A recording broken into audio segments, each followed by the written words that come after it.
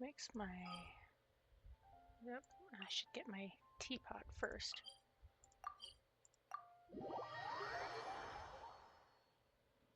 You know, make sure.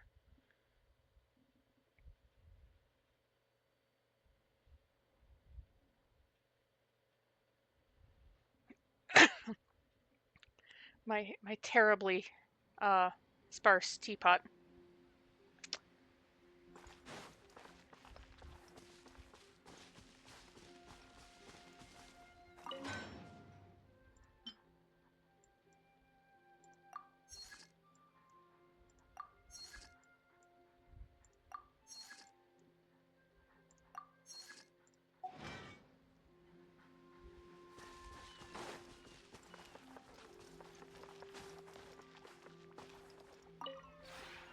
This realm.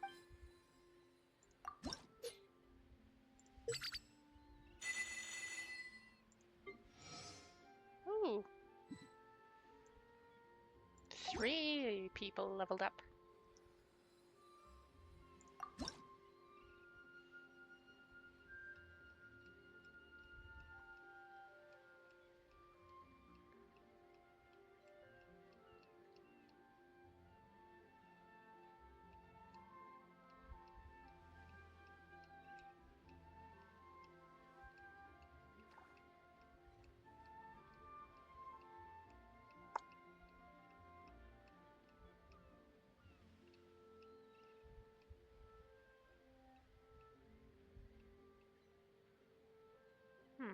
Okay.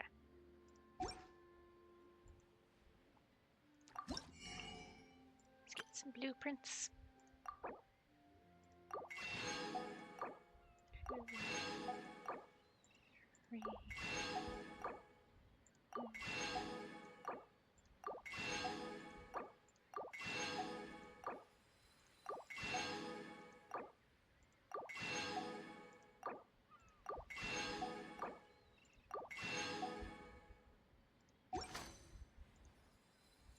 Finishing.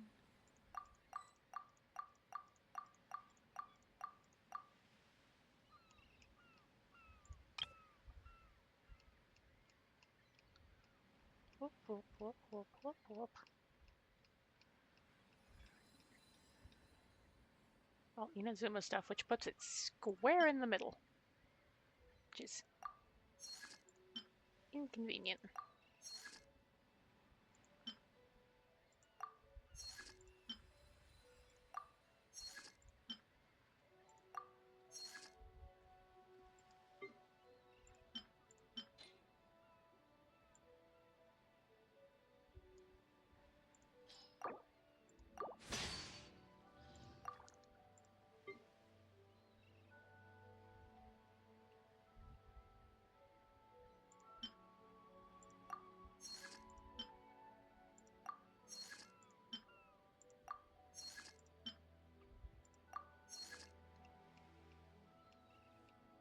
Where's the...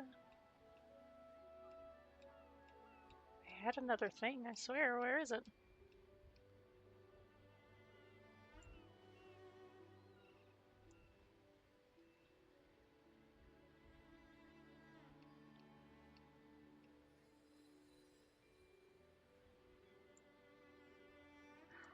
No. Sakura. Yume Miru. This stuff. Boop.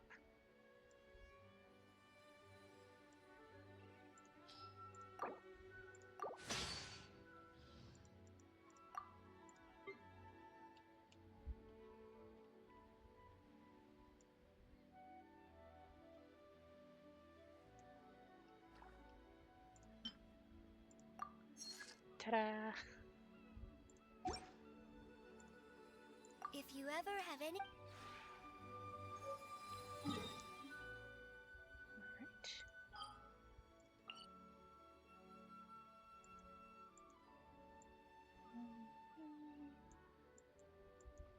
Alright.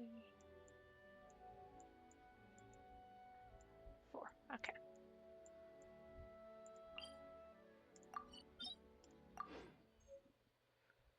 I'm gonna actually do my commissions.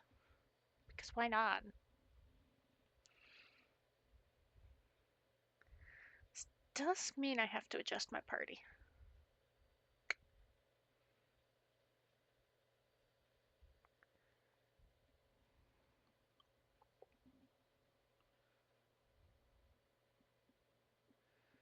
I mean, it's not that big a deal, but...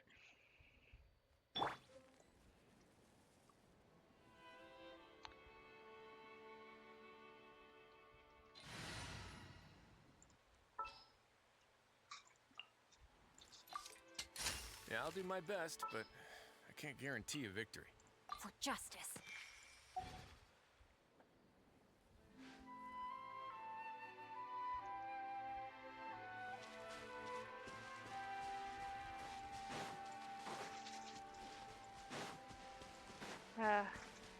Deal with two of you dinguses.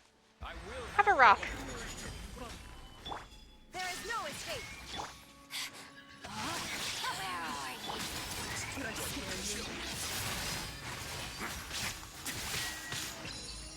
Hey. I'm the one supposed to be freezing y'all. The banquet is nearing its end. Why are we jumping? What the fuck happened?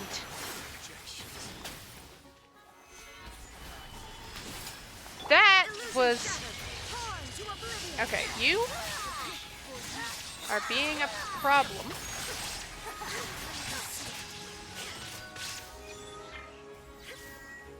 This is order.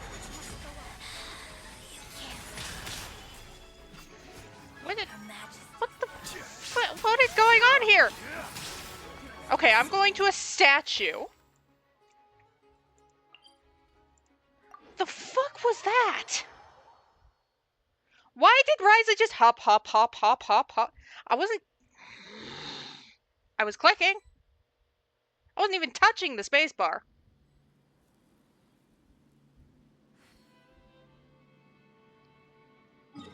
The fuck?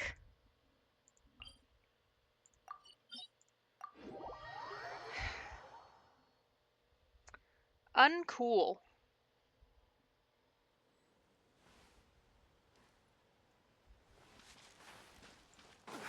Alright, now that I know that that water bitch is there, she is getting dealt with first.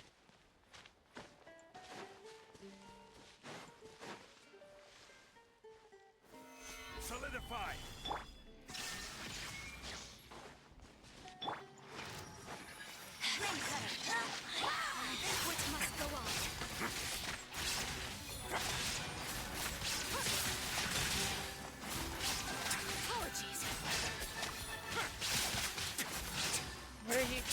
Where's the water bitch?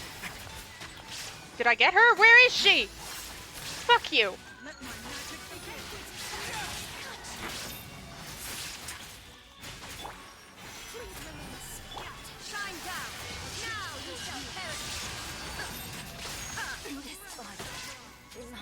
Order guide you.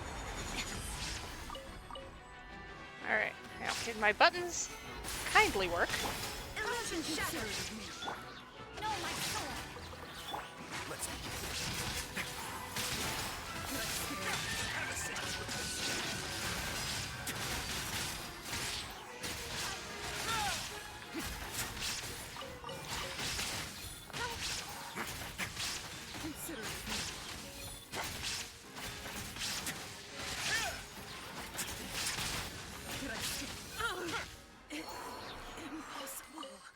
Works much better when the buttons work, doesn't it? That wasn't even the right spot.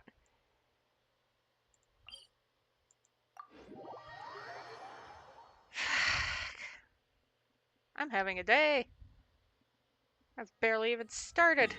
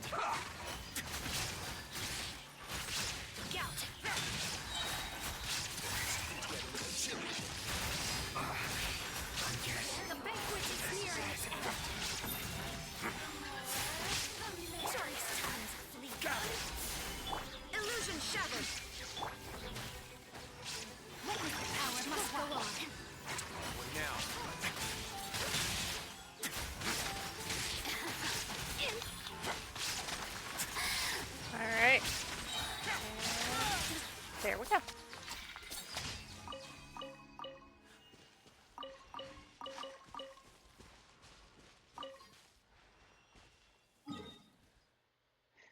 Now I gotta hit the statue.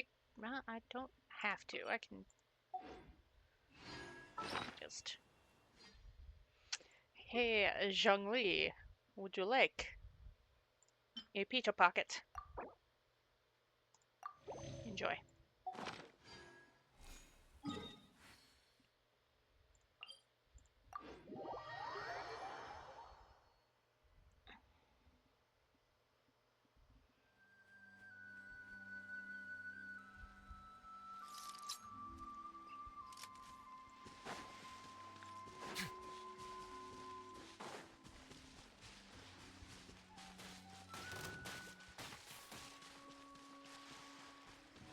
Makes you think I care about you a lot. Order guide you. Shine down.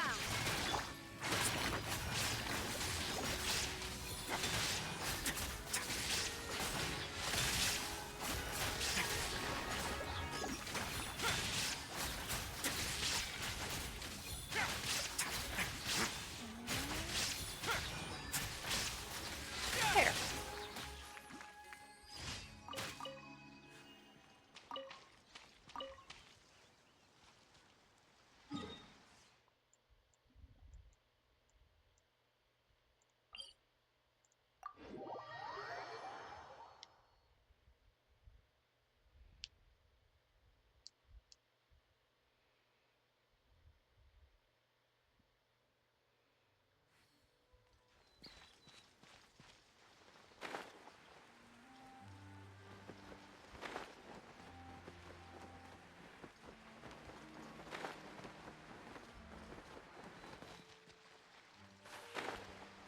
Dang it.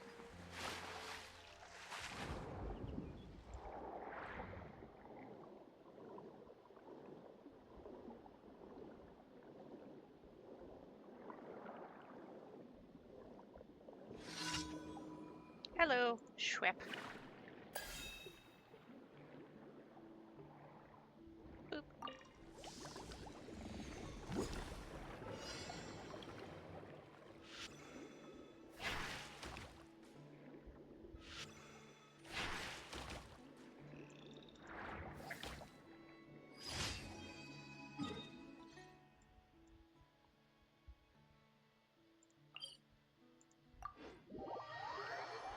Let's go feed the birds.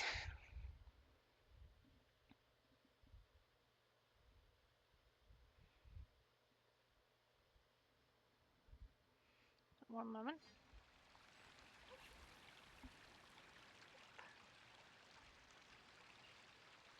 Ta-da. I once considered keeping some pets in my office, but soon gave up on the idea. It's just not right to keep small animals where they won't be able to see the sun.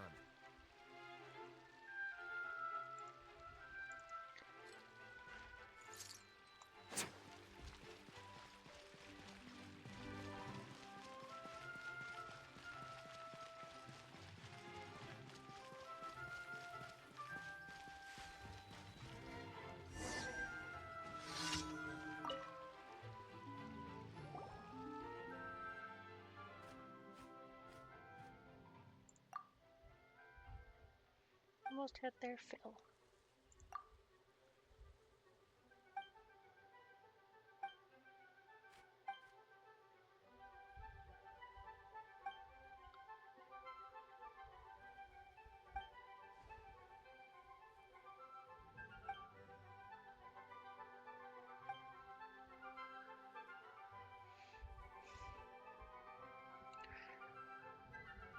They won't help with human business. They've got their own.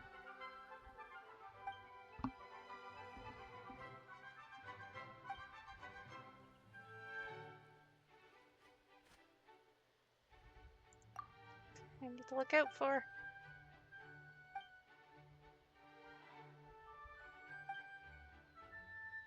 Alright, let's feed the birds. Boop.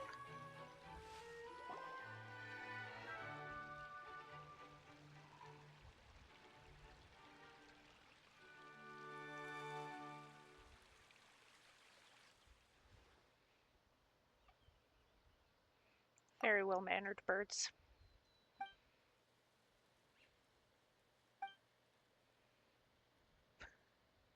Oh, poor guy.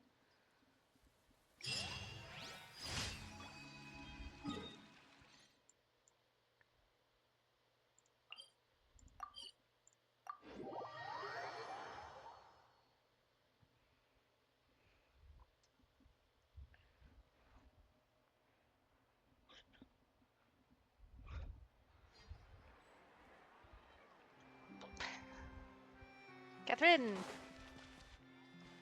Hello. Add Astra. Thank you for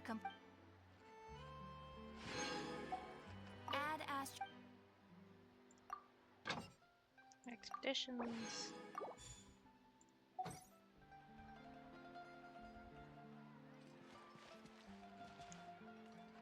Right.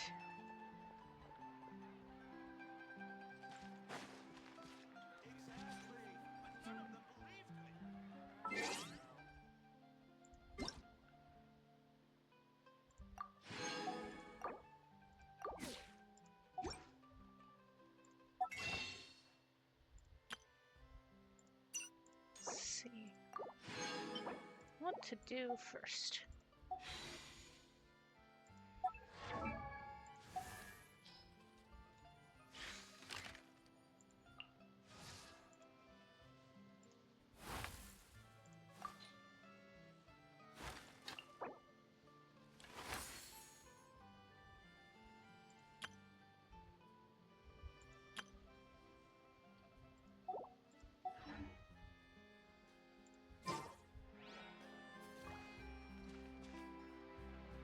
Yeah.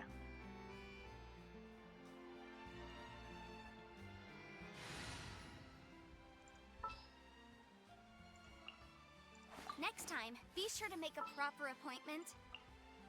Let's get to work.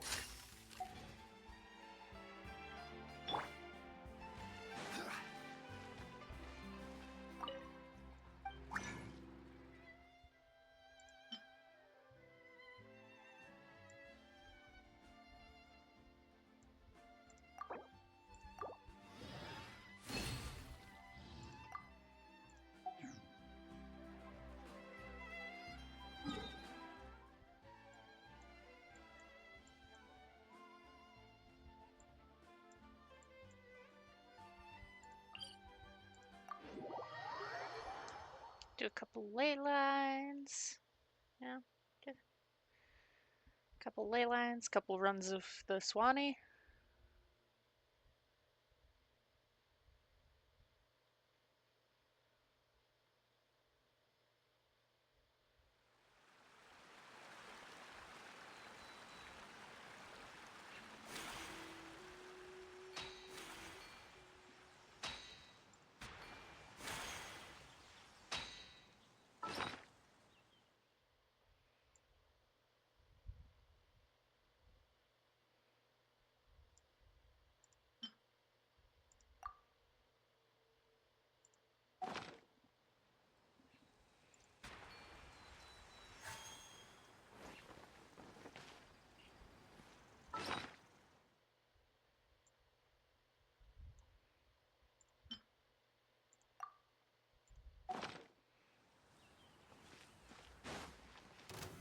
Solidify!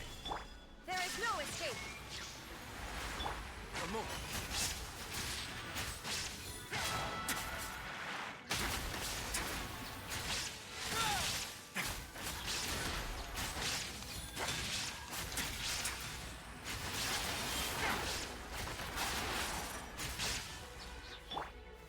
Gather! Illusion shattered. Now.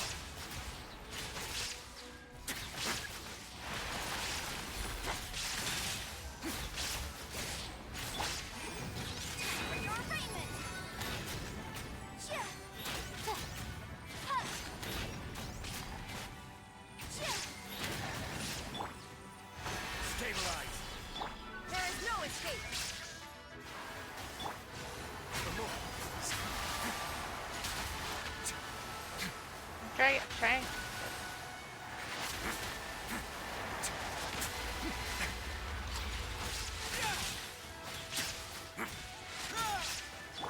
We'll have order. Shine down. Incinerate. There we go.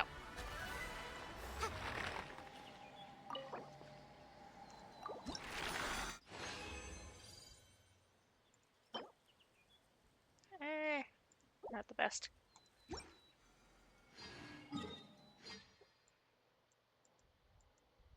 Right.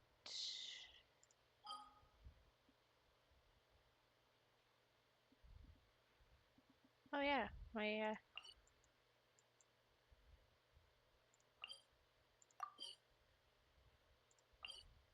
foraging.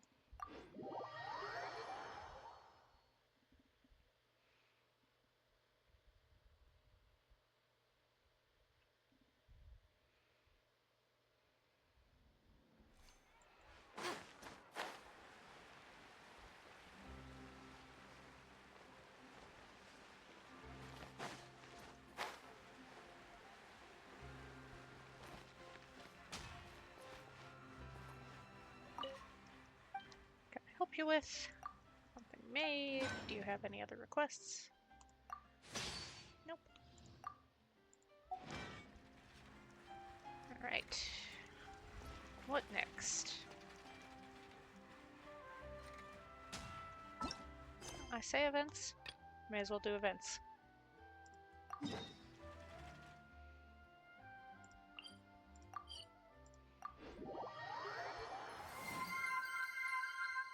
Hey! Thanks for the follow.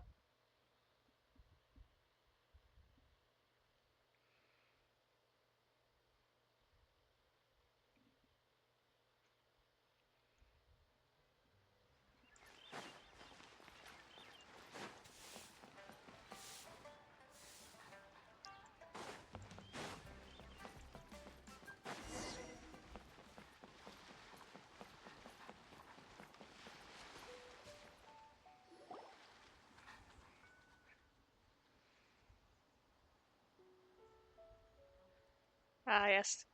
I am the brave commander.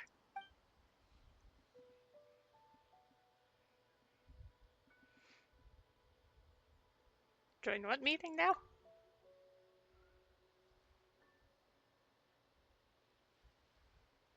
To be fair, Paimon, at this point, I am.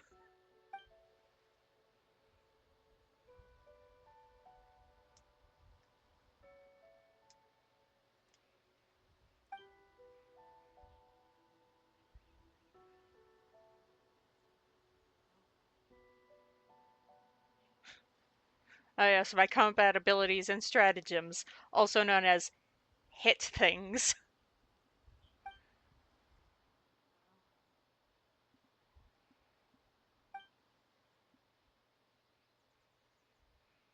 A war game of 5 armies and assume the post of senior consultant.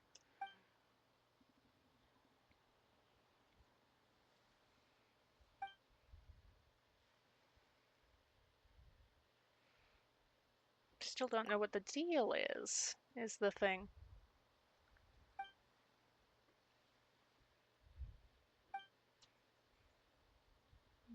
Instances, compiling intel, commonly encountered monsters.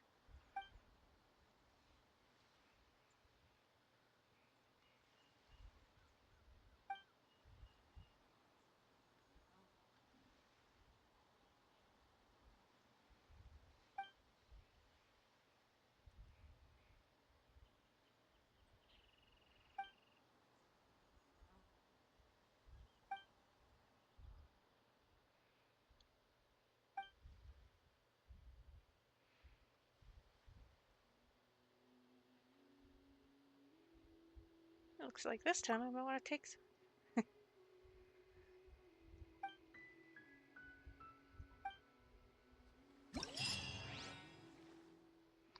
Oh, good, this is... Oh!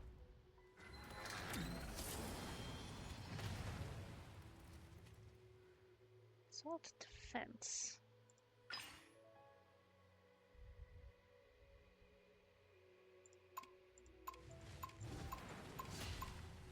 Okay, so not everything's unlocked yet.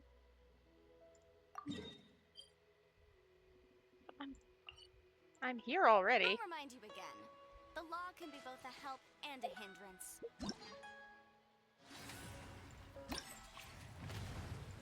Oh, I've gotta at least look at the defense, I suppose.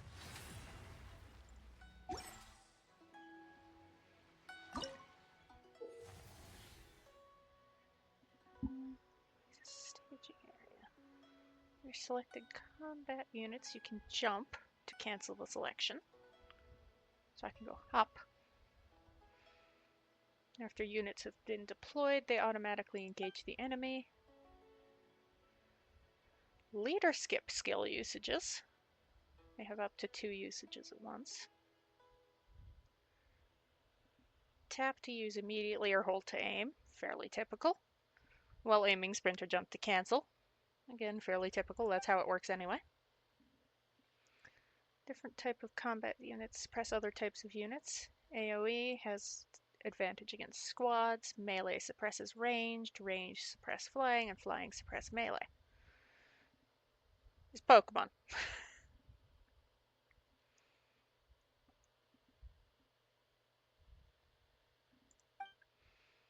Melee are more resilient. Fair enough. Alright, I have a slime, Sisson, 2 Sissons, Hillage Churl,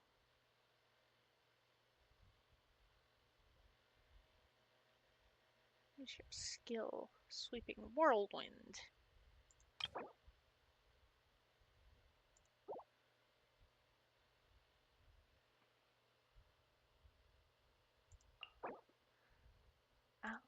Oh, oh, okay. That,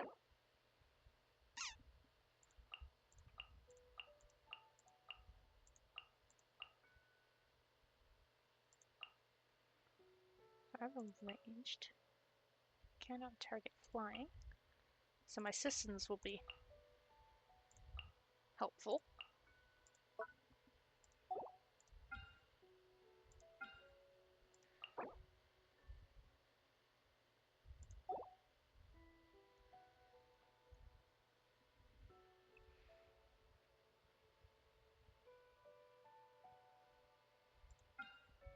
I'm gonna have to start bringing in the Sissons. Oh, oh, this is a, okay.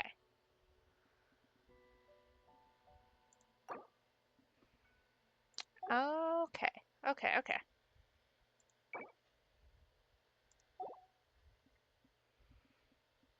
I see.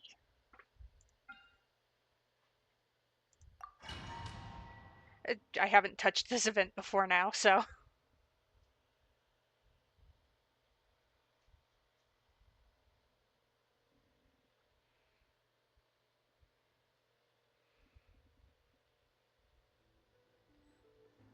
Round, enemies will attack from different directions. Protect your own stronghold through the battle, taking as little damage as possible. After combat, use support beacons. Deploy allied combat units in frontline buildings.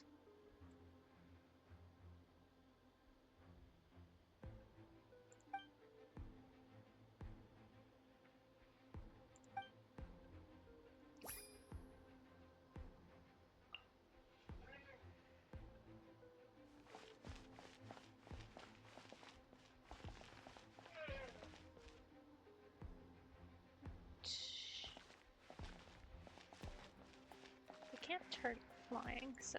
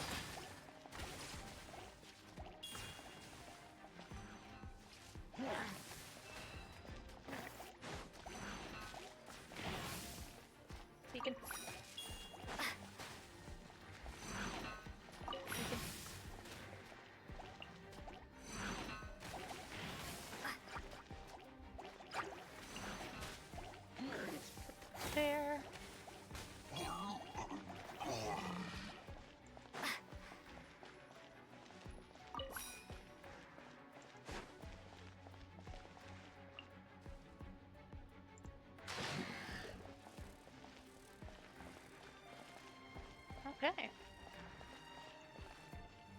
This is going decently well for having no idea what I'm doing.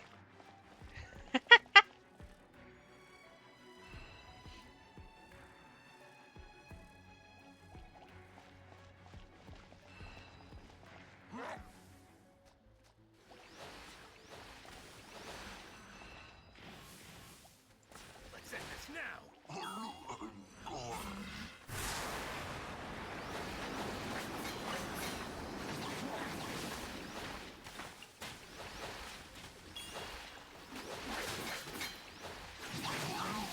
We'll meet again. We'll meet again.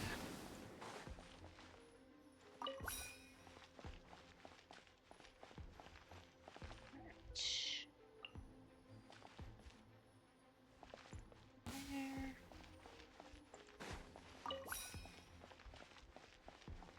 This guy will go there.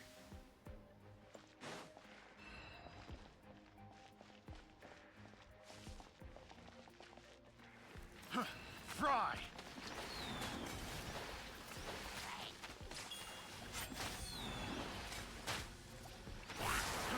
Fry! Fry!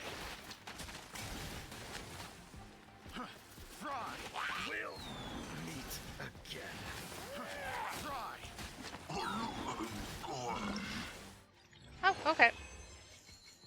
Hey, hey, 97%.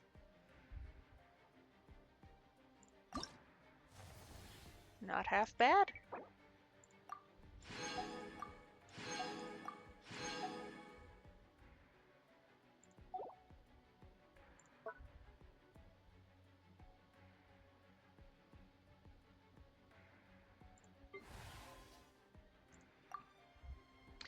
Oh.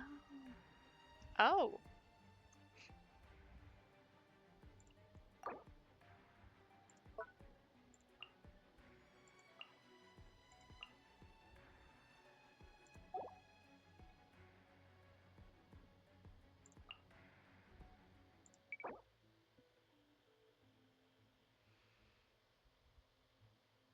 AoE damage.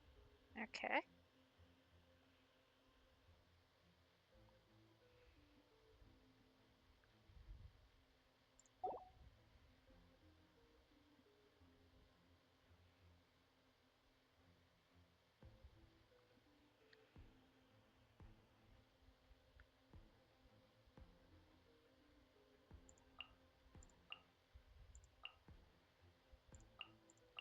I have room for all of them. I may as well use all of them.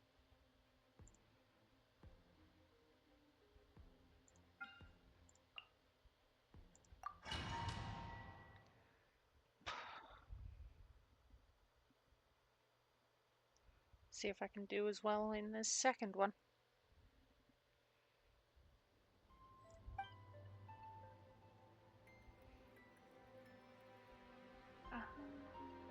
Okay.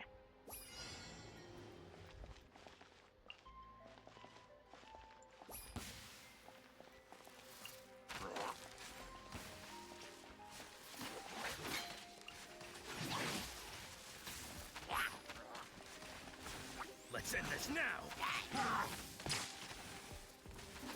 We'll meet again.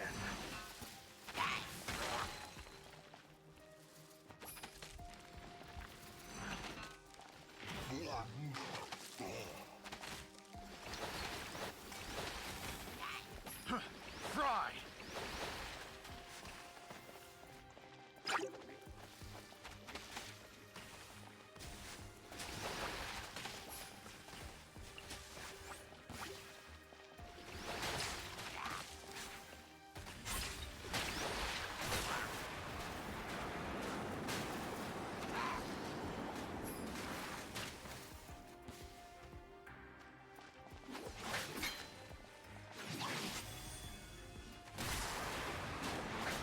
Let's end this now. We'll meet again.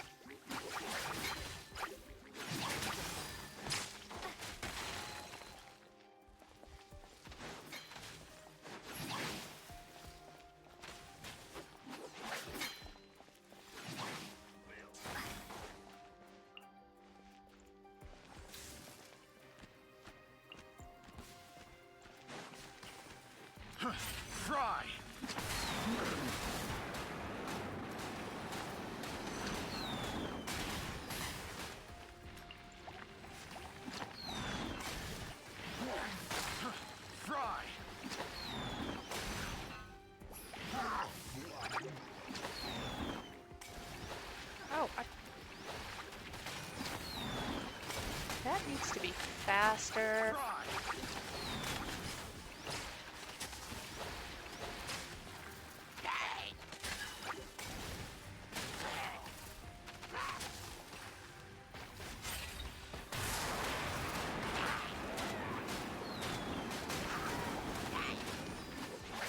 Let's end this now! Let's end this now!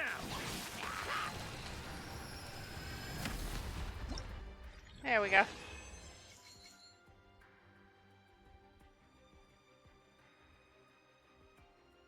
Oh, barely. Barely, barely, barely 3-star.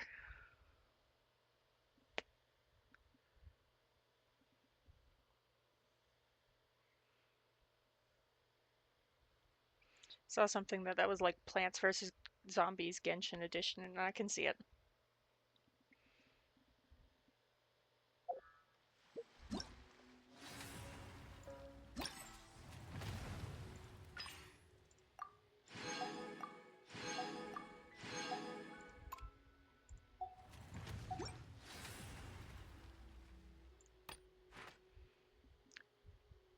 Yes.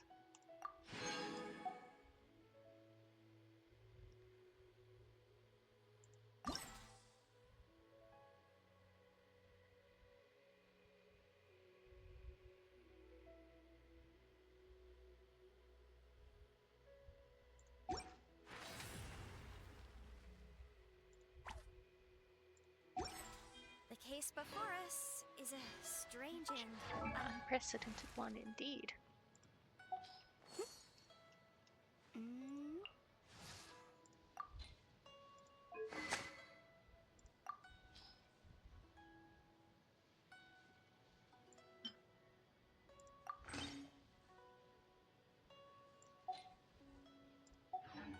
unprecedented one indeed.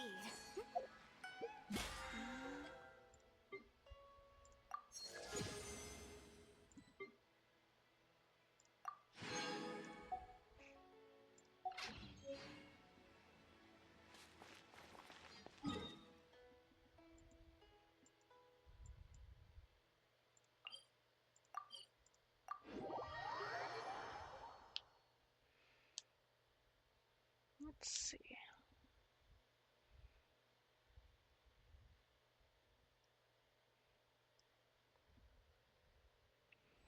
Guess I'll do my commissions and bounties. Requests and bounties. Sorry.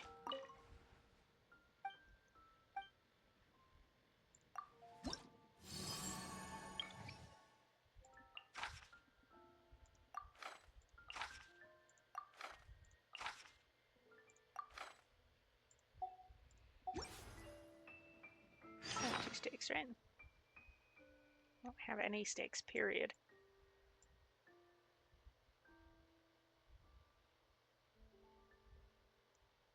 Yeah, okay.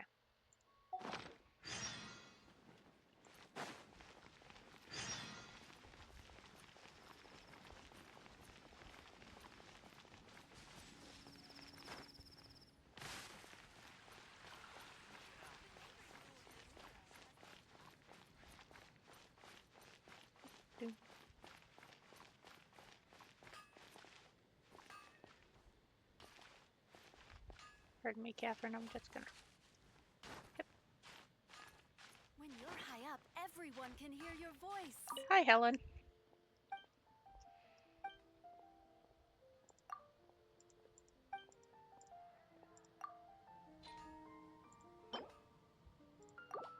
There you go.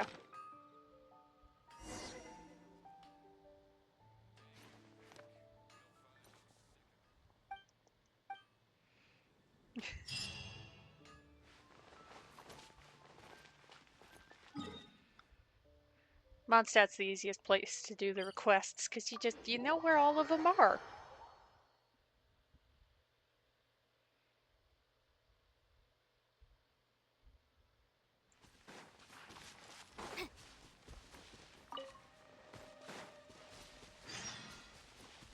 I will not talk to troubled Leanne, I'm sorry.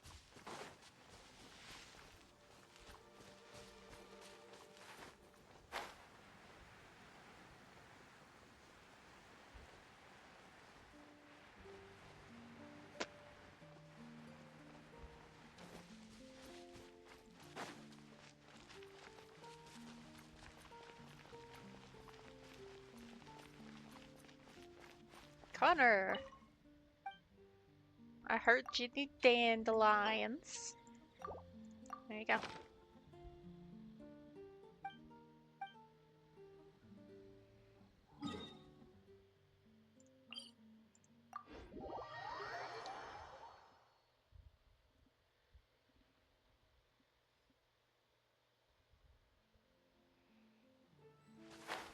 Knowing where everything is, very helpful.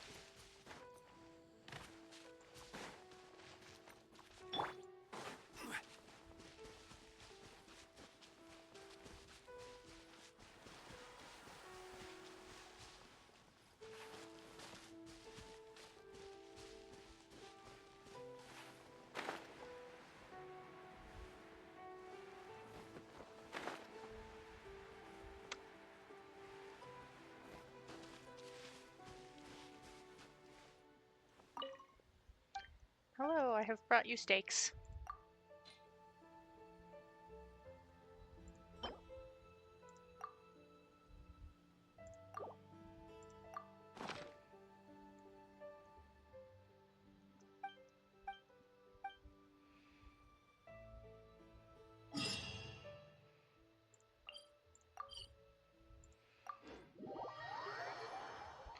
Bounties, however, I am pickier about.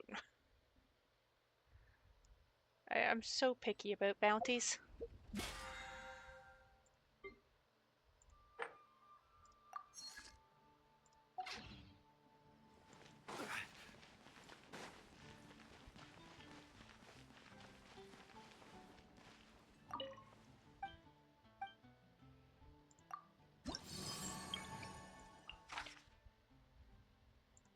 Nope.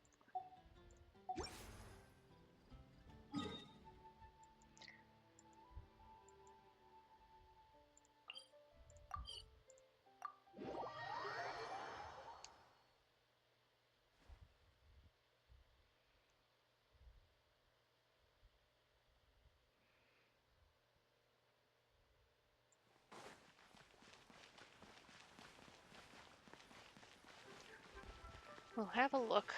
Usually if the Mondstadt one's a hunter, the Liyue one will be a hunter too.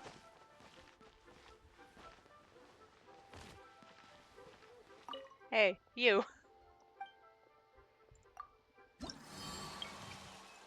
Oh. Oh. Increased damage from Catalyst, but invulnerable to Cryo, which means Risley won't be of any help. Although Catalysts I have in spades.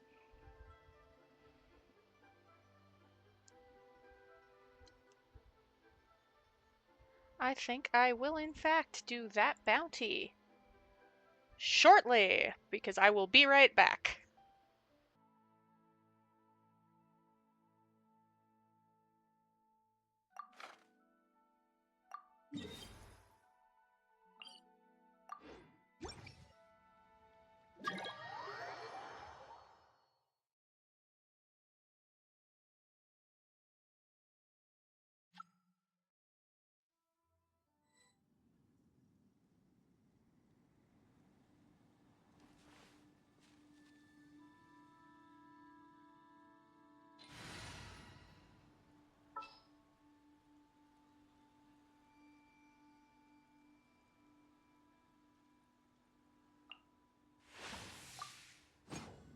The pleasure is all mine. Where do you want to go next? If you'd like to...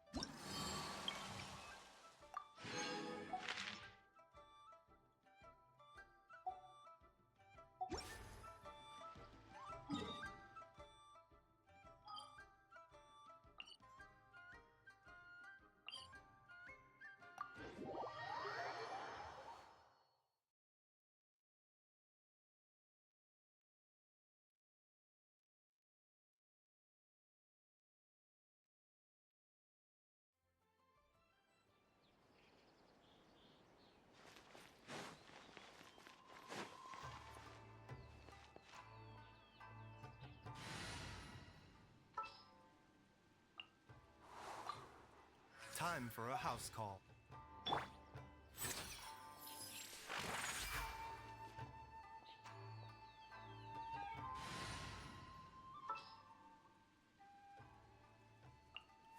The campaign begins. Let's get down to business.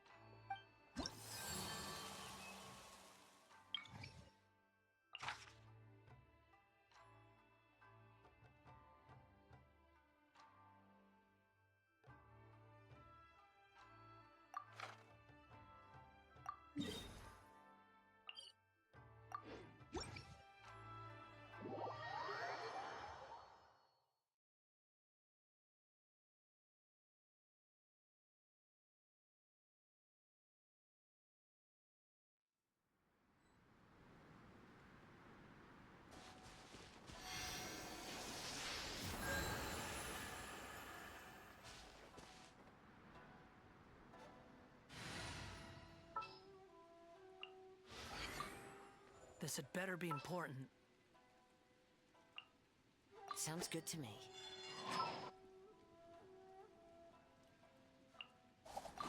I'm on the case.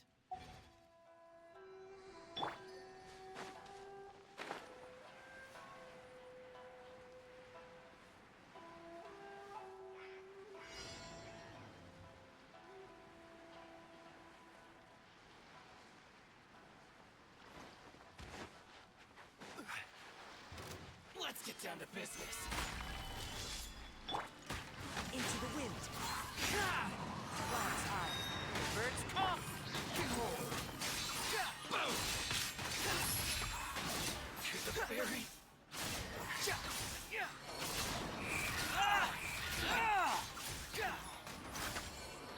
This is order. Stabilize. One with nature.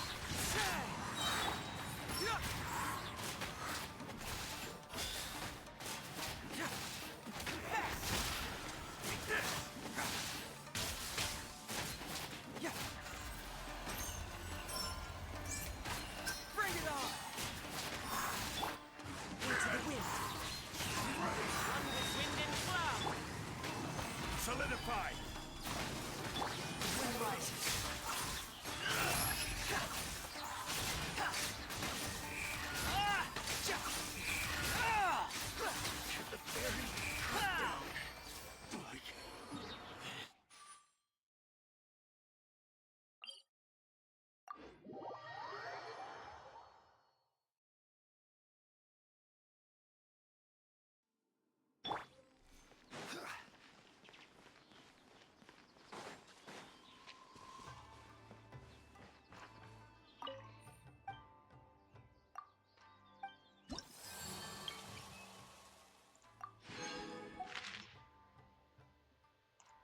Ooh. Increased damage from catalysts. Invulnerable to electro.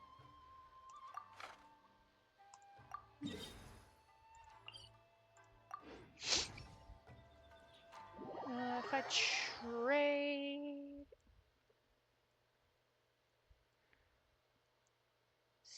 triple the catalysts. Trade Kazuha for Yenfei. Next time, be sure to make a proper appointment. And Hazel, you don't do as much damage as Yeah, I'll Risley. do my best, but I can't guarantee.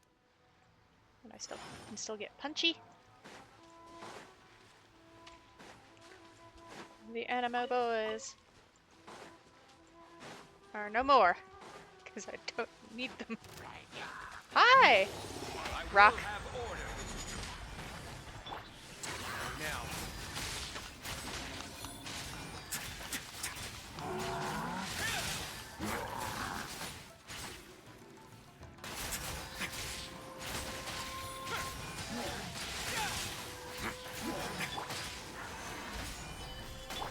Swollen fury. Upon the gale.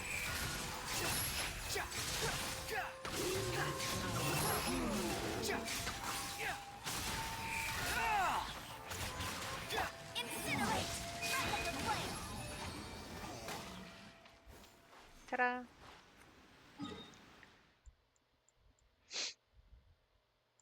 Catalysts and animo characters. Two things I have a lot of and use a lot.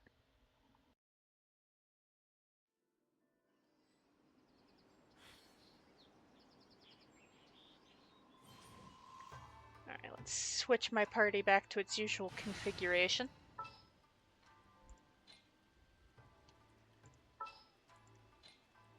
Yeah.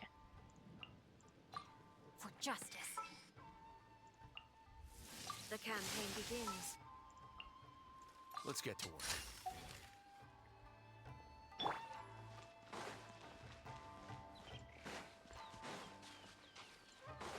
No. It's my reputation. Excellent. There we go.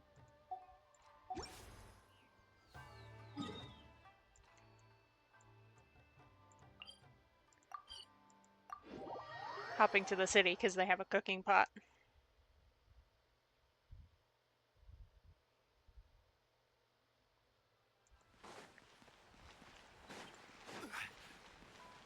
So I can do the make 20 dishes.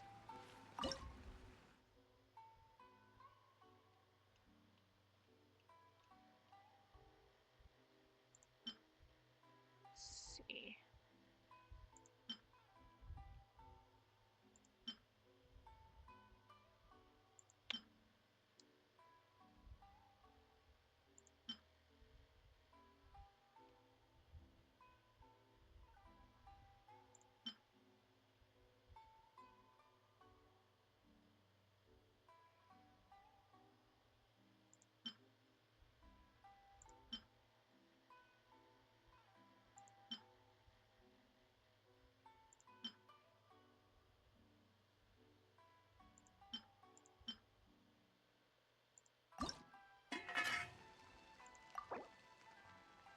Oh, I can only make 6.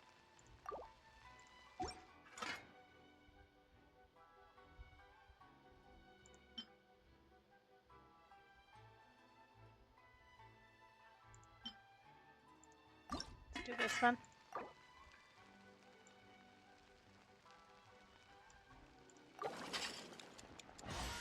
Boom bam. Make some buns. Boats are made for transfer. Turn commodities back and forth. And those that come across the leeway tend to stay a while.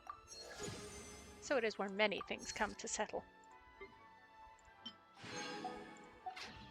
Oddities back and forth.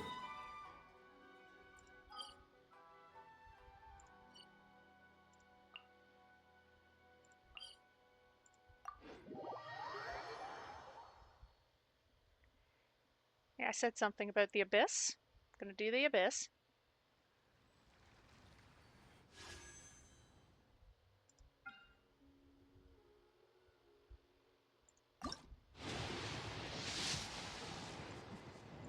That's about what I expected.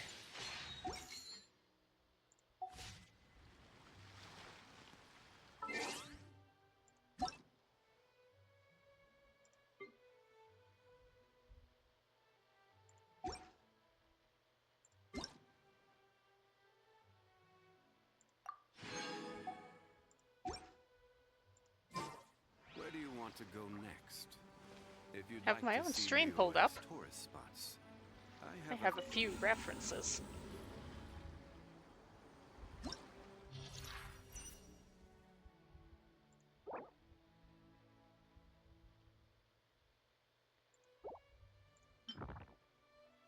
Hate that noise.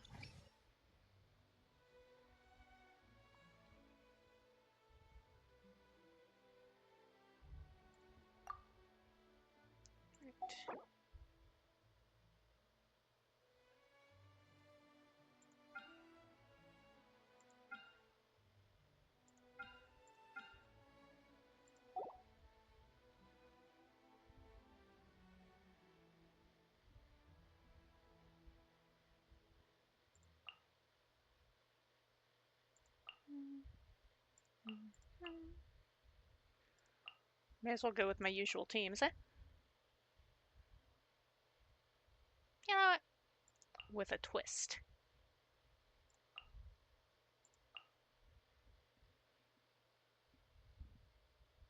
I have a shield. I don't need a healer in the second half. I mean, I have thought that before. It's fine.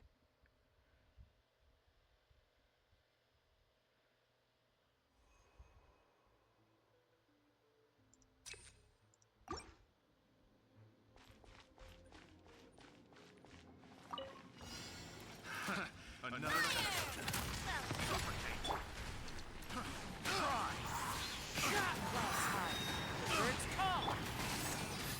Remember, help comes first. Boom! Invisible evidence! One with nature.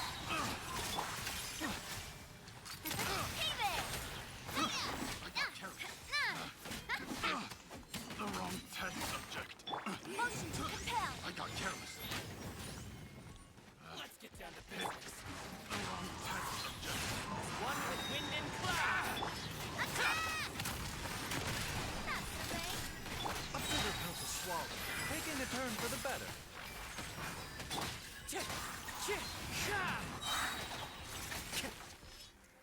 There we go. To the fairy. And okay. Let's have fun. Got a lucky day. This is order. There is no escape!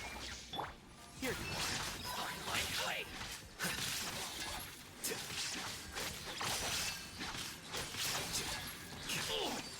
The fairy. Another test subject. That tingle. Solidify. Test subject.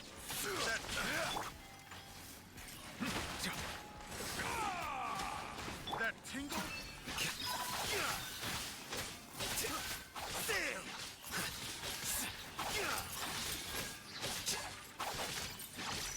You're the last one. Come on, die. Die. Alright, next chamber.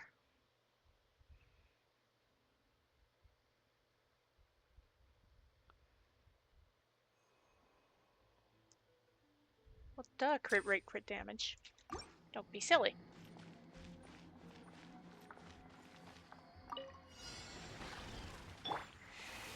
Into the wind. Clouds high. Birds come.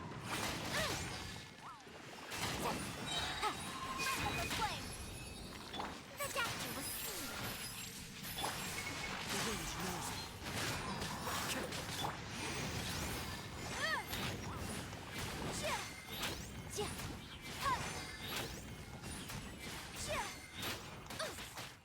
Ow. Rude.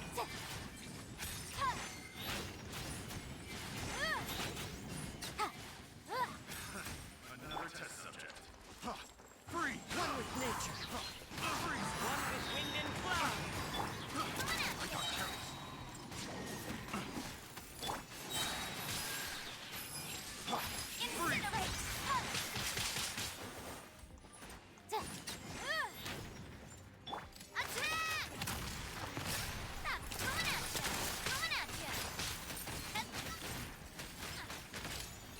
A bitter pill to swallow. Fallen leaves, adorn my night. Motion to compel! Mikaza has an absolutely spectacular energy recharge, so I'm just gonna use his ult Order guide you. when I have the chance. Settle down. The time beckon.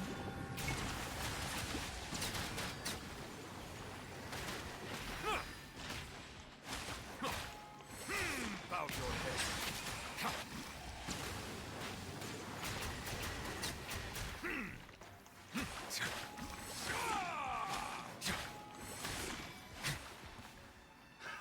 Another test subject.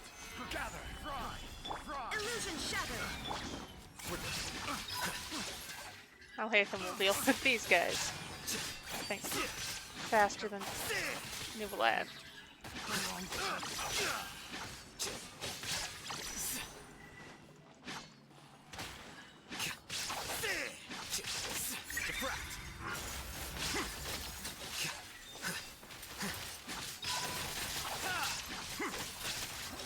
There we go.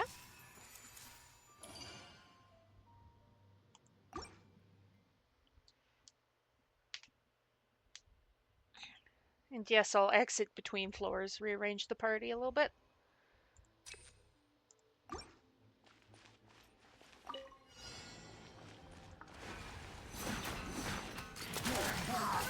Ow. Mind the side effects. Remember, health comes first. Invisible evidence! Incinerate! The wind knows it.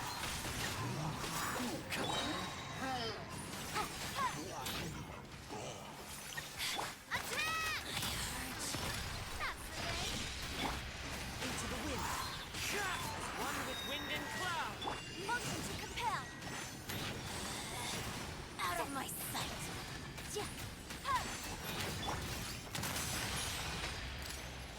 No. Mercy. Incinerate. This body belongs to ice. Yick, yick. Watch out.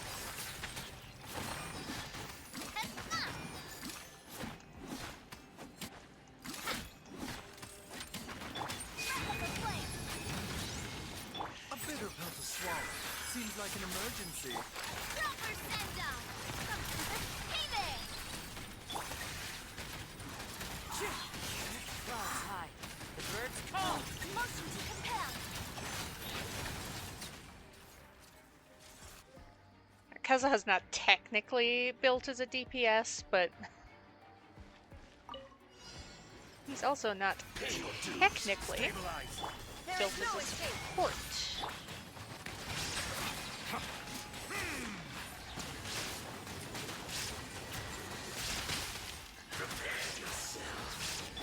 Crumble! This is order! So Shine down. fight them! Let the mighty be humble! Can't run from death.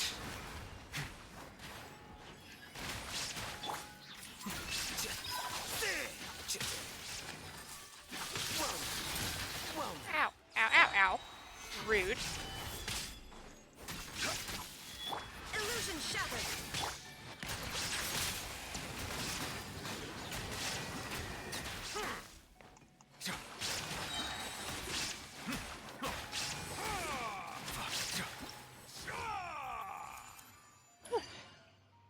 That is the first time Nuvolad has been in the abyss. Didn't do half bad for himself.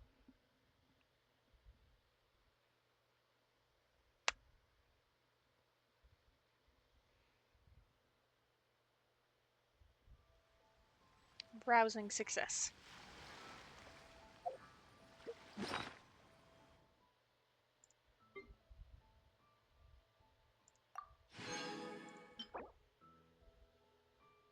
Eh.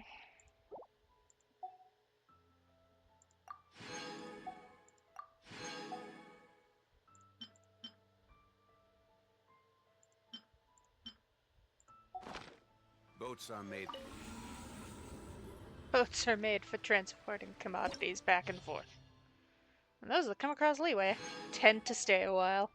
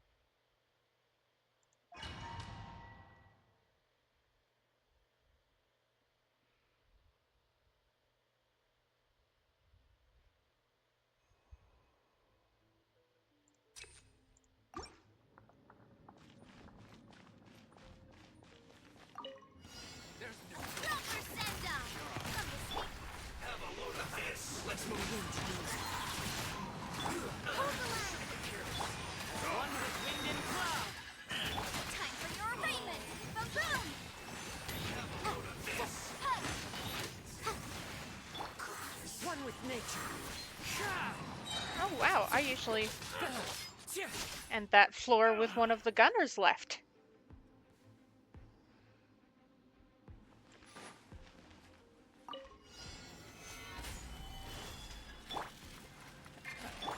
There is no escape.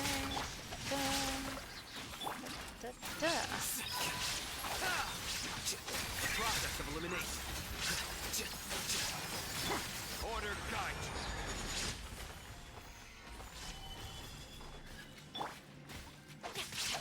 Let me lead your path. Here you are.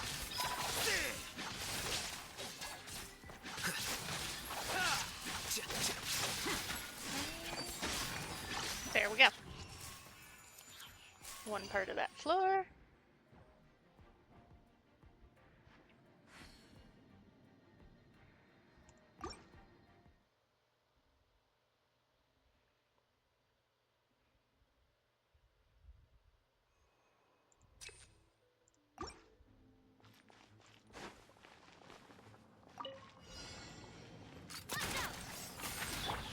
Into the wind.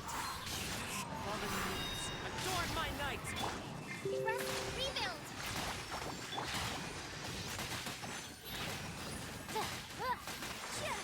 Invisible evidence. The wind knows me. A proper send-off from the Stina with love.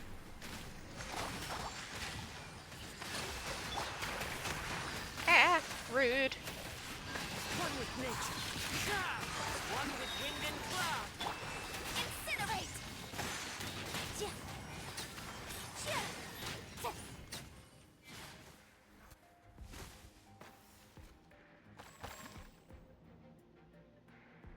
One moment, I'm checking what pinged at me. That I'm sure you all heard. Osmanthus wine tastes the same as I remember. Where are those? But where are those who share the memory?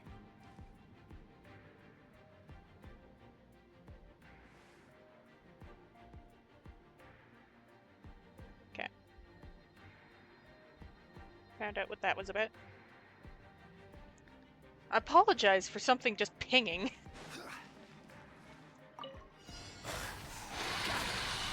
Shine down. Oh, no, you first. Red outlines of fate. I'm dealing with the ice one first because freezing is inconvenient.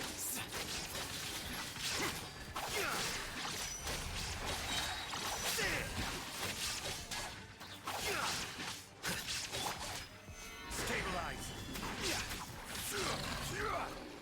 This is order. Illusion shattered. Here you are.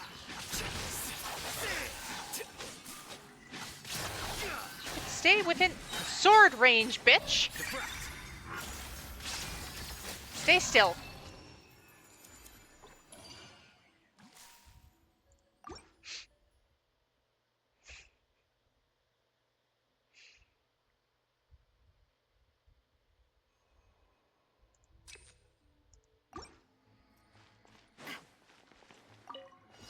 Your journey ends here, Lord of Sand. Your Time to go. sacrifice is ready. Ah. Hold the line. Baboom!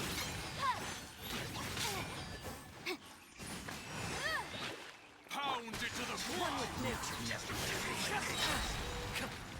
That hurts. Ack. Adorn my night. Billowing surge. Rebuild. Motion to compel.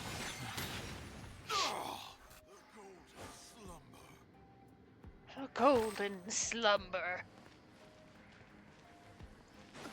Hey. I'm just, doing the piss, you know?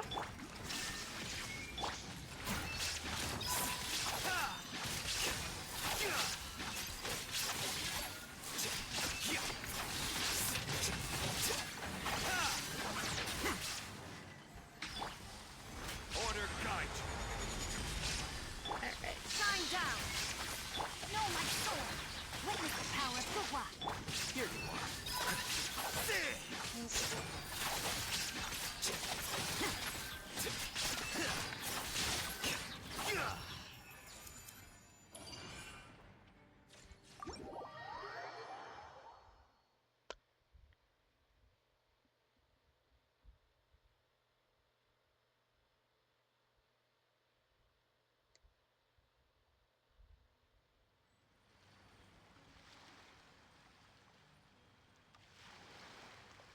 Go back in.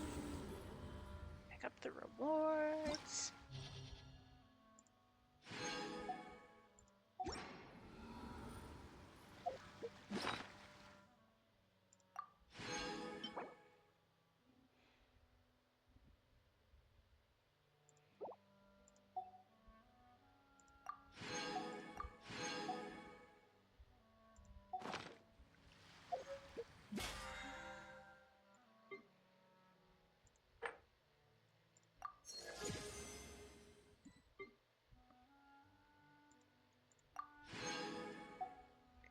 It's going all right. Every journey has its final day.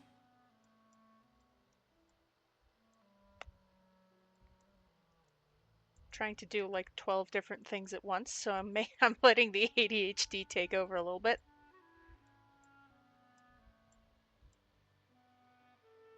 I want to get Don't rush. Mantis in 0.5 seconds, Zhongli, please.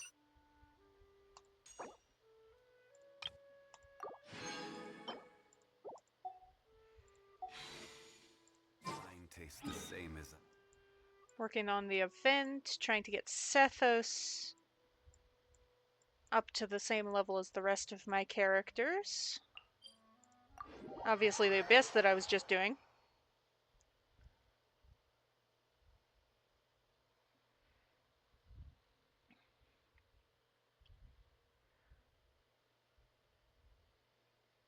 What's so special? For one thing, the amount of possible characters.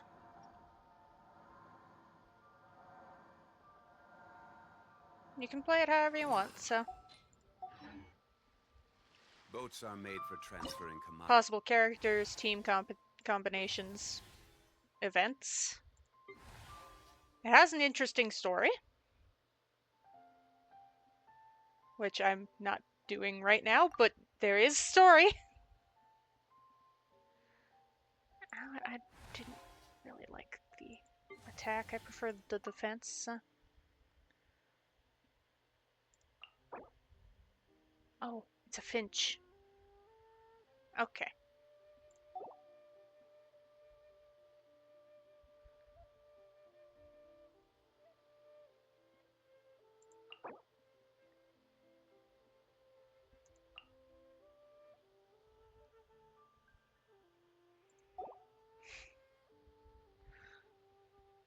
Well, I'm glad you think I'm playing well.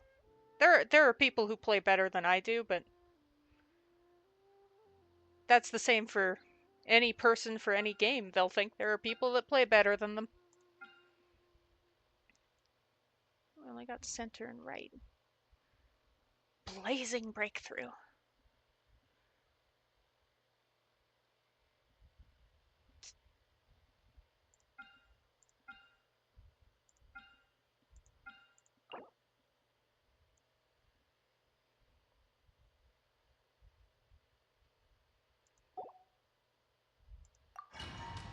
Okay.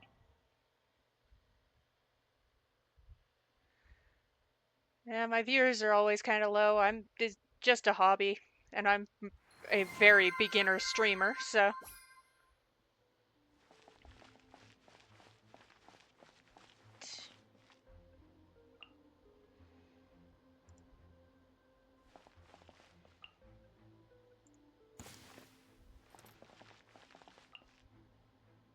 Now let's put you in a place where you can get both.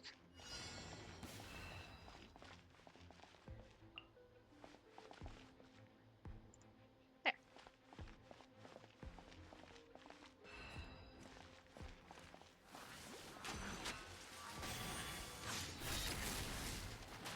Oh, okay, that just does a...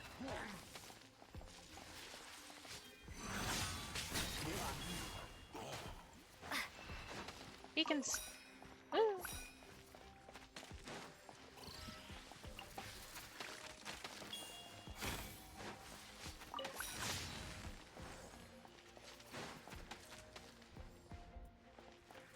Fall before you win this battle.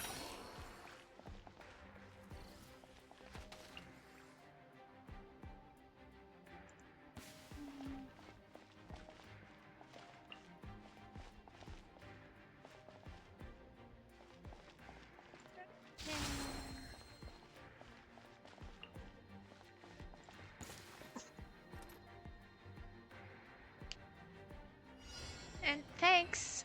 I made the model myself.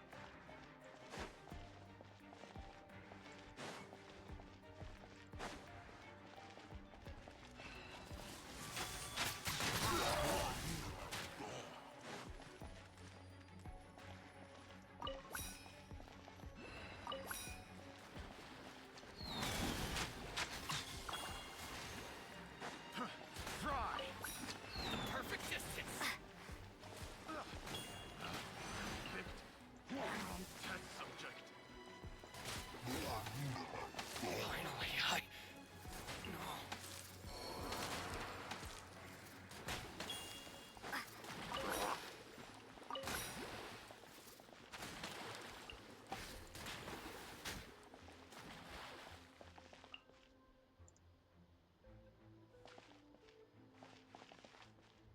Okay. Let's have a look-see. I'm surprised no one's gotten through yet.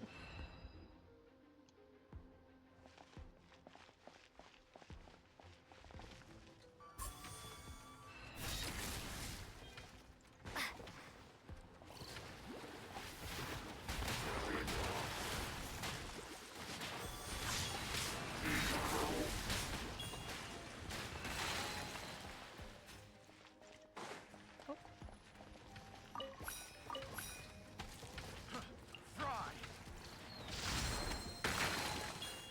Going somewhere? Fall before me. The perfect distance! Going somewhere? Fall before me. Fall before me. Feel my blade!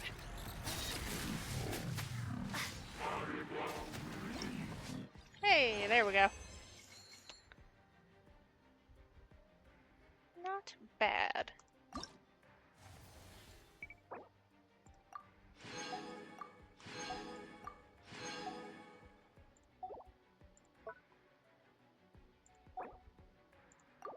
What does that put me at for primos? Because if I can get enough primos, I am going to do a 10 pull. May as well do it on stream, right? Streamer luck?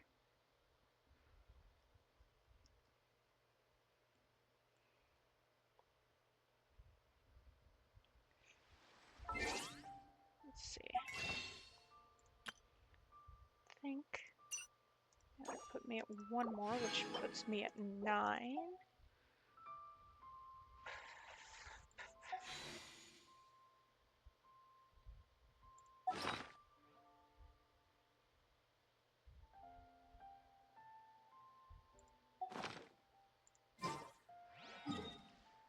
Well, let's see if I can do floor 10.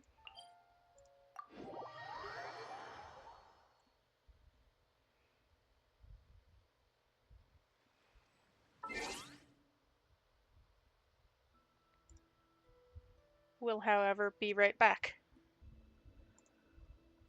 Alright, floor 11 of the Abyss, here we go.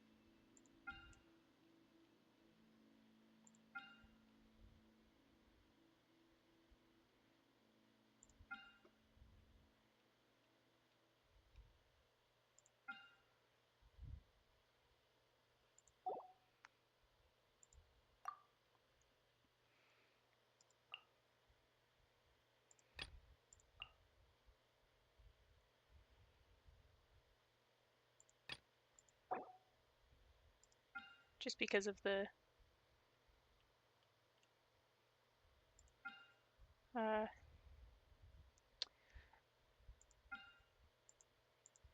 actually, it would probably make more sense for this to be the other way around. Okay, we got pyro damage bonus.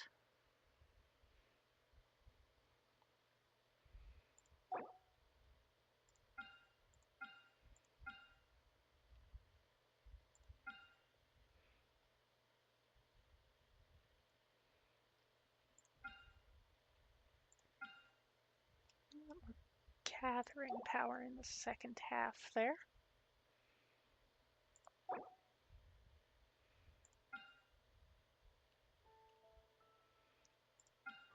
And also stronger. So we got that and that. Might as well do that.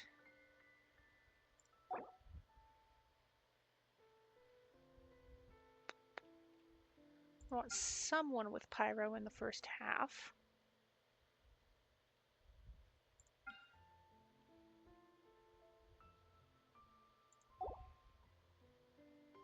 Also a healer.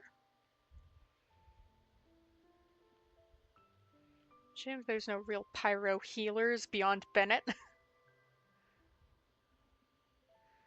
Bennett is only a healer sometimes.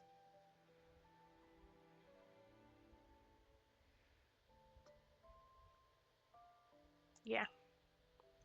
She's like only half built, but yeah.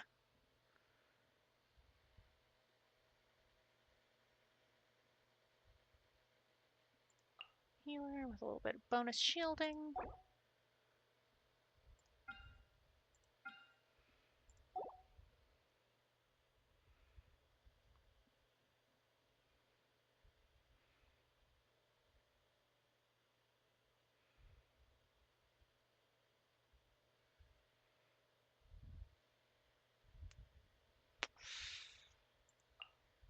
Decently hard hitter. Resonance. Yeah, that should work. Should. Hopefully.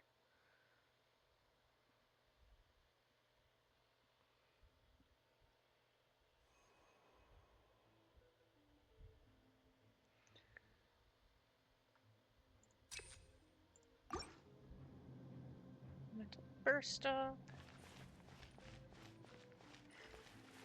Let's go.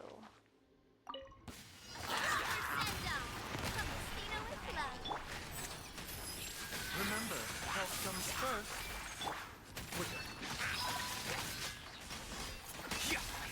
A process of elimination.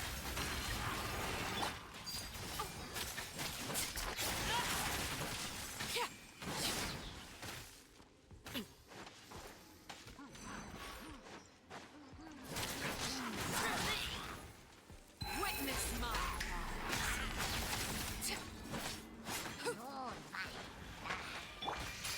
Hey there!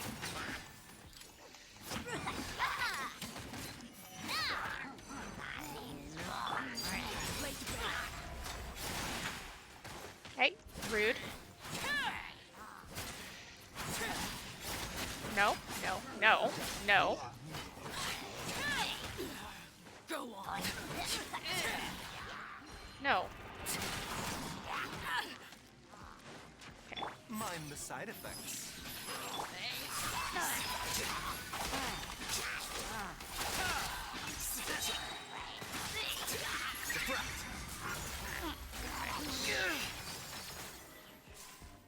Ridiculous feeling. Wanted full attention, did you? Everlasting as the moon.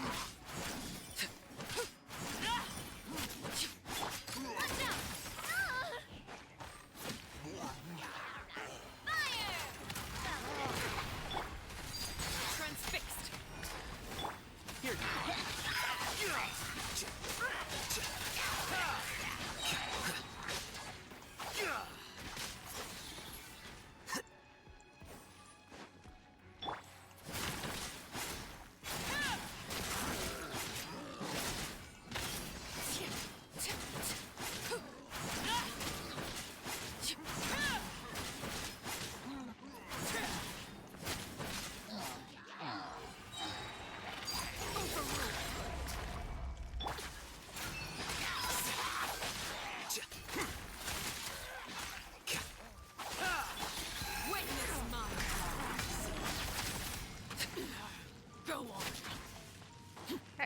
Da da da da.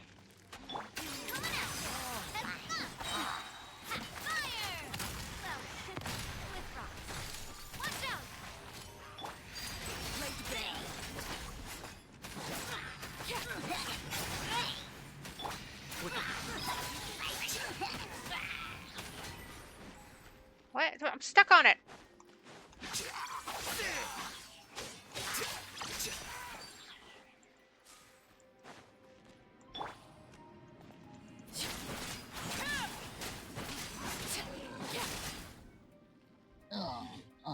The- he was dying. I was like, oh boy.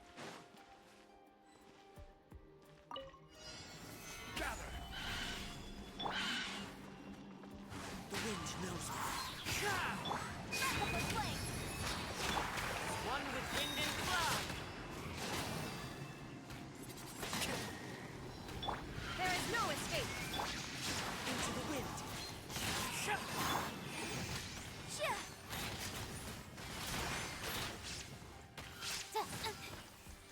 Hey, hey, hey, hey, hey! This is Rude. you are not well solidified. The wind knows me. Clouds high. Illusion shattered.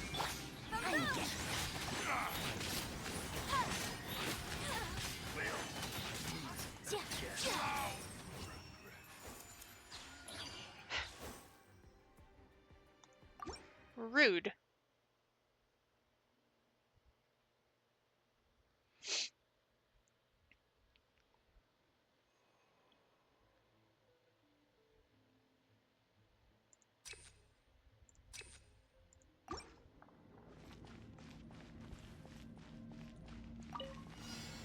Let's get down to business.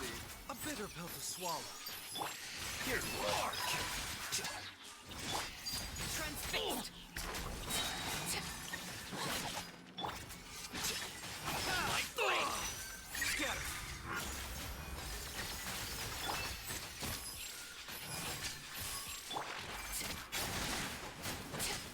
This is where How's this? Blade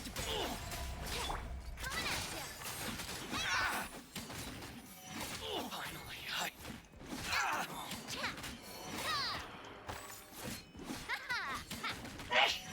To the fairy.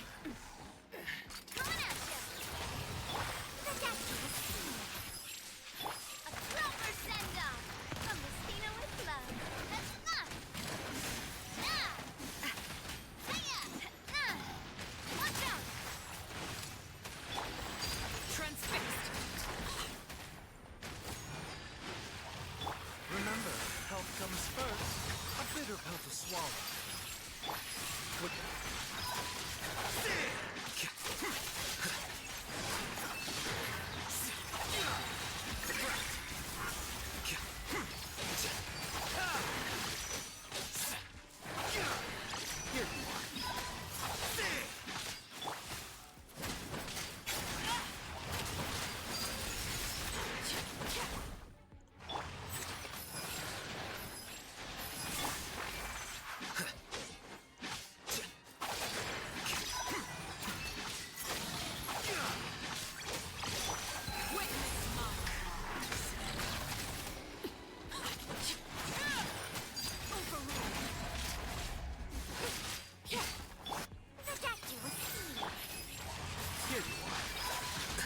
Okay, yeah, I don't. Whoa.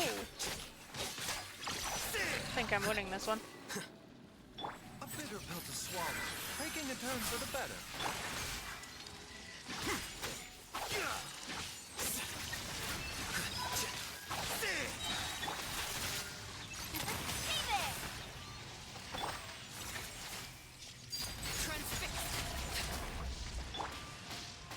Hey, hey, hey, hey. Rude.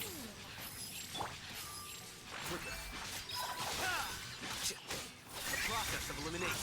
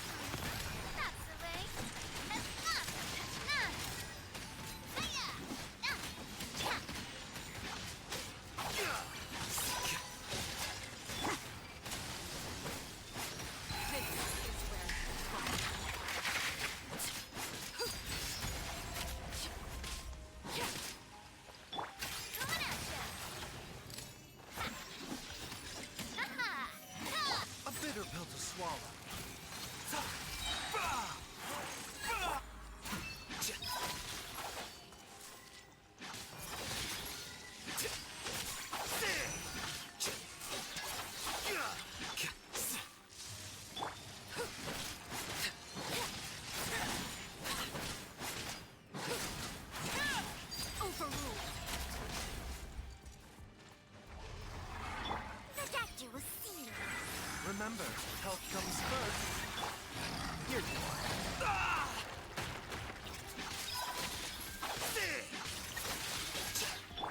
Everlasting as the moon.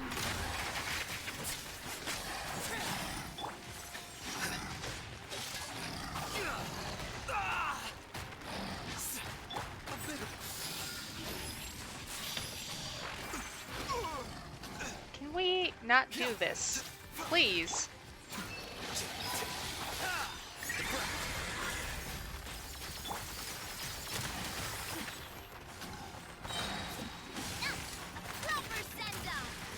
Speak with love.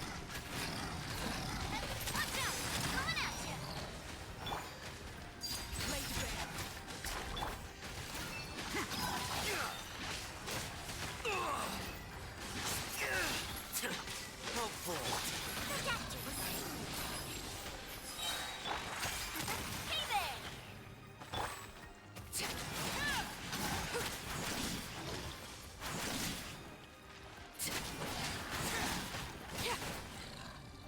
Oh, wait, oh, we lagging. Okay. Next phase. Stabilize. One with nature. There is no escape.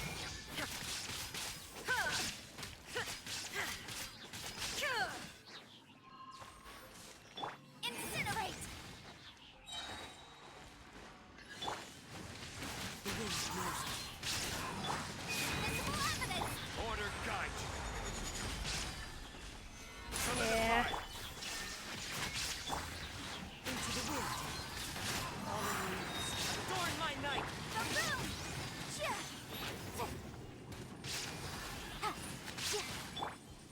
One with nature. Illusion shattered. Motion to compel.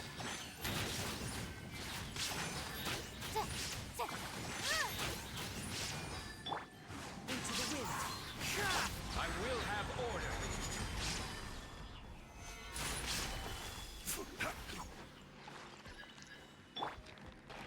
One with nature. Clouds high. Birds come. Torn to oblivion.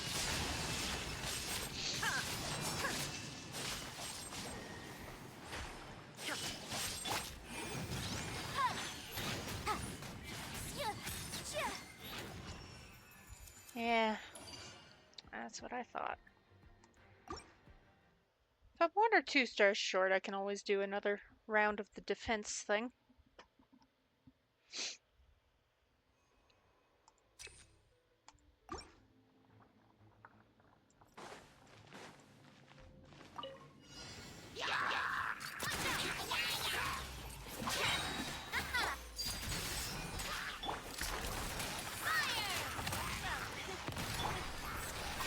Seems like an emergency.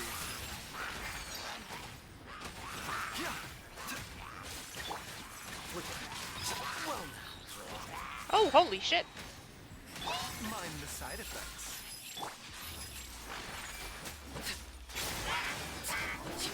Witness my Heck!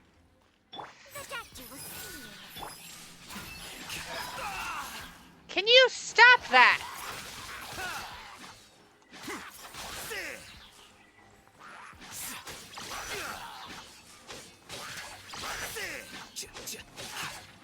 You are 85% of the problem.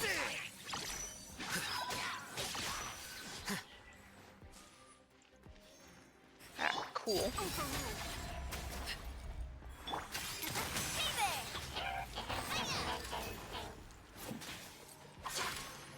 Mind the side effects. Remember, health comes first.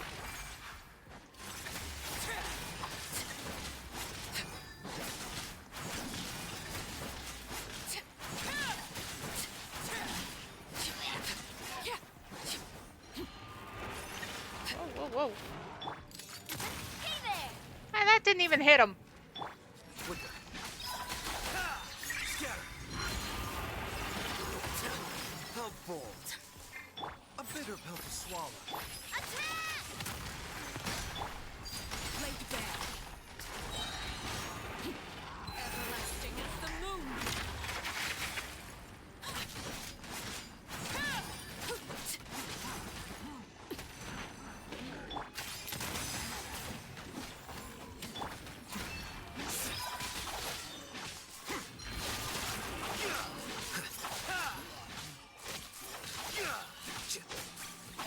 almost like Alhaitham is the only one of this team that's actually properly built. Process of elimination. Here you are.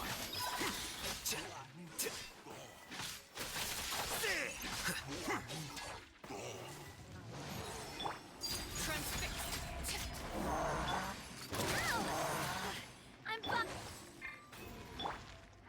Oh, wait. Hey, boy. Taking a turn for the better.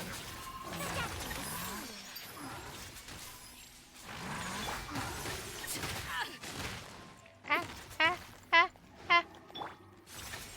Dying. A bitter pill to swallow. Watch out! Attack! That's the way. What? Here. Ah! Where'd that come? No! Not me.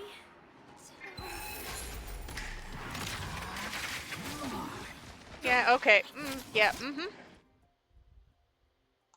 Leave for now.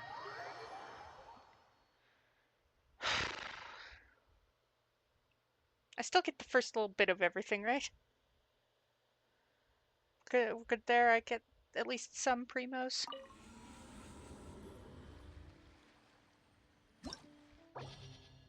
Abandon. I only get 50. No.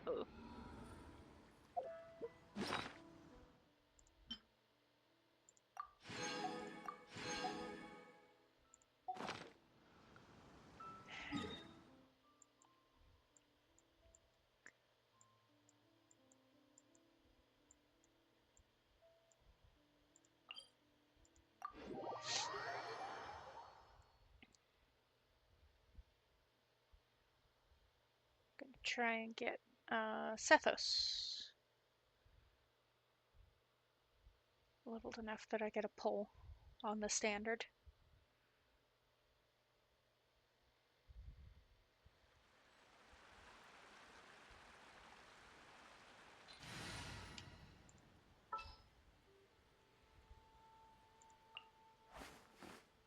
Next time, be sure to make a proper appointment.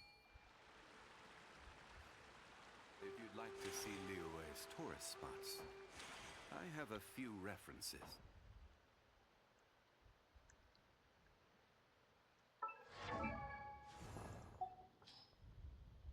Osmanthus wine tastes the same.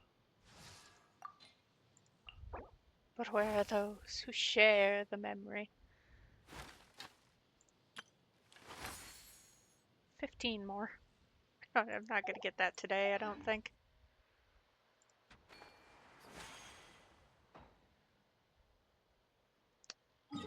We'll do the event.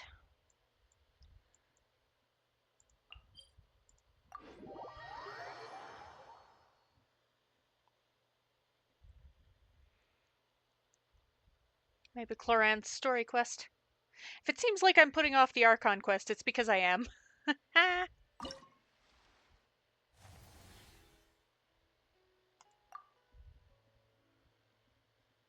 I've got...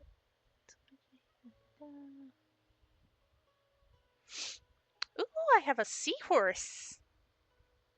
Neat.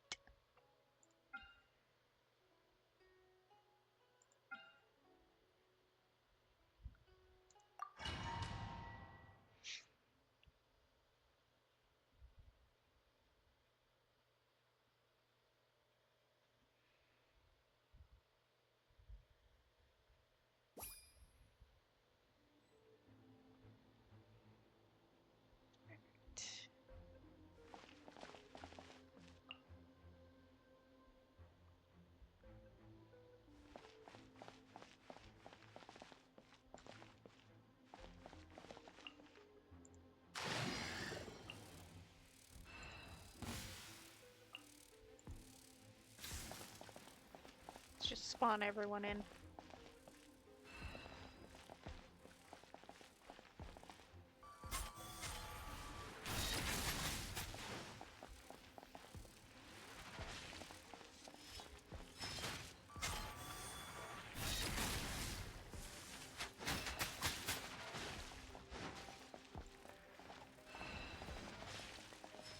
Finally, This will do!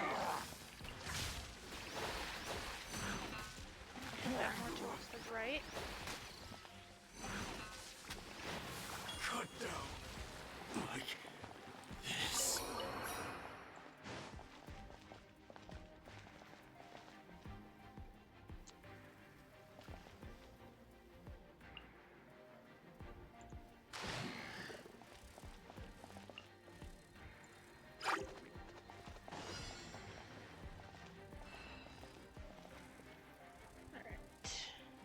I do still have the skill.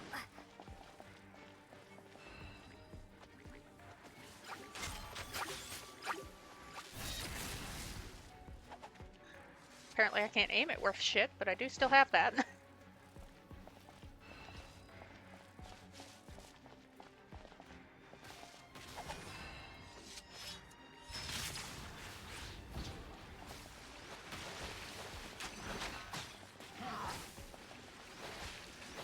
To the ferry.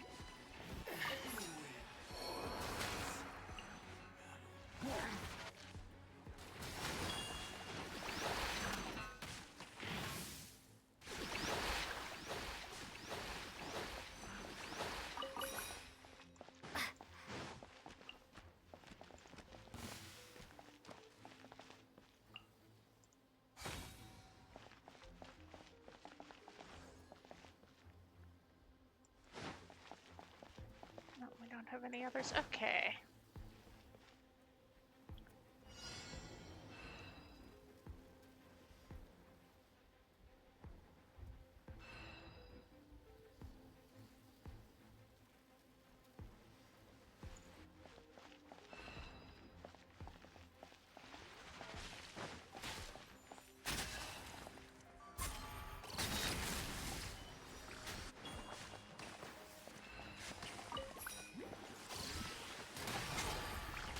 Cut down like this.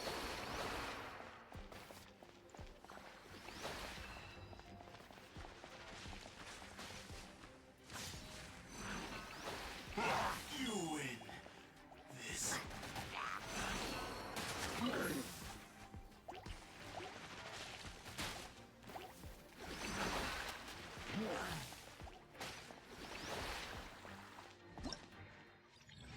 Ta-da.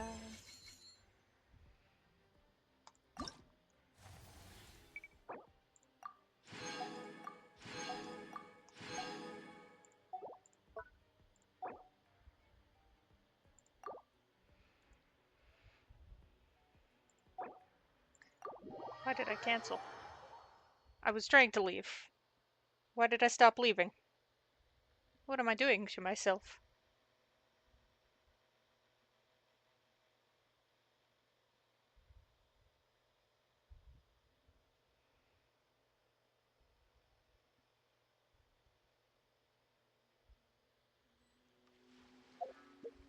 Being very silly, that's what I'm doing.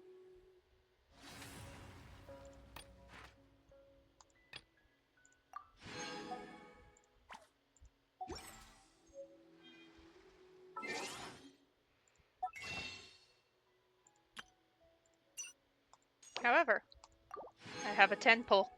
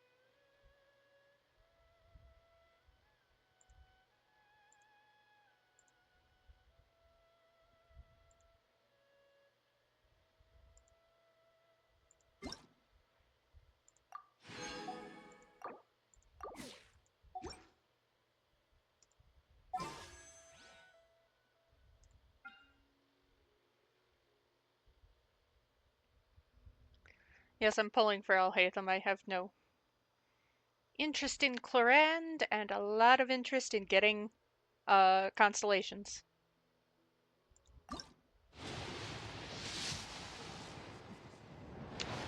streamer luck does not exist. Oh, I got a Sethos though.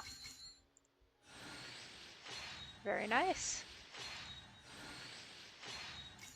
Because the other two I have C6'd, so.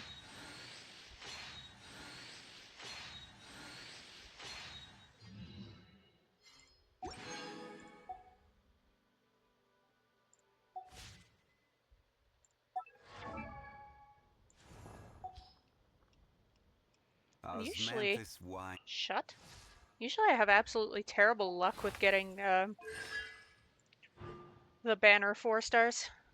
At least the ones I want.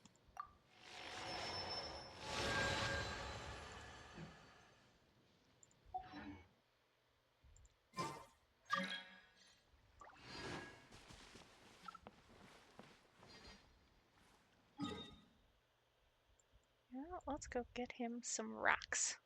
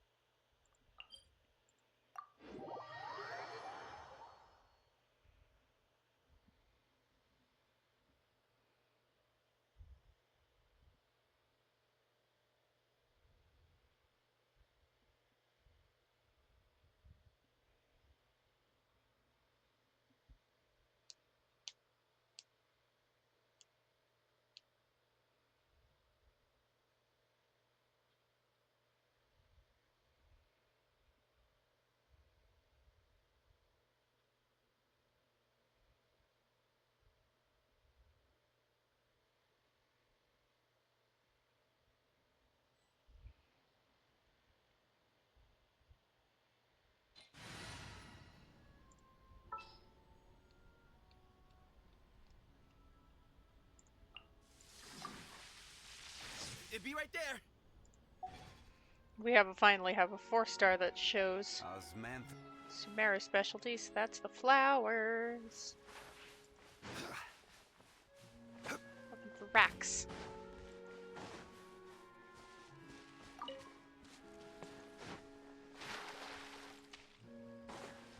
I already have Kave properly leveled, thank you very much.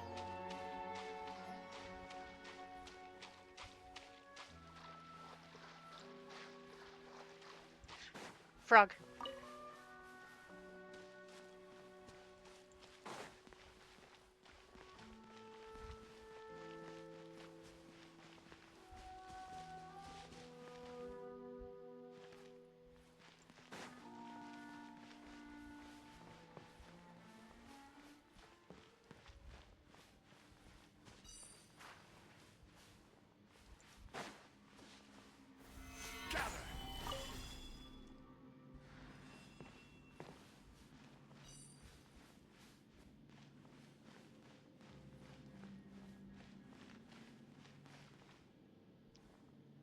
Sorry, Risley.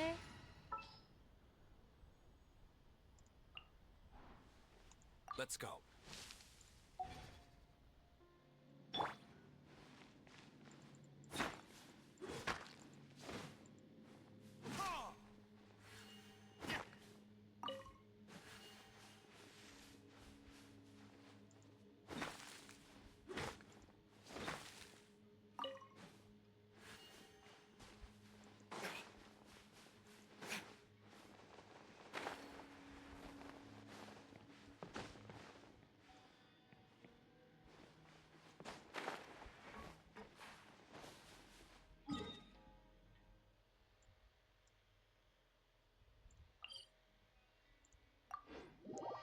Let's try here. Just gonna hop around, get some rocks.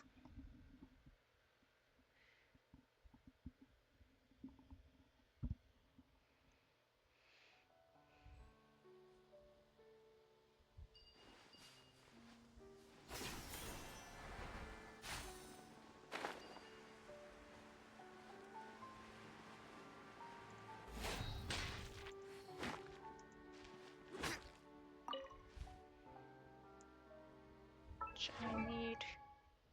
How many Sethos, dear?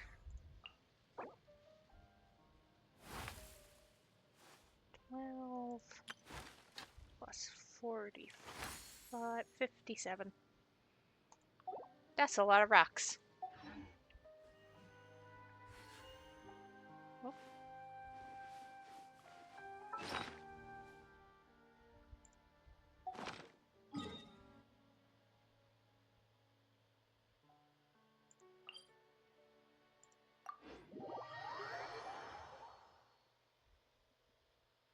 lags just because I've been doing this for a bit. Guess we can rest a bit. We can. We're not going up, but we can.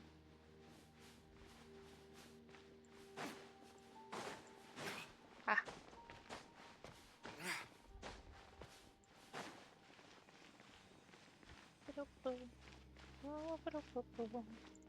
Schmeck. Schmeck. If you could actually hit it, Diluc, that would be fantastic.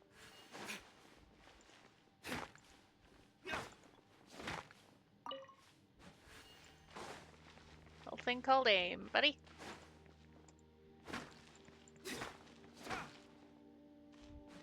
Oh.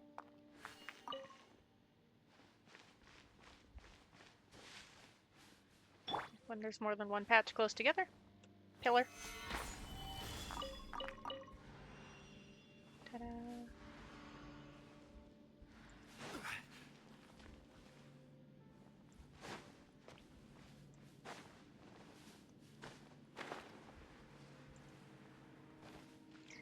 I don't want to get in a fight with that guy. Don't need his drops right now, so...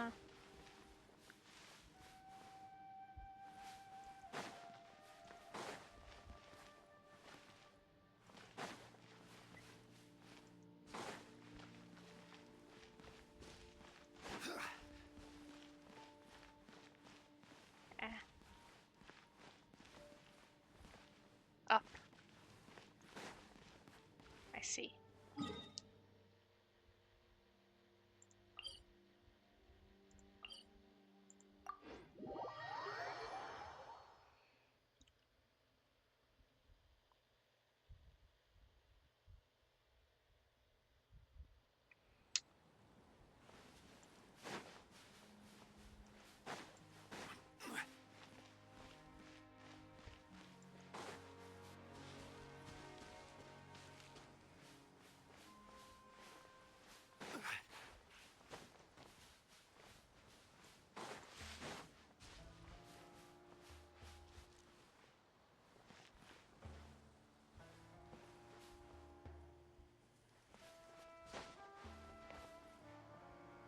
Yeah, that is a fatigue. Don't ask me why I was having trouble telling.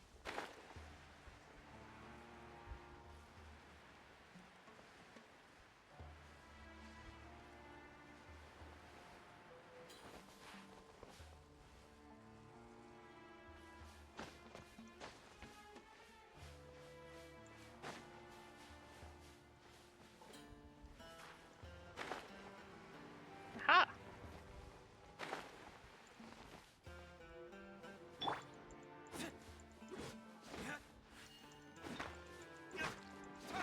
There we go. Hey, come here.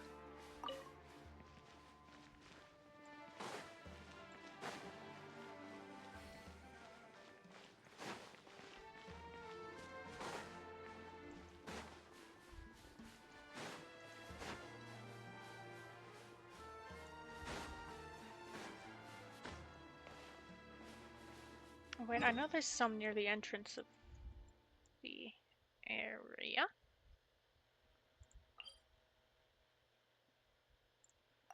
I'll just chirp over this way.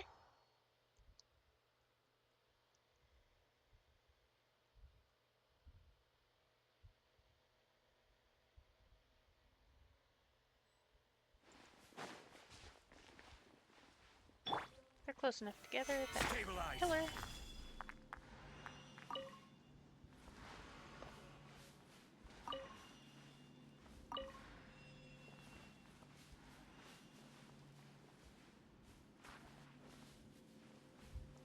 And then it's picking up on the flowers down there. Oop. Target acquired.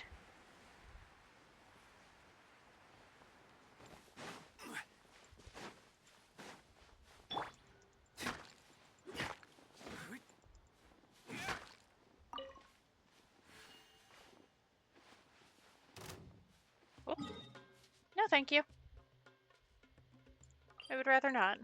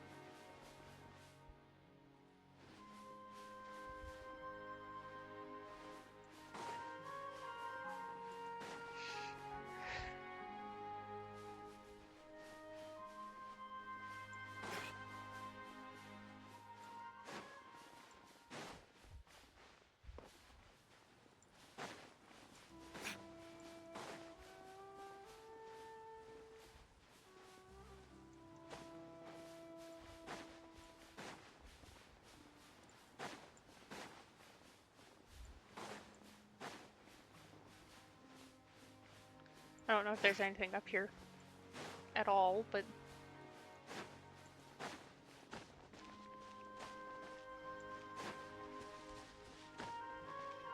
Oh, one of these.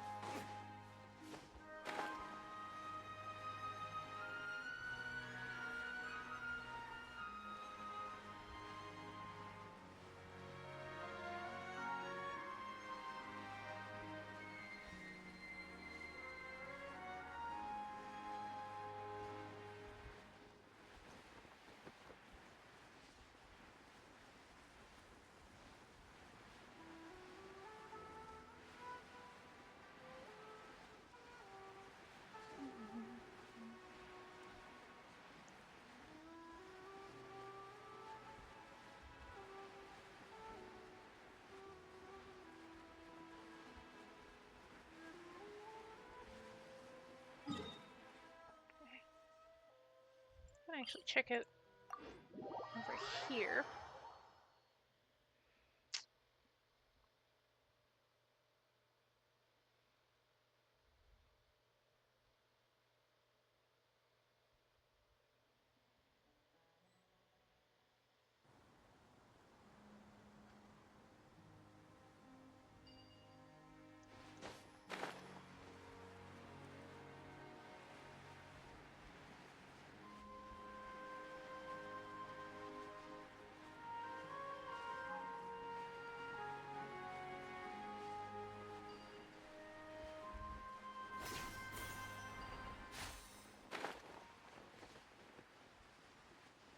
It's the flowers.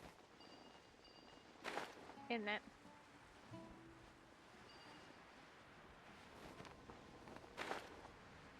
It is. Look at that.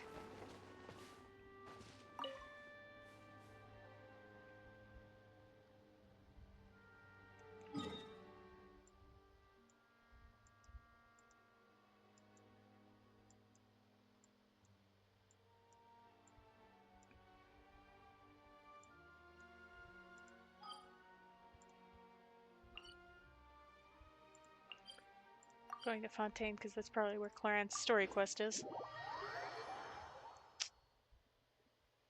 When I kick it off.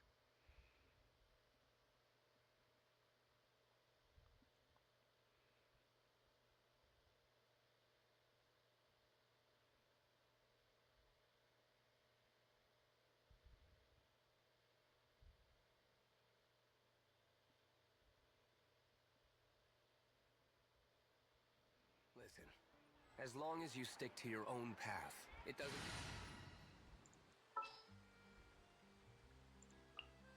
You got a side job for me? Sure thing. For justice.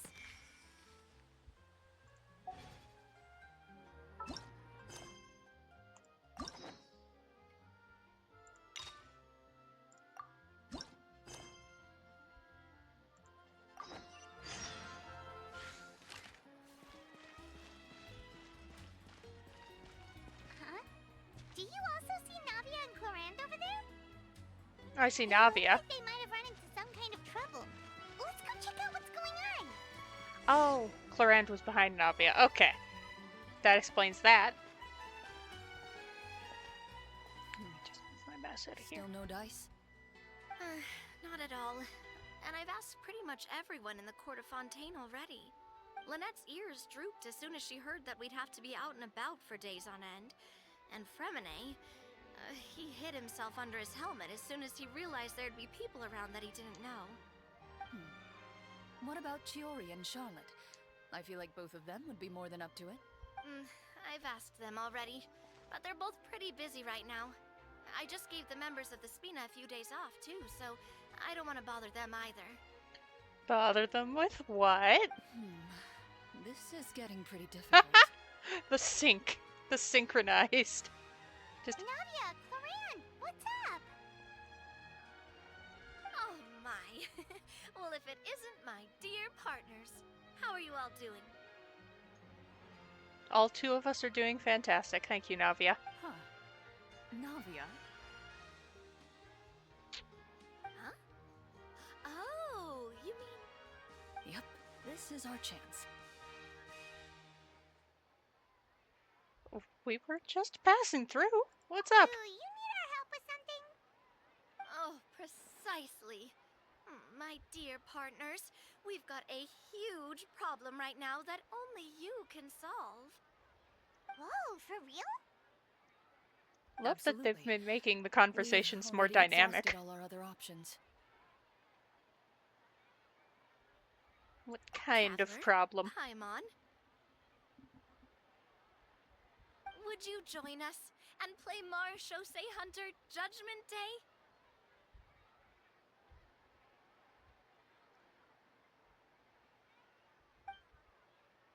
Marechaussee what now? It's a new game script by the Tabletop Troupe, a local roleplay adventure club. Okay. Ever heard of the Tabletop Troupe?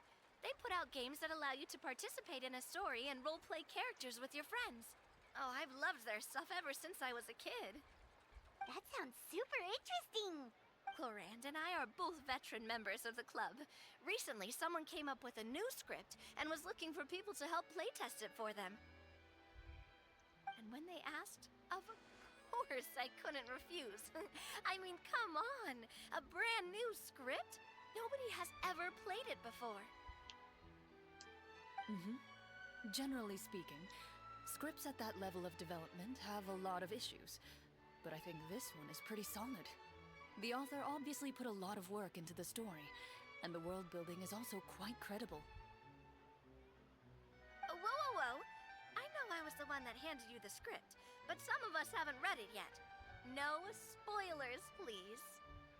Oh, you like to go in blind, and she likes to know what's going on. Anyway, the script calls for a team of 4. Ah, yes. We're missing one final player right now. Well, that is a problem if you need 4 people and you're missing someone. So, you're saying you'll help us out? I knew I could count on you, partner. I'm in the trap. That's not a problem. I'll adjust the pace based on the actual number of players, and ensure that everyone has a good time. Okay, you're the DM then. Well, Traveler, what do you think? Wanna play? Paimon will follow your lead. Hey, if it's a good script, let's go. Well, that solves our problem. You have our thanks. Woohoo! I'll go grab the script manager from the club right away. Goodness, I absolutely love just some of the story quests are really intense, and then there's hey, we need another person for our D&D adventure. A script manager? Didn't you just say that you gave Clorinde the script? The club introduced a completely new kind of gameplay for this script. In this iteration, the Game Master's version of the script is incomplete. The script manager provides the next part of the script only after players have completed the current list of objectives. Oh, interesting. On top of that, in order to increase player immersion, the club has created some of the story's sets and scenes in real life. We'll only know where we should go once the script manager reveals the starting location. Wow, you're right. Whoever wrote this script really did put in a lot of work.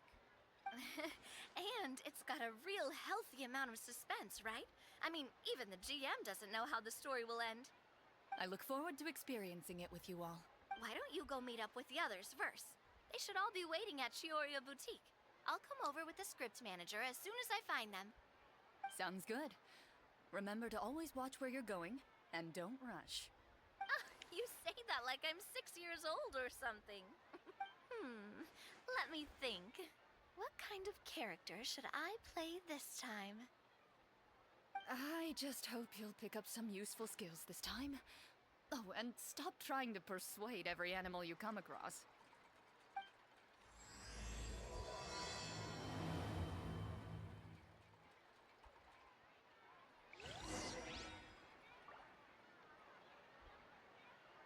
Chioria Boutique.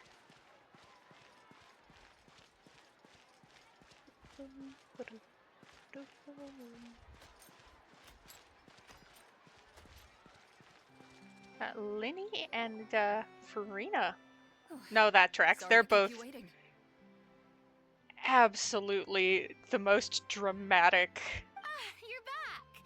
Huh? And you've got the theater Traveler kids. and That's what I Paimon was with you trying to think too. of. What a pleasant surprise. I assume you'll be joining us for the game then? Linny, Farina! Paimon didn't know you were playing too. Are you also members? I'm more of a casual member, if anything. I haven't taken part in many formal club activities. Lynette, Fremine, and I play something similar at the Hotel Bouffe Tété sometimes, but I'm usually the GM. Still, I'm sure it'll be fun being a player for the first time. I'm looking forward to it. Oh, poor Linny. Forever the GM. Well, I'm not a member of the club at all. Clorinde simply woke me up first thing this morning, said there was a good script worth experiencing, and asked if I wanted in. If you're interested, I can give you a referral. That should give you a 40% discount on membership fees. I think I'll wait to see how this experience plays out first, especially when it comes to the quality of the script. If it's sufficiently fun, then I'll join. Do you participate in a lot of tabletop troupe activities, Clorinde? You could say that. She's actually one of the few senior game masters. Gasp! This is a side to Clorinde I didn't know about. Ah, right. I knew about that even when she was still my subordinate. Oh, it's nothing. Really, just a small hobby of mine. Wow. Paimon's so used to seeing you be all upstanding and intimidating as the champion duelist. It's kind of hard to imagine you role-playing with a bunch of friends. If we have a problem with any of the rules, do we have to submit a duel request? Surely you jest. I would never intentionally make things difficult for my players. I maintain a clear boundary between my professional and personal lives. The me you see at court represents the law and order of Fontaine. I put all personal feelings to the side and grant a fair duel to all who seek to defend their honor. But in my personal life, I'm just an ordinary person. Someone who feels anger and sadness, just like everyone else. That's fair.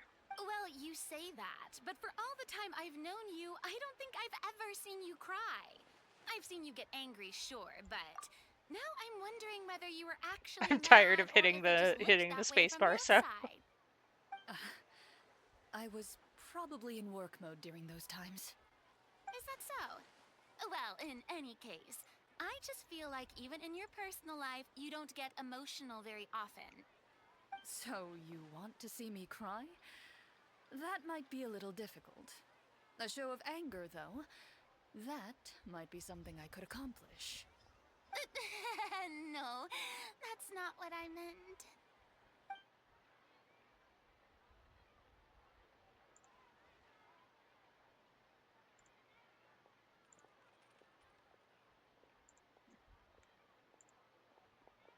Ah, I'm back! Here, allow me to introduce you to the script manager, Mr. Florian. Pleasure to meet you all. You look like the type. Wait, are you a champion duelist too, Mr. Florian? Oh, no. This is just the costume provided by the club. I occasionally play a few of the roles in my scripts. That sounds like a lot of work. It's nothing. It's the least we can do to give the players a more immersive experience. Anyway, allow me to give you a brief introduction of the script. This script was adapted from the real history of the Marechaussee Hunters. You all will play the role of hunters from a bygone era and resolve a series of events unfolding in the capital. Paimon's not super familiar with the history of the Marechaussee Hunters. Is that a problem? Oh, no problem at all. I can give you a brief rundown. So, basically, Marechaussee Hunters were people who dedicated themselves to hunting monsters and protecting the city by using a special swordsmanship technique passed down over generations. Their story can be traced back to the ancient Remurian dynasty, as well as the first hunter, Cassiodor. We've met But I'll Cassiodor. have the finer details for you to seek out and discover later. He's a friendly little kitty. And I'll provide additional commentary as the story progresses. In that case, brave hunters, are you ready to set out on an unknown adventure? Whoa, just one sentence and it's like we're in the story already! Aha! I see many a determined gaze before me. Very well. Head over to this location and begin your heroic journey. So, as we follow the story, it leads us to specific scenes? Ooh, sounds pretty innovative. What does the message in the envelope say? It's the exact location of the scene, as well as the formal permission to use the venue. Huh, seems like they have everything prepared. Please check all your belongings, everyone, and make sure you haven't forgotten anything. Once you're ready, please follow me to the designated location. Sounds good! Hunter Squad, move out! Yeah. I'm not calling us the Hunter Squad though.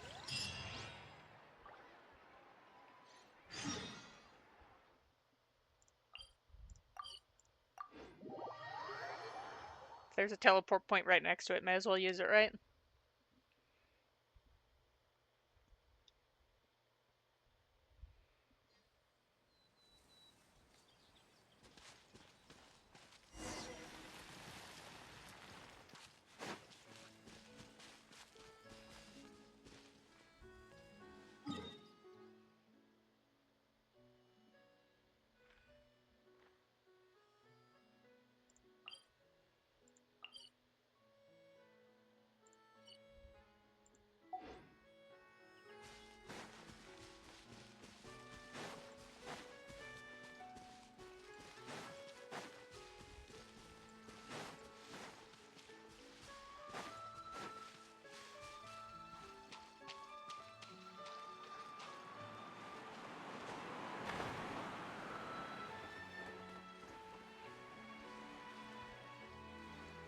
Oh, hey. Gee, I wonder where the game is going to take place. Truly, a mystery.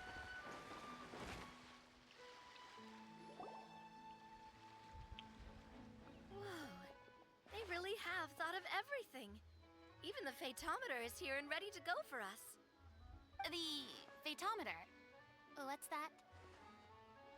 It's a card that's used to determine action success or failure.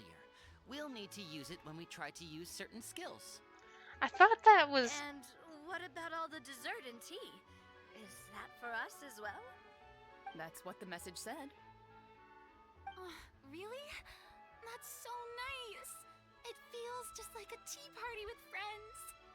Those snacks have Paimon's name written all over them! Of course they do. I think you might be more of a snack hunter than a Marashose hunter, Paimon. Snack Hunter Paimon reported for duty! If there are delicious snacks to be found, Paimon will track down every last one! The desserts are great. But I'm still looking forward to the story more than anything. Very fair. Then, let us begin.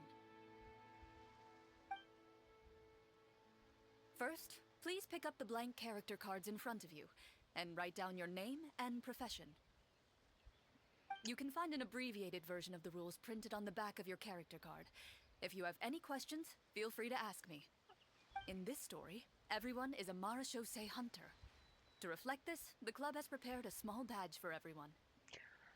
Oh, Ooh, nice! those are fun. They're As little hunters, hats. You have proficiency in swordsmanship and fighting by default, so there's no need to allocate any additional skill points to those areas. Swordsmanship? So there's a fighting part to all of this? Paimon's not sure she can do all that on her own. Maybe Paimon can just stick with you? It's Why imaginary don't you share a swordsmanship. character card then? The traveler will be the Marashose hunter, and you can be her little floating assistant. Huh. Kinda like in real life. Ha! So, for the name, do I fill it out with the name of my character? Yep, it can be any name you like. You can use your real name too if you want. I do that whenever I get too lazy to think of a new name.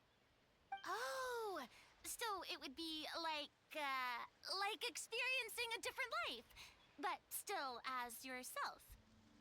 Huh. That's not a bad idea. In that case, I think I'll continue to use the name Linny then. Next up is the skill sheet. You have a limited amount of skill points that you can use to learn a number of skills. The more points you invest in a particular skill, the easier it will be to pass associated checks. I'll take persuasion and investigation. Those are must-haves when it comes to missions like these. Yeah, those are good those detective skills skills. sound like they'd be useful for gathering intelligence. Good idea, Navia. Just as expected of a veteran player. But we balance the party. So, should we also take those skills then? We've got to balance the Not party, Furina. necessarily. Since we're working together as a team, we could leave the negotiations to Navia and use our skill points to pick up other useful skills. For example, I think I'll take stealth and sleight of hand. That will give us more options if we run into any situations we can't negotiate our way out of. The crab. Oh, interesting. I wasn't thinking about it like that. I suppose it's not so different from an acting troupe. Everyone has their own role to play. The crab. Let me see. I'll take arts and performance. I'm not quite sure what use they'll be, but I'm not as knowledgeable about the other skills. They're all just and building themselves as I'm D&D not too characters. confident I'd be able to roleplay them well. Well, that leaves us. What do you want to learn, Traveler? Oh. Well, a healer would be a good idea, because none of them have picked up medicine. But insight would also be helpful, but we have Navia to do investigation type. Yeah, let's go with... Ooh, so you want to help people when they're injured. That's nice of you. Oh, I can learn more than one. So, medicine and insight. Ooh, something that'll help you get a read on other people's thoughts. Sounds useful. So what do you think? Are you sure you want to learn these two skills? Yes. Let's see. Oh, looks like you each have enough points to choose one final skill. You've all picked such classic skills. It's fine to go a little bit out of the box, you know. Why do I get the feeling she's getting ready to cause trouble? For example, this one here. Summon. Doesn't it sound super mysterious and cool? Oh, I saw that one just now as well. The description says, this skill can be used under certain circumstances to summon characters or creatures that fit the script's world-building rules. The script's world-building rules, huh? But how are we supposed to know what The crab is still getting to me. Oh, that's not for us to worry about, my friend. Just learn the skills that interest you, and the GM will take care of the rest. Yeah, she was up to something. Alright, you've convinced Paimon. Let's learn summon then. Paimon can't wait to see what kind of thing shows up. Well, now that everyone's more or less finished creating their characters, we can begin. Since two of our players are doing this for the first time, though, let me ask. Would you like to play on easy mode or authentic mode? What's the difference between the two? Exactly my question, Furina. Well, in role-playing games, the story sometimes changes based on the decisions of the players and the results of the Fatometer. For example, if you fail a check, that means you cannot use the target skill in that scenario. A critical failure may even result in further negative consequences. If you choose to play in authentic mode, every time you elect to use a skill, you'll need to use the Fatometer to see whether you succeed or fail, and face any consequences that may follow. If you choose easy mode instead, every check will be successful by default, and you won't have to worry about luck playing a factor. Why would I pick easy mode? Authentic mode is more fun.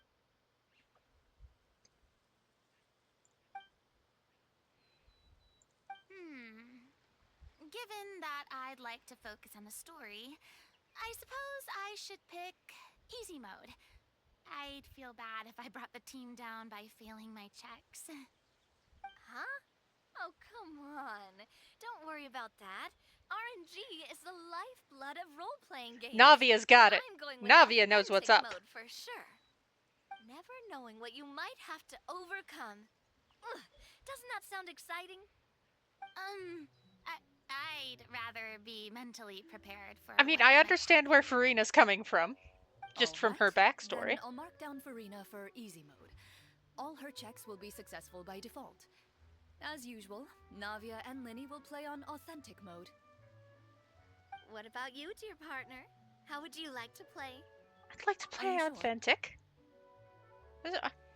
What point is there in playing easy Trust mode? me, you'll see the beauty of RNG. Honestly, I don't think Clorinde would make things too difficult for us, no matter what the Fatometer says. Isn't that right, Clorinde? That crab! No promises. That wasn't super reassuring. That crab is just getting to me. Well, anyway, enough talk. Let's get started. I want to experience at least a good chunk of the story today.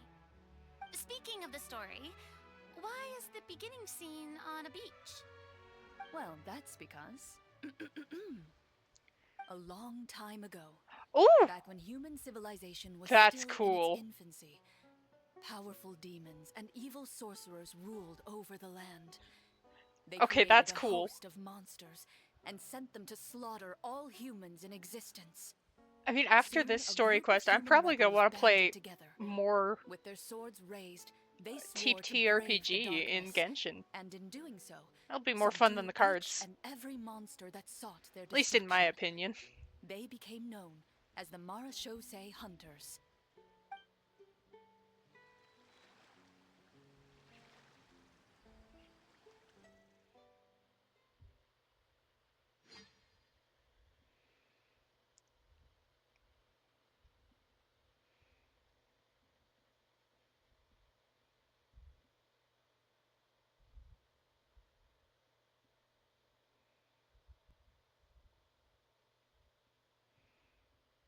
Oh, this is taking a hot second to load, isn't it?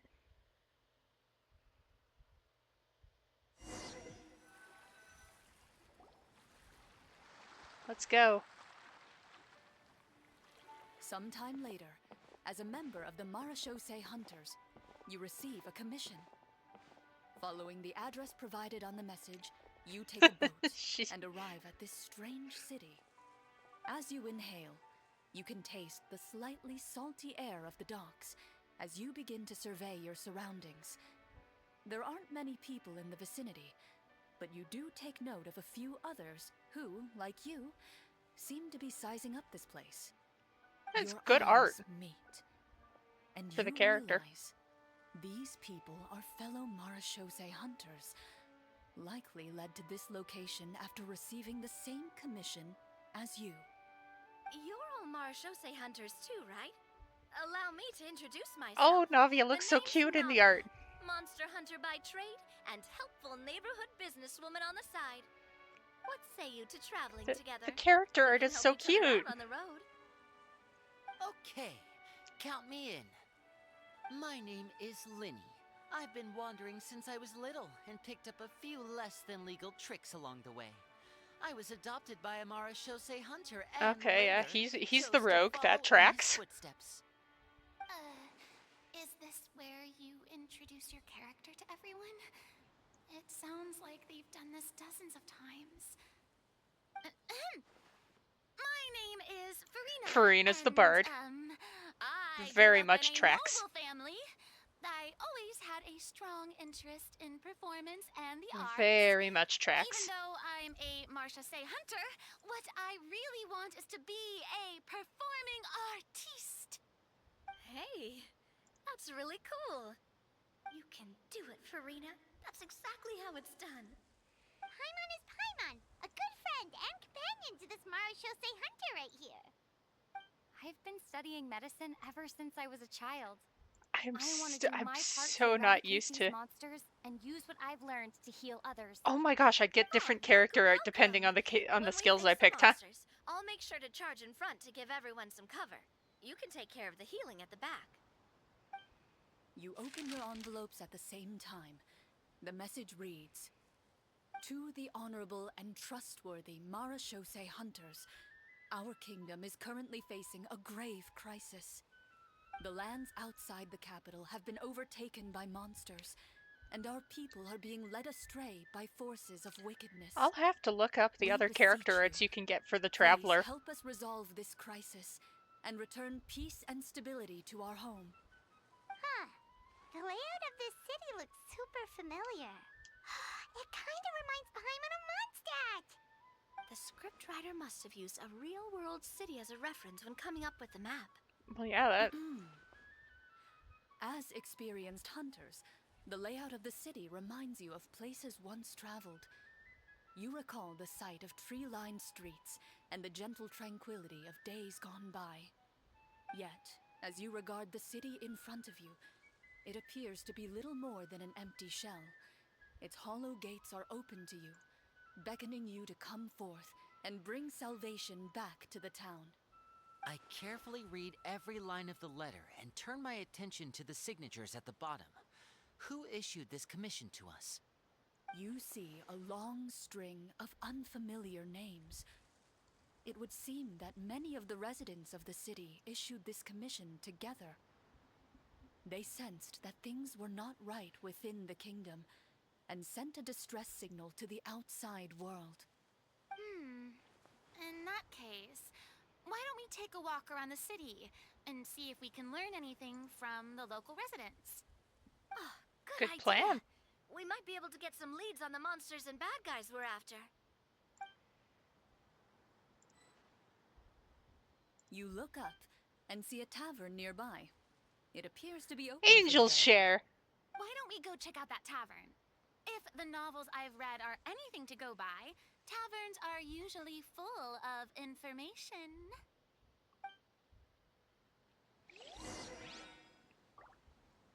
All right.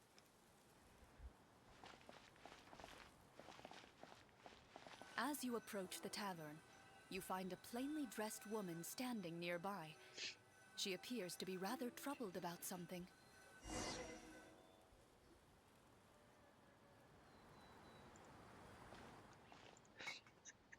Clorinde calling herself Greetings, plainly friend. dressed. Lovely weather we're having today, don't you think? Oh, hello. I suppose you're right. The weather today is quite lovely. If only those monsters out there would stop causing trouble. It seems like every character included in the script has a certain amount of useful information to offer. If we keep asking questions, we might be able to get some good leads. Oh, come now, don't be sad. Life is all about optimism. Ah, yes, that feels like a reminds me, relevant question. What did you have for breakfast this morning? Huh?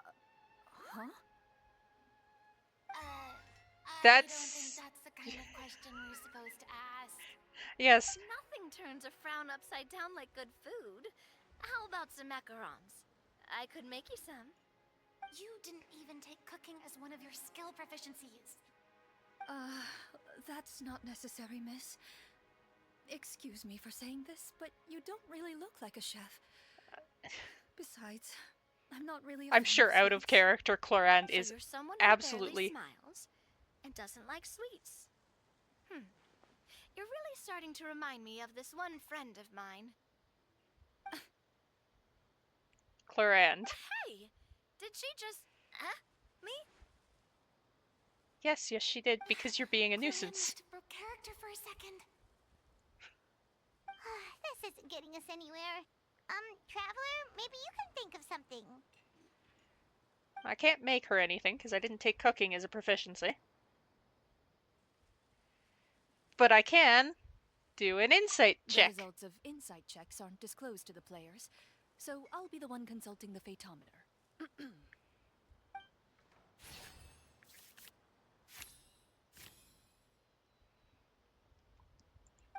You recall all the lessons you've learned in your time and begin to carefully observe the woman's mannerisms. Oh, did I pass the check? You notice that when she's quiet, she has an empty look in her eyes, as if her thoughts have drifted to a place far, far away.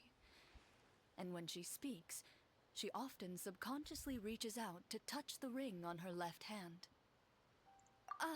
So you noticed. That's a little embarrassing. I passed the check. Suddenly appeared near the capital recently. so all the guards were dispatched to fight them.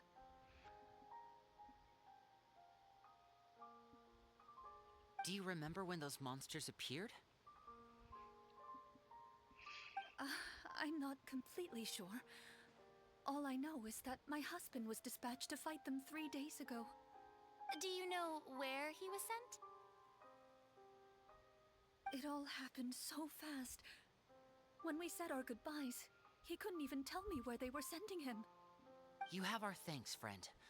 We'll find and defeat those monsters as soon as possible. We sincerely hope your husband will be able to return to your side soon. Oh, thank you. Don't worry. We'll find him.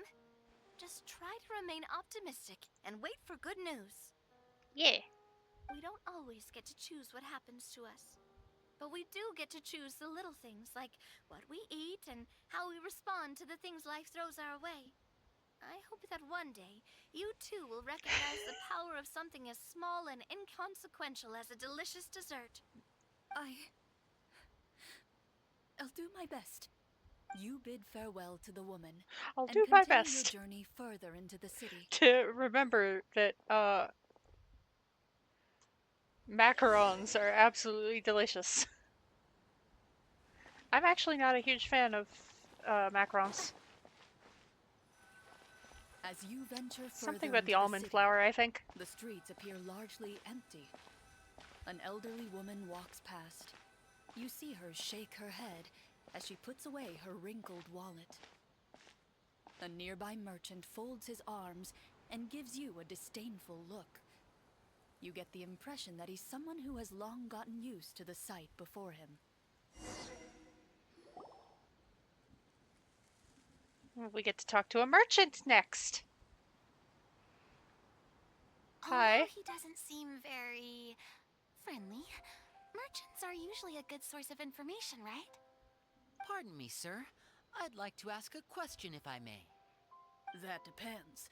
How much are you willing to pay? How about this much? Clorinde. What do you take me for? Some lowly beggar?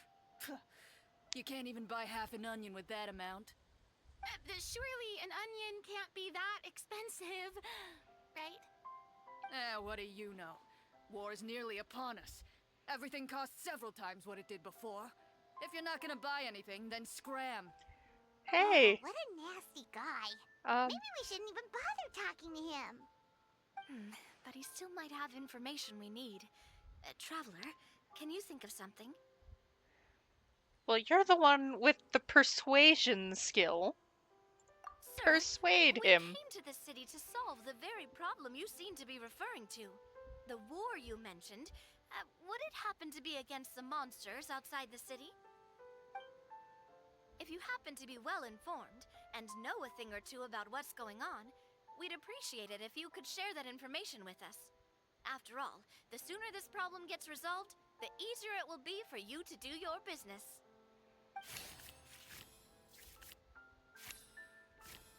Hey!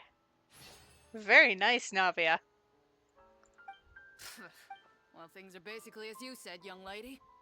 Those monsters are camped outside the city, and they've been destroying all our trade routes.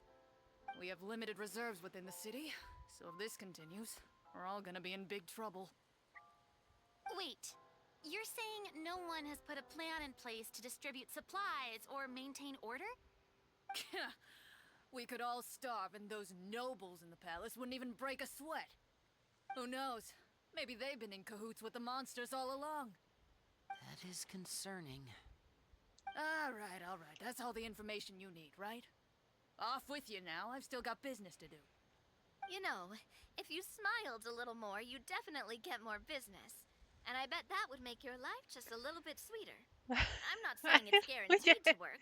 It's just a tip.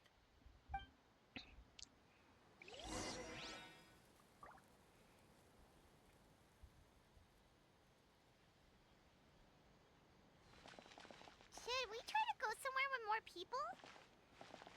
Oh, how about the city square? Follow me.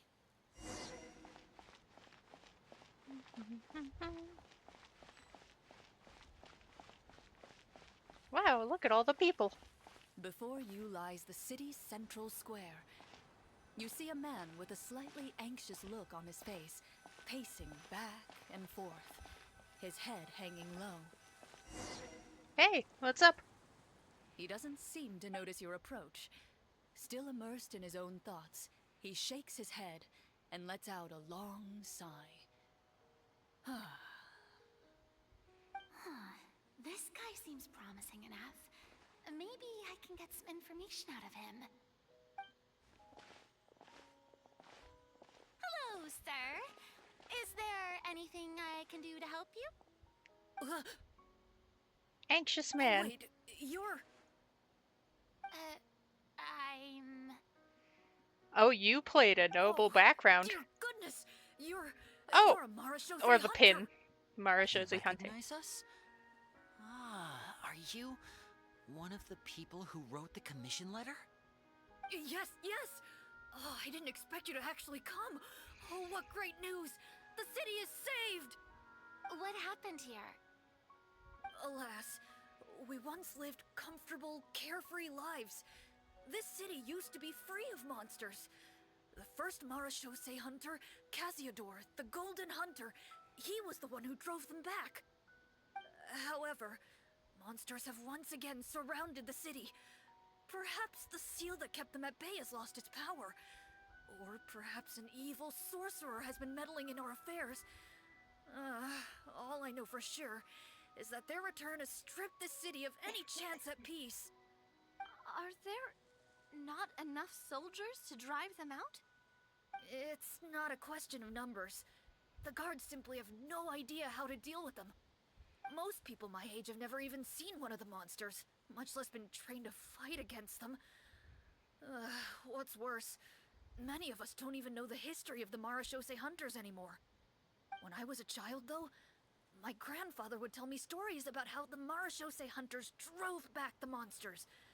So, on the off chance that something might come of it, I decided to reach out to you. To be perfectly honest, I was starting to think all those stories were just tall tales. But now that I've seen you in person, I finally know that it was true. Well, it was, yes. You can rest easy, friend. The righteous and formidable Marashose hunters are on the case. We are. The man is touched by your determination Great and resolve. success. His eyes begin to well with tears of relief. Still, if we are going to hunt the monsters, we need to know where to find them. Can you give us any leads? All I know is that the area outside the city is dangerous. I'm afraid I can't point you toward a specific location.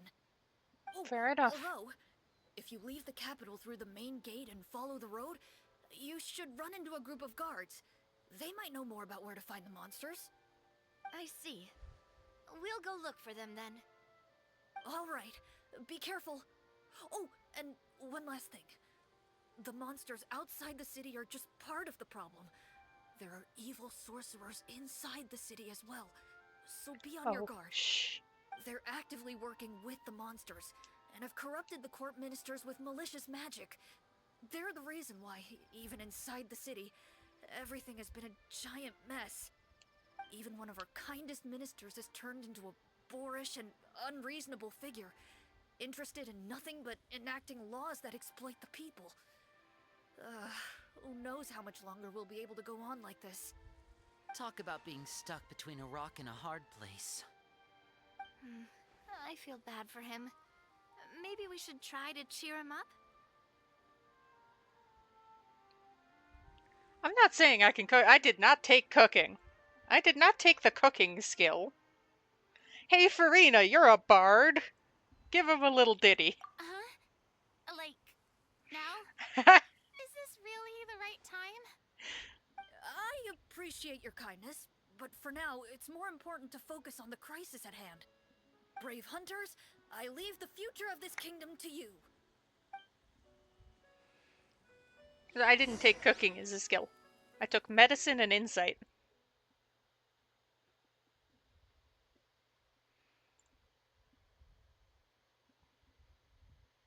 And summoning.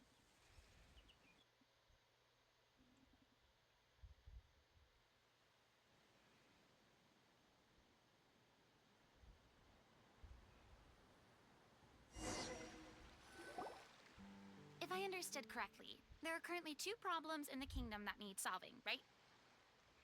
Okay, we are now out of character. Exactly. We need to defeat the monsters outside the city and take down the evil sorcerer stirring up trouble from within. But which problem should we tackle first? Well, this seems like a good moment for a break. Take some time and discuss what you want to do. Let me know when you've made your decision. I really didn't expect the people in the city to keep us at arm's length like that. I totally thought the hunters would be treated like heroes. Well, like the one guy Clorinde said. said the script took cues from the real history of Fontaine, right? Maybe the real-life Marashose hunters were also treated like that. I wouldn't say it's a perfect representation of history, but there are definitely some similarities. Would you like to hear more about it? Sure. As long as it doesn't spoil anything in the script. You brought up bits and pieces of the hunter's history before, but it was all in passing. Paimon wants to know too. The hunters were super powerful, right? Were they all from a special line of supernatural beings or something? Kind of like the yokai in Inazuma? No. All Marashose hunters were ordinary mortal fighters. The only thing that set them apart were the special sword techniques passed down over the centuries. I mean, besides the Golden Hunter. So you mean anyone could become a Marashose hunter? In theory, yes. All you would need to do is survive the rigorous training and master the swordsmanship techniques required to fight the monsters. Because Still, Cassiodor most was a people dropped Remorian. out at the early stages, and others called it quits the minute they saw a monster in person. To become a hunter, you must be strong in both body and mind. What kind of monsters did the hunters fight exactly? Oh, and the evil sorcerer the script mentions. Did they exist in real life too? The land of Fontaine once played host to an ancient dynasty known as Remuria. After that dynasty fell, monsters began to appear, intent on obstructing humans from establishing a new social order. One of the ancient sorcerers of Remuria used his power to assemble a formidable army of golems. He sought to use that force to establish himself as king. Now wait a second. Don't tell me that guy was the inspiration for the evil sorcerer in the script. We still haven't found any in-game information on him yet. So, why don't you talk about someone else for now? Well, I wasn't planning on going into anything you might be able to find out in the game. But if you want me to talk about something else, then... How about Cassiodor, the Golden Hunter? Or Egeria, the ex-Hydro Archon? Wait, but those people are all from a super long time ago. Where did you learn all this, Clorinde? From my master. Huh. By master, you mean Miss Petronia? Alright, I'm taking that off auto because I am now intrigued. Someone you know? Absolutely. Miss Petronia and my father were good friends. Back in the day, she would often bring Clorinde over to play, but then... Let's not get off topic. Anyway, back to what I was saying. Responding to Egeria's call, a number of warriors followed Cassiodor into battle against the monsters. This group of warriors, under Cassiodor's leadership, became known as the Marashose Hunters. Yet, as Fontaine entered an era of peace, their work gradually became obsolete. The Marashose Phantom, originally an association made up of hunters, eventually came to be predominantly comprised of Melusines. Ah, I see. That explains why most of the people in the script have forgotten the hunters or think of them as nothing more than a legend. Is that that's really fair. a bad thing, though? It can get tough always being the one shouldering everyone's expectations. Depends on who you ask, I suppose. If the name of the organization no longer commands respect, investigative work is bound to suffer. Speaking of investigations, which problem should we tackle first? Monsters or evil sorcerer? I vote monsters. That's the main duty of the hunters, right? We can come back to the sorcerer later. No, I agree with Farina. Well said, Miss Farina. Plus, if the sorcerers really are the masterminds behind this whole thing, defeating the monsters could give us some clues on their intentions as well. What about you, partner? What do you think? No, I also vote monsters. It's decided then. All right. After some discussion, you decide to turn around and head out of the city.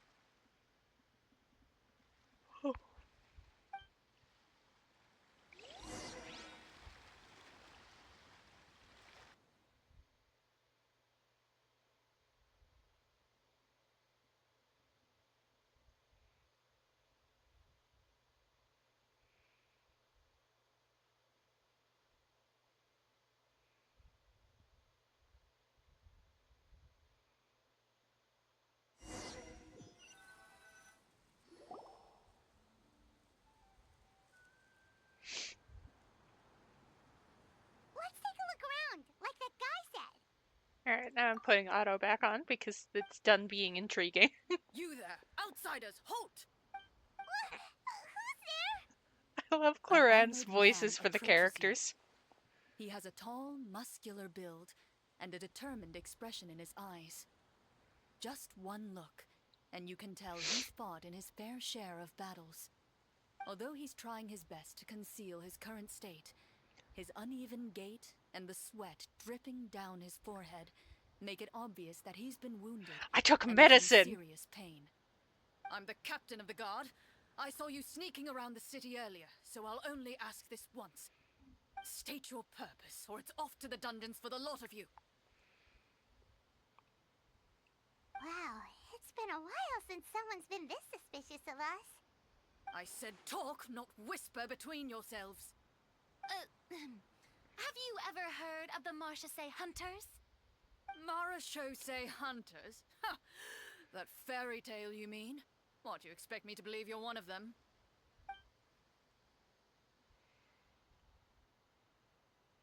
It's I mean, I can help him. That's what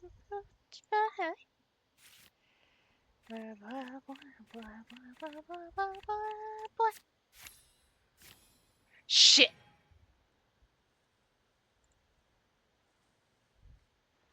I have medicine! Why? Nat 1. A critical failure. Unlucky timing. Dang it. The captain of the guards reluctantly allows you to assess his condition. Right as you're trying to get a closer look at his leg, Crit your fail. hand slips and collides against his wound with great force. I'm sorry! Ugh! I didn't mean to do that! That sounds like it hurt. Yeah. Sorry. My skills are a little rusty. The Apparently. captain recoils and takes a half step back. He stares down at you, panting heavily, his eyes full of anger. Ugh. I don't care what you have to say or why you're here. You are not welcome in this city. Damn Get it. out of my sight now! Do I get a redo? I understand that you're Can I upset, try that sir. again? We'll leave soon, I promise. It's just, if we don't know where to find the monsters, we won't even know where to go. Ha! Don't tell me you're actually considering fighting one of those things.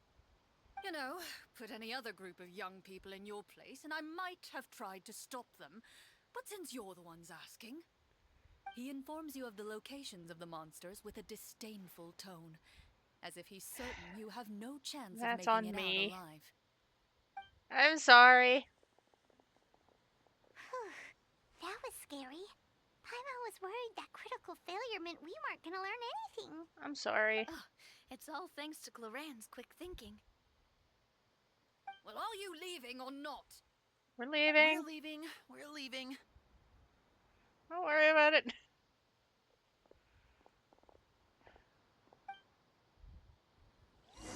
My first check that I actually do. The captain said the monster should be right up ahead. First check that I actually do, and it's in that one.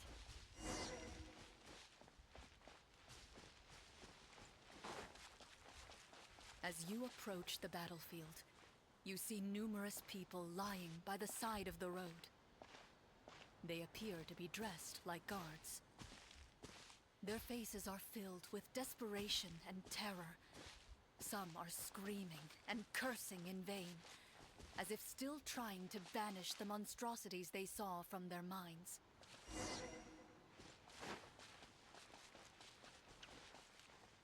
A few of the wounded look up at you in shock and disbelief. Quick, leave this place. Turn around and don't look back, they yell. Nah, I don't think I will.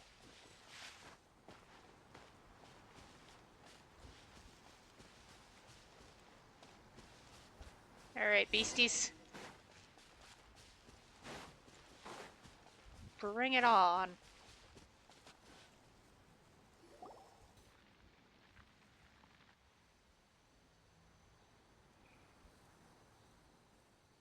This is the place he mentioned, right?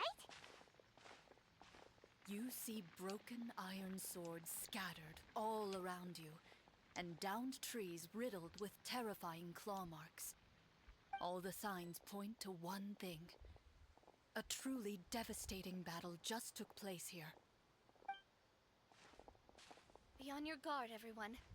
The monsters might still be around. Before you can finish your sentence, you hear rustling sounds from the surrounding bushes. The monsters have emerged. Oh no, it's Rift Hounds! They close in on you without fear. You get the impression that, in their bloodthirsty eyes, you're just another meal for them to devour. A little help here! This thing wants to eat Paimon! Your battle round begins now. Combat! See, that I'm apparently good at. Fucking medicine check. Starfall!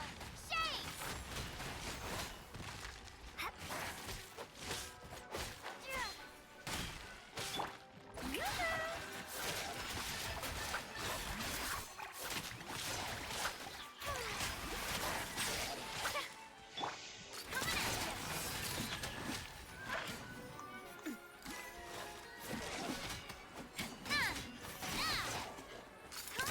The next battle round begins now. Where are they? Ooh, it's one of yous!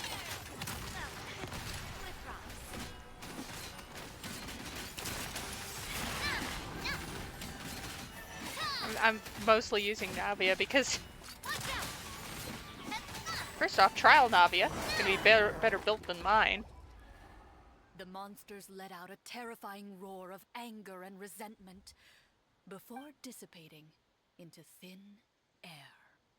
Ugh, thank goodness it's over. Combat check, I can succeed. Lucky the Medicine Marshal check, say the Hunter skill I class came with all specifically those took. preset skill points. Otherwise, we would have been in some real trouble. I never knew the Phytometer even determines the amount of damage you inflict. If you get unlucky, isn't it just game over right then and there? That's part of the fun. The uncertainty of fate is what gives these games their appeal. Just as you begin to celebrate your victory, a suspicious lump on the ground catches your attention. Ooh, a lumpy bump. A suspicious lump. Wait, could it be the thing that appears after every battle? I walk up to it, crouch down, and begin to carefully examine it. I've still got my right glove on, so it should be fine for me to touch it, right? As you investigate the Alright, mound, lumpy you bumpy. discover that the exposed portion appears to be made of wood. It was previously obscured by the large form of the monsters. With the monsters gone, the small protrusion now awaits your discovery, poking out of the ground like a shy flower bud. Whoa, it's a treasure chest! Let's, get digging.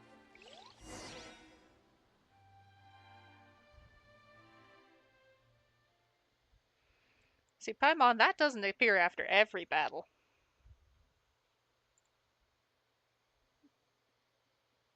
Appears after some, though. Good chunk. Fair amount of battles will reveal a treasure chest. Not all of them, though. With everyone's help, you successfully excavate the wooden chest from the ground. Even without opening it, you can tell from the mora and jewels scattered around the chest that it must contain quite the fortune. Makes sense. We worked hard for this. Let's open it and we can share what's inside. I can understand your excitement, Paimon, but think about it. Doesn't it seem like there are people out there who need this treasure more than us? Yeah. Think about all the people suffering in the capital. Or all those guards who got hurt fighting the monsters. Wouldn't it be better if we gave the treasure to them? Wait, is that how it works? Paimon thought since we were the ones to dig it up, we could just take it for ourselves. Well, let's put it this way. Any decision you make during a role-playing game can impact the future course of the story. But would the people really believe us? It's hard enough for us to prove we're Marcia Say hunters. What if they think we procured the treasure illegally? They might get even more suspicious of us. That's definitely something we should consider. Maybe we can come up with an explanation in advance. Well, if donating it could cause that much trouble, why don't we use it to buy some gear and fill up on good food? Then we'll be ready to fight even more bad guys. Looks like you're facing a difficult choice once again. Well, it's getting late. Why don't we call it a day for now? Yeah, no, that's fair. Wow, where did the time go? I'm not sure if it's because I'm having so much fun with you all, or because the story is particularly enticing, but I feel like I could almost keep going. Here, here. Ooh, how about we play through the night? I'm not sure I'll have enough energy for that. Yeah, that won't work for me either. Lynette will give me an earful if I get home too late. I understand how you feel, Navia, but we have to change venues for the next part of the story anyway. Yeah. Huh? Another location? Mm-hmm. At least we're not going all the way to Mondstadt. For the GM at the end of this section that says to proceed to an indoor set for the next part of the script.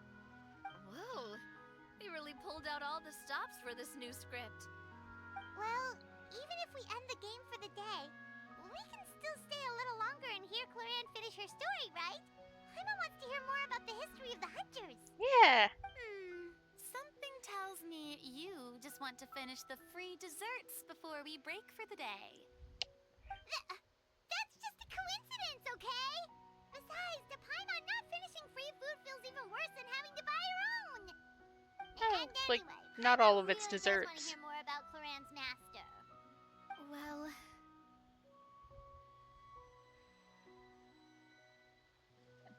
I mean, it's okay not to finish it if you're... It's nothing. I appreciate the concern, but it's all in the past. It won't do any harm to share these things now.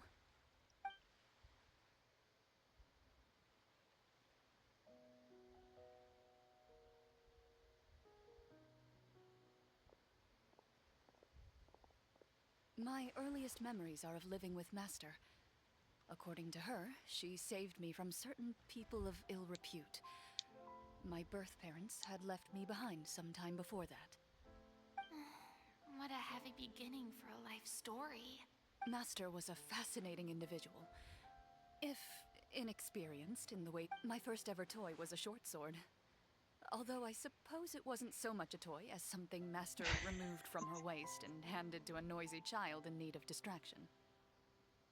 Oh, wait, so she handed an actual sword to a child? Isn't that dangerous? Did you hurt yourself? I mean, she's still here, so... Of course I did. I cut my palm and bled quite a lot. But Master was not concerned. She just stood there and casually lectured me about it.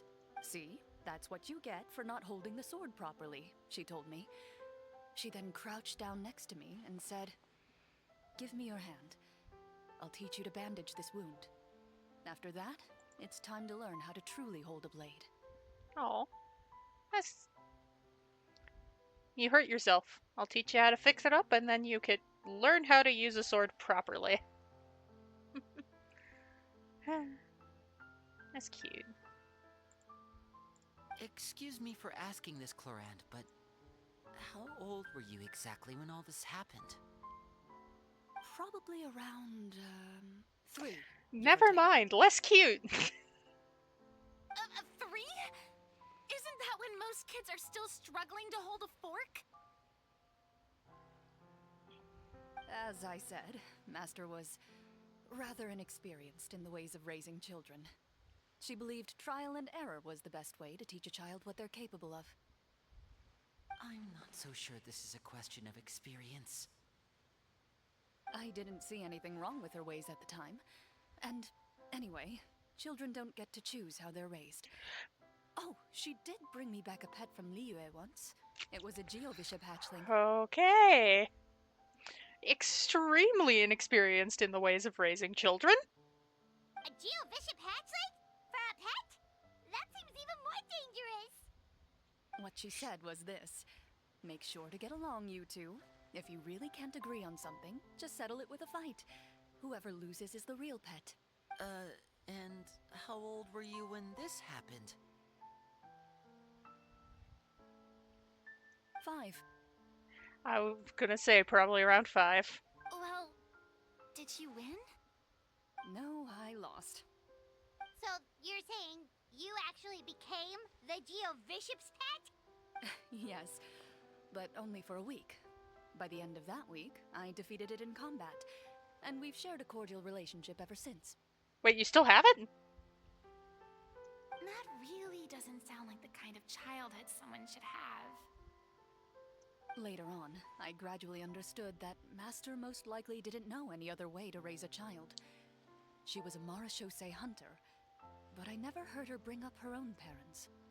Thanks to her, I learned how to navigate the forest by the age of 6, and could hunt monsters in the wild by myself the year after that. Even though the training she subjected me to was strict, she always made sure to take me traveling when she had the time. We met many of her friends during those days. That was also how I met Mr. Callis and his family. I still remember the first time we met. You were too scared to join our picnic and hid behind Ms. Petronia the whole time. I still hadn't really met many children my age at that time, so I didn't know how to interact with others. You could kill monsters in the wild, but you were socially awkward. After that, though, you started coming over a lot. You loved challenging people to shooting competitions, remember?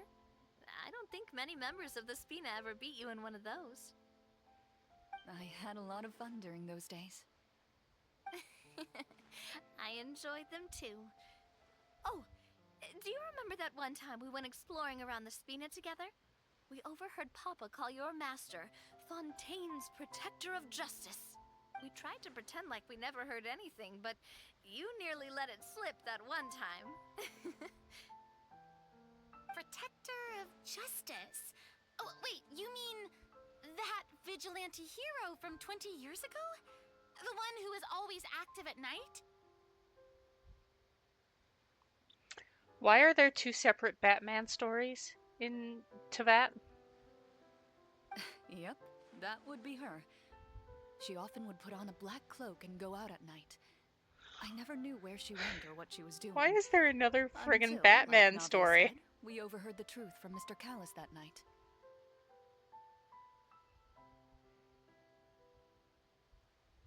"20 years ago, huh? I still remember the guards leaving all kinds of witness reports about her on Nervalette's desk. My apologies. Oh, there's no need to apologize. You had nothing to do with it. And anyway, everything she did was for a good cause. Although, calling herself the Protector of Order was a bit much. Especially when she deliberately operated outside the law. Huh? When did the Protector of Justice become the Protector of Order? Excellent question, Paimon. Oh, she had a bunch of code names. I heard she would just come up with a name on the spot whenever she was asked. Later on, she probably got sick of answering those questions and decided to stick to just 2. The Protector of Justice and the Protector of Order. We'll continue this in a moment, as I will be right back.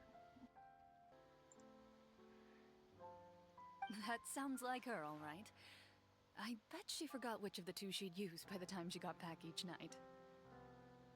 Well, she certainly sounds like a fascinating individual. With her strong sense of justice, it's no surprise her Oh, student followed in her Linny, footsteps. does the tales of these, do the tales of this person terrify you? It's true. I always wanted to become like her. Someone powerful, independent, and with a strong sense of conviction. But But she suddenly disappeared the night I turned 10 years old. oh dear. Disappeared? What happened? I have no idea. She didn't even leave a note. Rude. I was never able to find out where she went.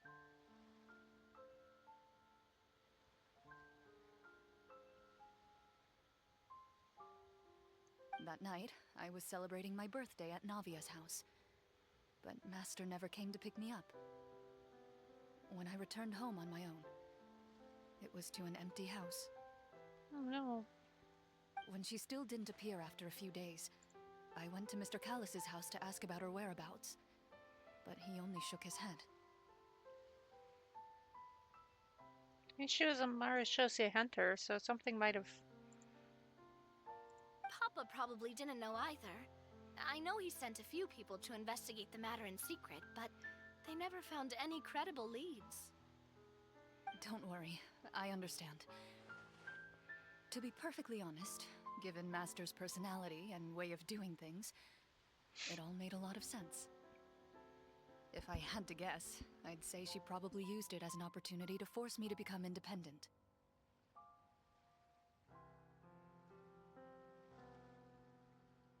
Just like how, when a litter of kittens reaches a certain age, the mother willingly leaves them behind. Were you upset, Clorinde? I was at first, but not anymore. I don't believe Master would suddenly disappear for no reason. There must have been something she just had to do. Well, despite everything, you still managed to follow in her footsteps and become the greatest champion duelist in all of Fontaine. You're practically a living symbol of law and justice. I suspect my position would be far too by the books for her. Master always did whatever she pleased. Fair But enough. you're right. I suppose I do take after her in some ways. Who knew Clorinde had such an interesting past? I never had the chance to ask her about it before. I wonder if Clorinde's master were the champion duelist back then. Would that duel against Mr. Callus have gone differently? Oh no. Judging by the atmosphere, Clorinde and Navia are probably thinking something similar. Oh dear. The mood just got super awkward all of a sudden. Well, anyway. Would you look at the time? It's getting dark, so we should probably call it a day for real this time.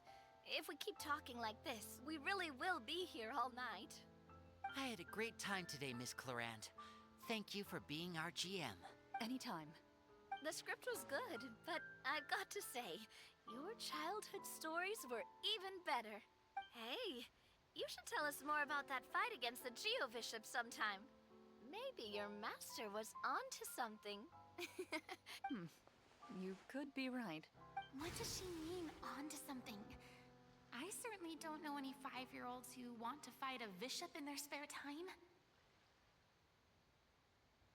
Guess I'll head back as well. I need to save my energy if I want to continue enjoying the story tomorrow. You're that excited to hear about my fight with the bishop? I was talking about the script.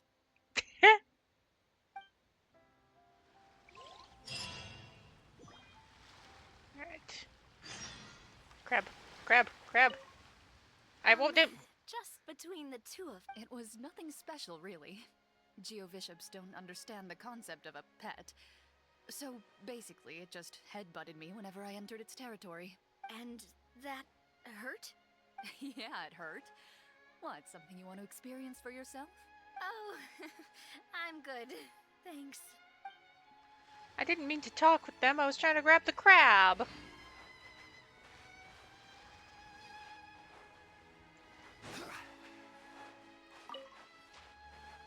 There we go.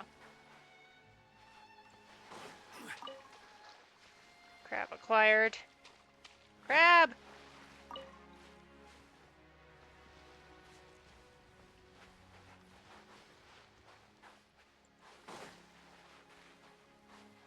Dang, went by it too fast.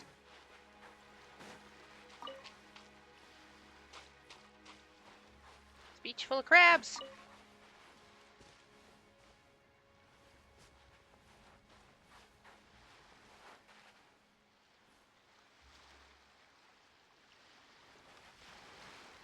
Those all the crabs, huh?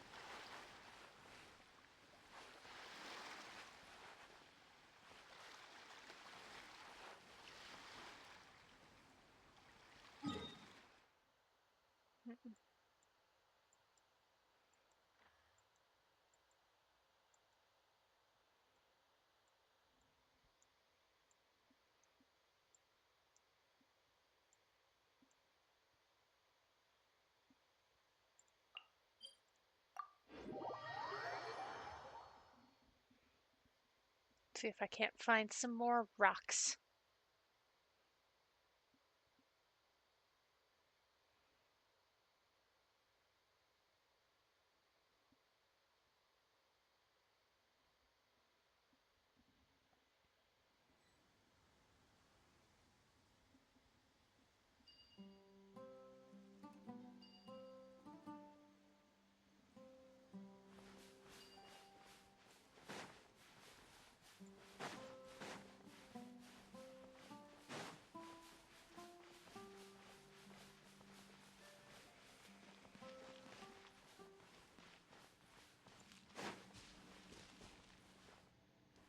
No? None in here? I mean, I kind of figured there wouldn't be, but...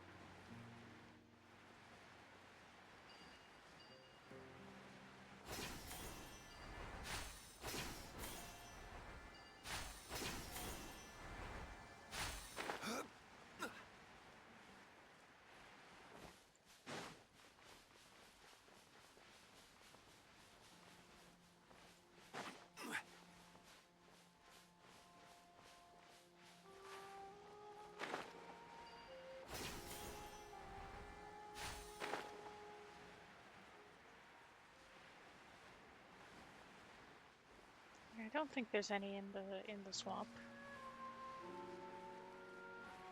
I don't think.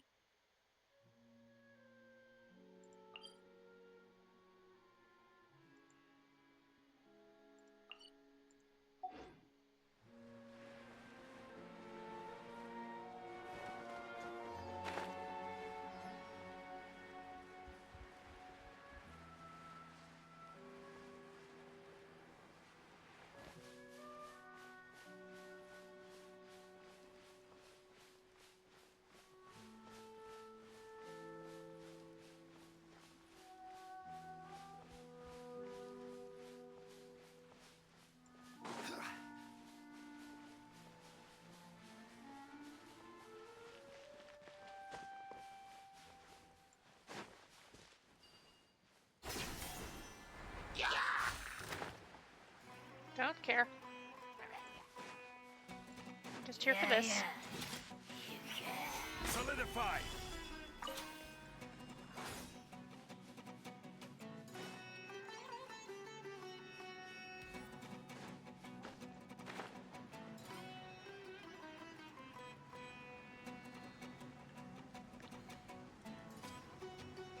Neener.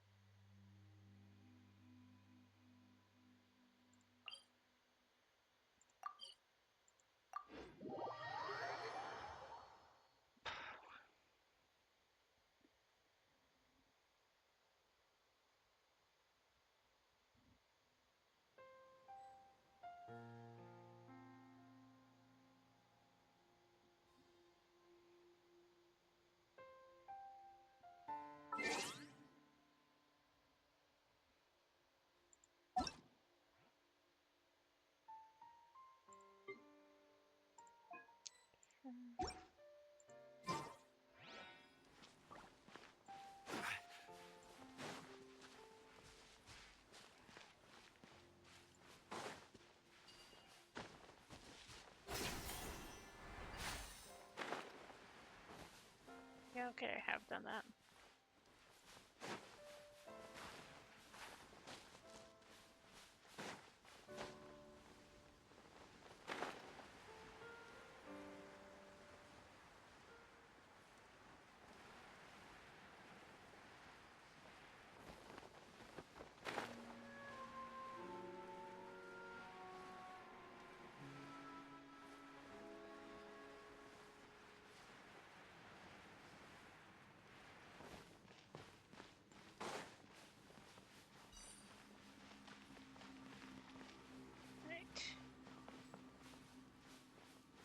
New racks? Where's this?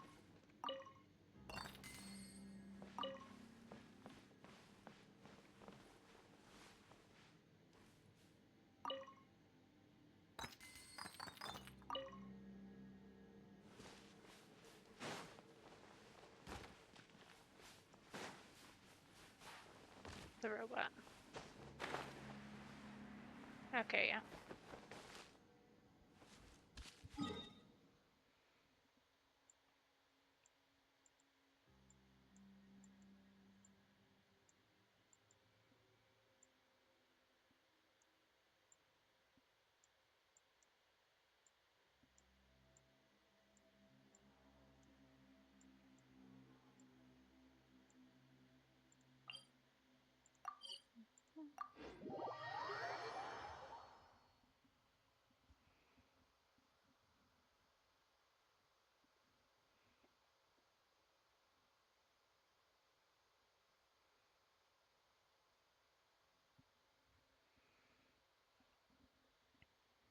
All right.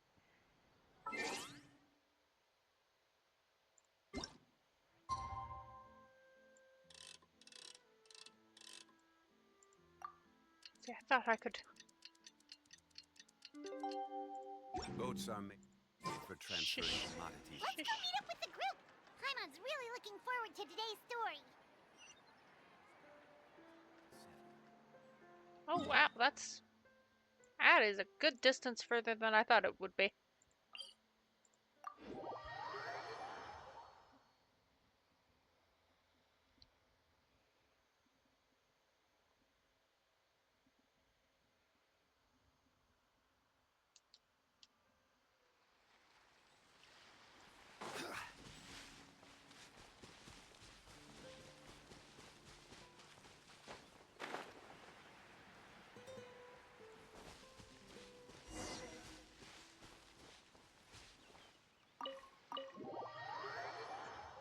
Let's just pick up a mushroom real quick before we go in.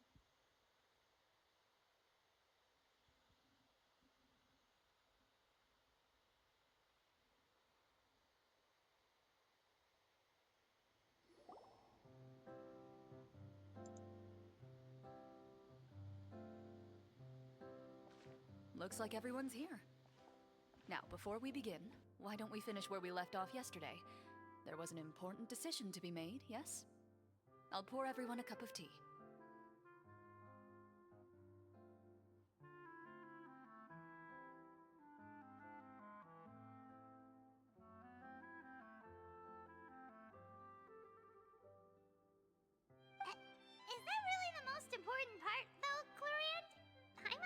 concerned about our heavy walls, cold railings, dim lights. This is obviously supposed to be a prison. I admire the work put into the set. Still, it's obvious the scriptwriter has never paid a visit to the fortress of Meripede. We have. So this set is going to be a part of the script? We have been to the fortress. Unfortunately, that is something I can neither confirm nor deny. Anyone think Clorinde's smile is starting to look kinda scary? Well, whatever happens, we'll just have to push on. But first, we should really figure out what to do with this treasure. If we're worried about arousing suspicion because of our identity, why don't we give ourselves a different name, just like Clorinde's master did?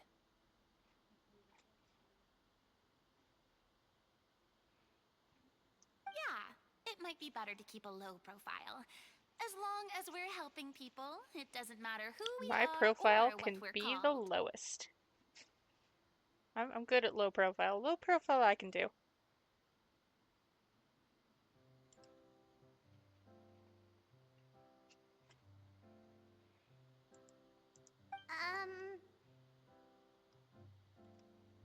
Staring at me won't get you anywhere.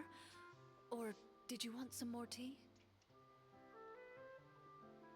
More tea would be lovely, thank you. I like tea. Oh, Paimon's good. Thanks. Why aren't you saying anything, Navia? Wait, what's that next to you?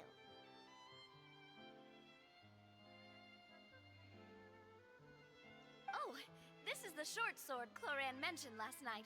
I found it.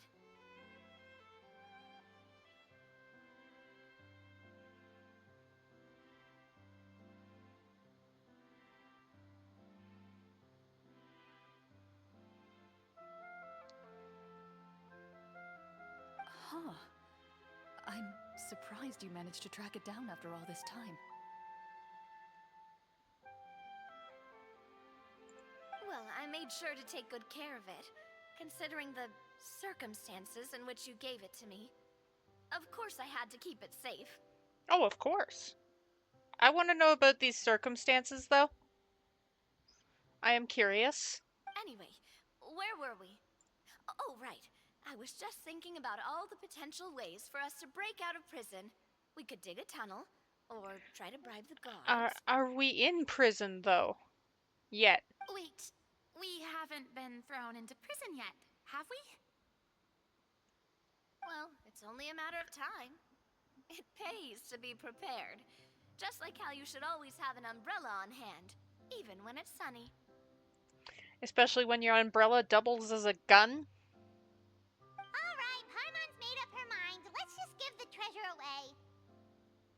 Paimon may have wanted to keep it, but if it's going to land us in prison somehow, Paimon will be too upset to enjoy her snacks. Oh wow, Paimon cares more about the So, snacks you than the reached an treasure. agreement? All right then, we can continue with the story.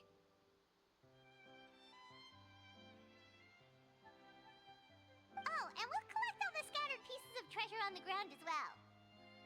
Oh yeah, obviously. All right.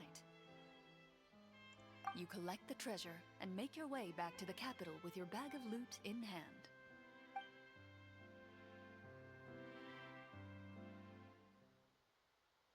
D&D. Woo!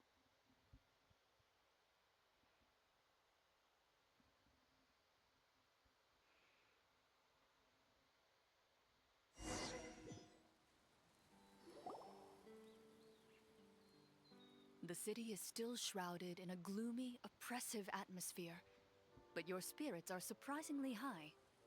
In places where sunlight struggles to reach, you generously share your wealth with the children, the elderly, and the poor in urgent need of help. Thank you, kind soul. The elderly woman's look of gratitude follows you as you walk away, her eyes never leaving your back until you move entirely out of sight. However, there's still quite a bit of Mora remaining. It appears you haven't made much progress. She's probably trying to tell us to speed this up. We need to hurry up so we can address the sorcerer problem. Oh yeah, that's a thing. Should we go find that man again at the square? He seemed like a pretty responsible guy. I'm sure he knows the people here far better than us. Oh, good idea! Just as you start to make way to the square, intent on finding the man again, there's a voice. Something seems to be on the verge of happening.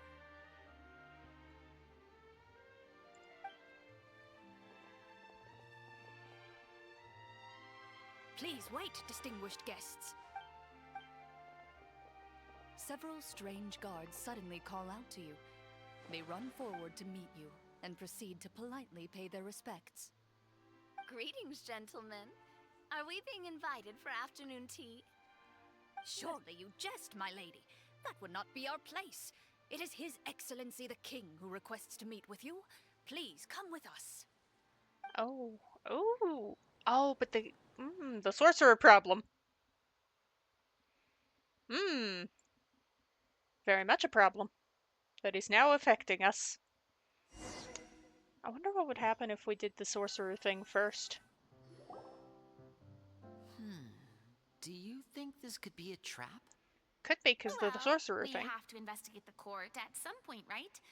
Meeting the king himself would be a fantastic opportunity to do that. I say we go for it. If something happens, we'll just turn the whole place upside down. That sounds a little intense. It does, yeah. After a quick discussion, you nod to the guards and agree to follow. They lead you all the way to the audience hall of the palace. Gilded tables line both sides of the hall. The space itself is adorned with all manner of expensive antiques, glass shelves, and silver candlesticks. The items appear quite ordinary in size and dimension, yet their presence somehow makes the emptiness of the hall feel even more surreal and ominous. Wow, We're it's being so ominous. luxurious. The elderly king, clad in a magnificent robe, sits upon the deep crimson throne before you. He wears above his head a majestic crown, with a gemstone the size of a bird's egg set right at the very front. As you observe it, you see a complex pattern of light reflect off its surface. They're here, Your Majesty. A man dressed in dark clothes, likely a minister, shields his mouth with his hands and bends down to whisper a few words to the king. After a moment, he lowers his hands and stands back up. His gaze shifts to fixate on your group, He's but very he does blue. not move from his place at the king's side. The king does not appear entirely aware of his surroundings. The man by his side, though. We should keep a close eye on him. The king remains still and says nothing. The minister is the one who speaks. Esteemed guests, allow me to thank you for coming to our faraway kingdom. Unfortunately, the His sorcerer Majesty the King thing. finds himself quite exhausted from work. So please allow me, his Prime Minister, to welcome you in his stead. I believe it was the ministers. The Marechaussee Hunters, used your exceptional ability with the sword to repel the monsters near the capital. Such a great deed deserves to be rewarded. However, seeing that I was not fortunate enough to observe such a feat with my own eyes, you'll forgive me for seeking to verify the truth by speaking to you myself. Well, we've got nothing to hide. You brought us here to talk, right? So we'll just explain what happened. The character arts are so cute. The golem's blades were so powerful, they could cut down trees in a single swipe. It took a lot of effort to defeat them, even for trained swordsmen like us. Well, that was enough details, right? Believe us now? Your account does indeed match those of the survivors. Since you were the ones who defeated the monsters, that must mean you are also in possession of the treasure they stole? Ooh. It's, Well, we did take the treasure. How did he know about the treasure? Then I must add. Wait, but didn't you just say that our great... Yes, that was indeed what I said. But you seem to have forgotten a very important distinction. Only that which is freely given by the king can be considered a reward. Taking the rightful wealth of a kingdom without said permission, on the other hand, is a crime. That's the prison thing. Maybe so, yet the fact remains. You tried to dispose of the treasure without reporting it to the court and without receiving permission, yes?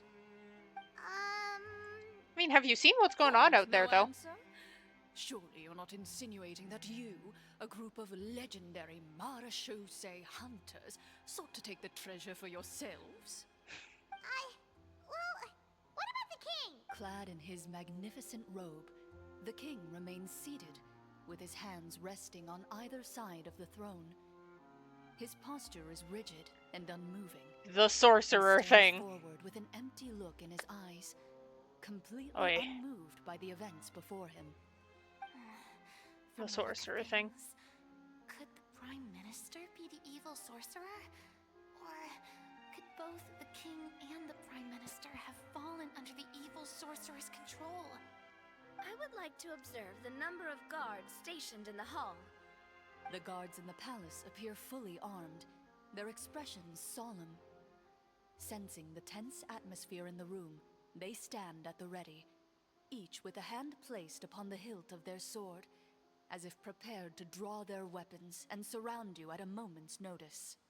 Well, there goes my plan to turn the whole place upside down, I guess. It appears we've been visited by nothing more than a group of ill-intentioned imposters. What a pity. Guards, take them away and throw them in the dungeons. Before I decide your fate, however, I must first determine whether you have any accomplices outside the court. Can't we try to slip away? Or maybe start some kind of riot? It would be a bad plan, But if Paimon. we try to fight the guards right now... Don't worry. At least we figured out who's behind all this. Let's just play it by ear. If you're scared, Paimon, just hold my hand. Can have my hand, too. Thanks, you guys. You allow yourself to be led away by guards surrounding you on both sides. It's only when you begin to feel drops of water falling from the dungeon ceiling and smell the stench of death and decay all around you that you finally realize you've stepped into a completely different world. Stay here, and don't try anything funny. The guards lock the cell door and leave without looking back. Wait, sir! Your voice echoes through the dark hall, but the only response you receive is the sound of water dripping from the ceiling. Oh no. Oh, what should we do now? Carve out a new path of fate with our own two hands, of course. I draw my weapon. You've been tossed in, but You they would have reach toward taken your waist, stuff. but find nothing there. You now recall that your weapons were confiscated before the guards locked you in the cell. The bag of treasure along with them. What about that knife I hid in my boot? When did you hide it in there? Yeah, When I was thinking about digging a tunnel. Rejected. You failed to inform the GM of this course of action. Moreover, the guards would have conducted a thorough search before throwing you in prison. And the keys to the cell aren't anywhere to be seen? Correct. You don't even feel a lock hole on the cell door. Oh, well, there goes all our plans. Indeed. Huh? Why are you the one saying indeed? Because that statement holds true for me as well. This is where the script ends. What? But that's a terrible ending! Generally speaking, this should be the point where the scriptwriter gives the players some kind of hint, or gives the GM some kind of code for how to move forward. I mean, maybe they just really wanted us to be immersed in the feeling of being in prison? Like, they'll only show us the way out once we've grown truly and utterly desperate? That is a possibility. If only there were desserts and tea in real prison. Oh, wait, guess that's kind of how the Fortress of Meripede works if you're lucky. I was gonna say, Paimon, we know. Before I forget, yeah, the short sword you had with you earlier. I took a closer look, and the craftsmanship doesn't appear to resemble anything from this era. If I remember correctly, that style was last in vogue several hundred years ago. Wait, Clorinde said that sword used to belong to her master, right? Does that mean her master has been alive that long? It I could doubt be it. a generational, The like, way she passed went about down. things often made her seem childish more than anything. I'd say the sword was most likely an heirloom passed down over Ta-da. time. Hang on. A precious heirloom passed down to you by your master. And you gave it to me just like that? You weren't worried I might lose it? Master left many things to me when she disappeared. There was the sword, an old key, and a good amount of junk she probably just didn't want to take with her. I gave you the sword back then, because I didn't want our friendship to end. Oh. Wait, when did this happen exactly? After the duel. Between Mr. Callis and myself. Ugh. That's awkward. Before that, Clorinde would have meals with us and even stay over at the Spina some days. She was on great terms with Papa as well. After the duel, though, there was a period of time where we simply didn't know how to face each other. She entrusted this sword to me, and never came back. We were both sad, and conflicted, and totally overthinking everything as a result. Probably. Yeah, Whenever that I makes looked at sense. the sword, I couldn't help but wonder if Miss Petronia had never introduced us to each other at that picnic. Maybe part of the sadness I was feeling could have been avoided. Back then, it felt like I hadn't just lost a father, but a close friend as well. No one can change the past. The most important thing is that you two found your way back to each other and can enjoy things like this together. Yep, you're right. I'm sorry, you two. I didn't mean to bring up any sad memories. Think nothing of it. No one here is at fault. Oh. There's a- Huh?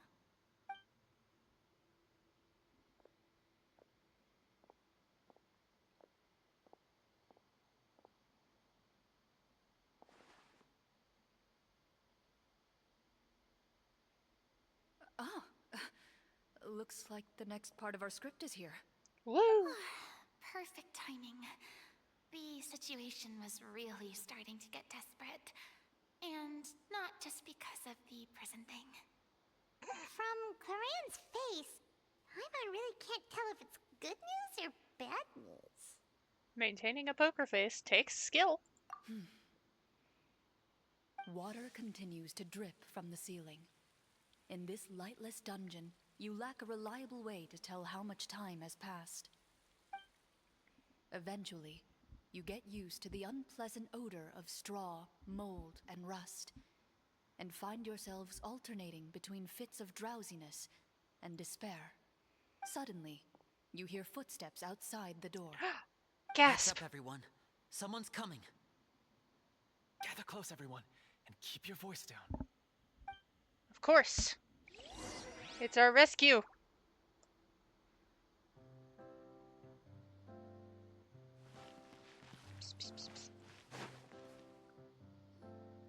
Who are you?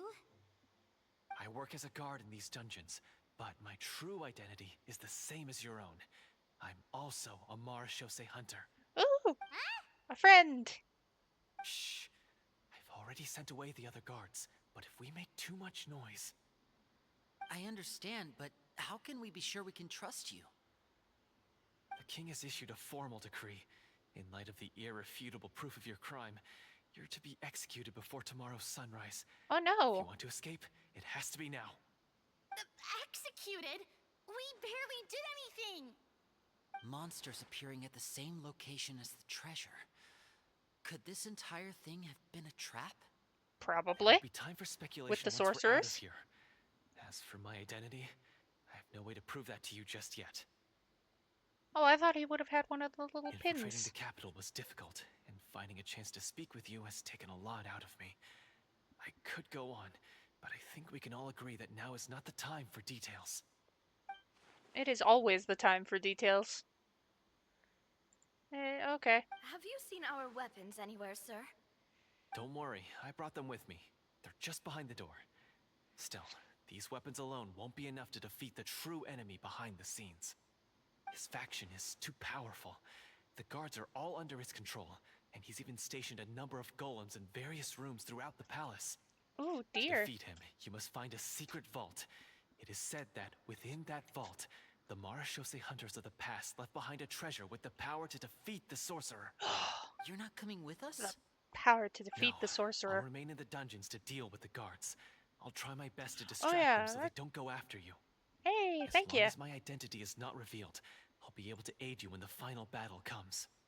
In that case, please stay safe. Thank you for your concern. I will do my utmost. As for the location of the vault, here, this map should lead you there.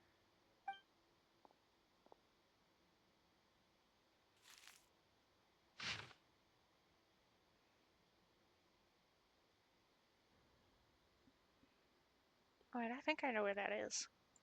Got it. All right, once I open the door, remember to stick close and refrain from making any noise. I'll lead you out of here as quickly as possible. Alright, let's go. You now have the chance to restore the honor and legacy of the Marashose hunters. So please, get out there and reclaim what's ours. And be sure to exercise caution. With the help of the guard, you successfully escaped the dungeons. Your sense of despair and anxiety both seem to fade as you continue your quest. Let's go.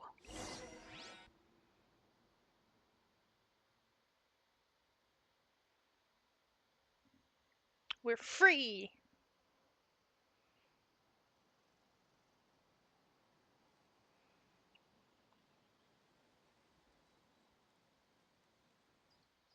Wait, we didn't get to use our skills at all while we were in prison. Who knows when we're gonna get the chance to use that cool summon spell? That is a pity, but we can only continue to move forward.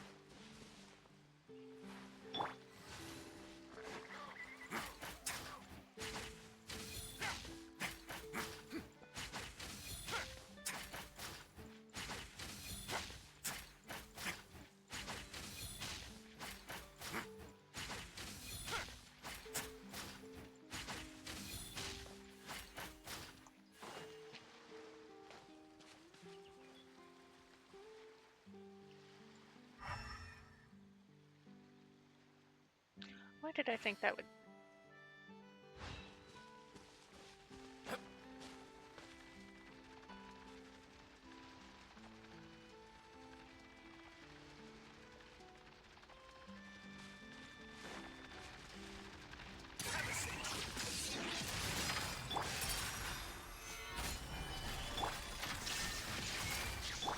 Rain outlines your fate.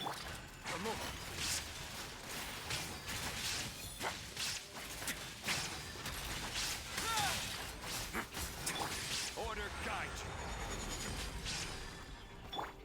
There is no escape. Let me lead you abreast.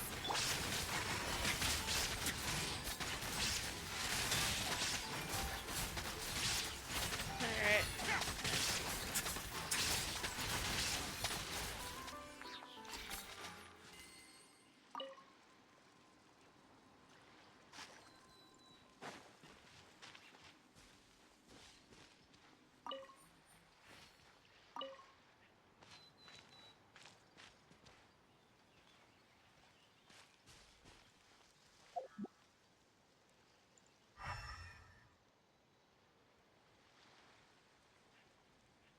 I would think. It'd help more. Oh. Duh. This should be the place marked on the map. This bit of rock certainly looks suspicious. Well, I'd say an investigation's in order then. Plus, if all else fails, we can just blow it up. Boom. Wow, you Before you lies a serene stretch of open water, its surface shimmering a brilliant shade of sapphire blue. Ooh, swimming. Well, guess this means it's time for a swim. Hooray! Swimming!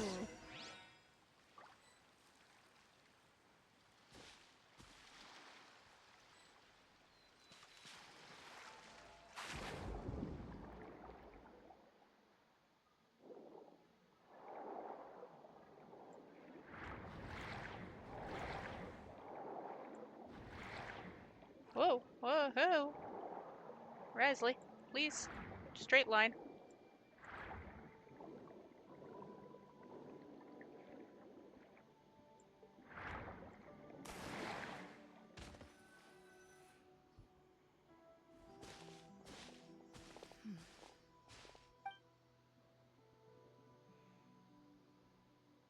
What's the matter? It's nothing. As you step into the cave, you find yourself in an eerily quiet space. Before you lies a narrow passageway that appears to trail off endlessly into the distance. Ew. Let's pull out Zhongli, so I'm prepared.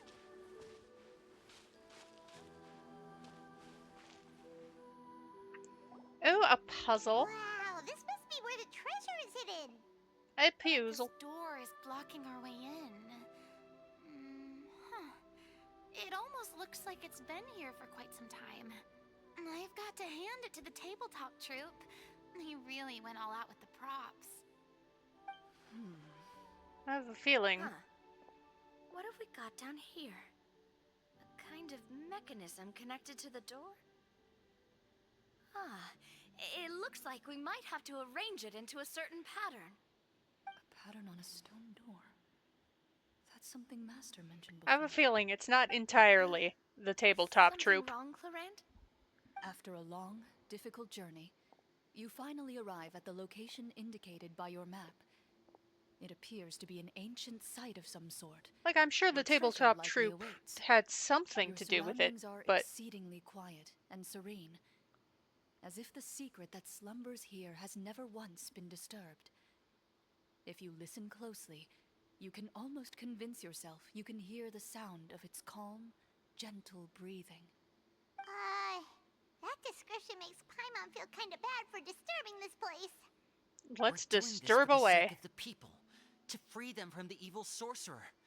I say it's time for this treasure to once again see the light of day. Linny's right. We need to keep going. The future of the kingdom depends on it. The next part of the story requires us to solve the puzzle, right? Let's start exploring the area. Yes, that should be fine. Something feels off about all this. I guess I'll just have to improvise.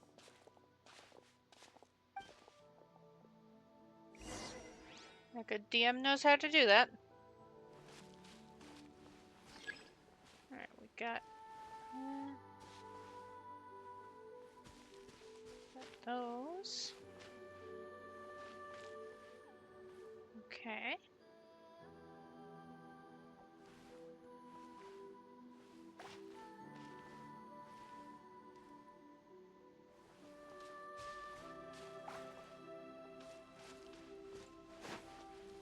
I found something.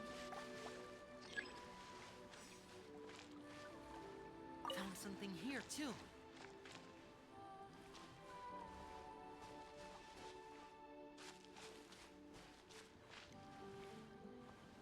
Okay, so we got 2 more of those.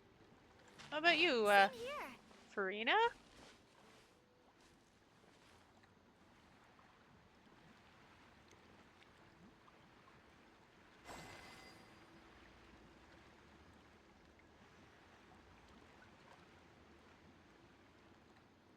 Osmanthus 1. And we smack. And those will all come in a little bit. And then boing. And then all of them will activate.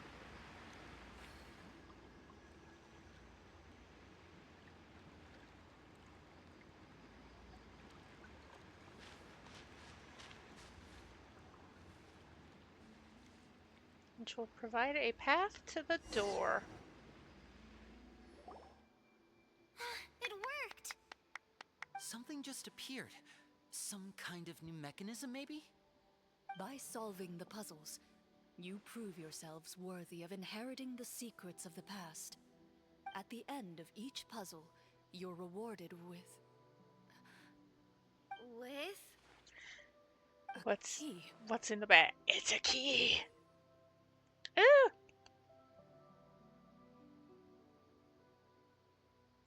Oh, it must be the key to the big door. Huh? This is one of the Marechaussee Hunter keys that are passed down from generation to generation. It looks Oh, just if like the we're Master one passed on to short. me. It is said that 4 keys in total are required to form the final, complete key. And it seems like we just collected 3 of them. That must mean... Beasties! What's wrong? You hear a few strange noises. Suddenly, all the torches in the ruin go out at once. Huh? What's going on? Did we fall into another trap? For the sake of immersion, please close your eyes, everyone. Without the torches, the space is now completely dark, and you cannot see anything. Now see, if this was real D&D... Paimon can still see a little bit over here. If this was real D&D... And apparently it is. Because if it was truly real D&D, one of us would have kept our eyes open and went, but I have dark vision. Actually. Paimon! Oh, right. Sorry. Suddenly, you hear the sound of footsteps pierce through the darkness. There's someone else here? Oh, this is so unsettling. I can't see anything. I've been discovered then. Wait, that voice, it's... You recognize the voice as belonging to the guard who led you to this place. It appears he now covets the treasure for himself, and has come to stake his claim. Oh, it's the So this is dude! just part of the script. It's the dude who Then I wrote can the probably script. relax. He wants into the Well, treasure. if we can't see anything, that means we can't fight to the fullest of our And abilities. Clorinde Should we retreat for now? is going to kick his Even though ass. he's holding his sword, he must be a real Marechaussee hunter. But this isn't part of the script. Retreat? That's not the... Your choice is noted. Please keep your eyes closed until I tell you the torches have been relit. This battle will be in the dark. You got it! Well then, let us begin. Oh, his eyes are glowing. Ooh! Do I have to... Good, I don't have to draw. Ready. I'd like to try to hit him with my sword. Your strike is successful. Ha! Is he still standing? Goodness, he sure has a lot of HP. Is it over? Can we open our eyes now? The enemy is strong and relentless. What about now? Final strike.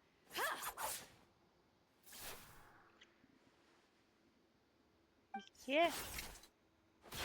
You picked the wrong person to be your GM for this, bad dude.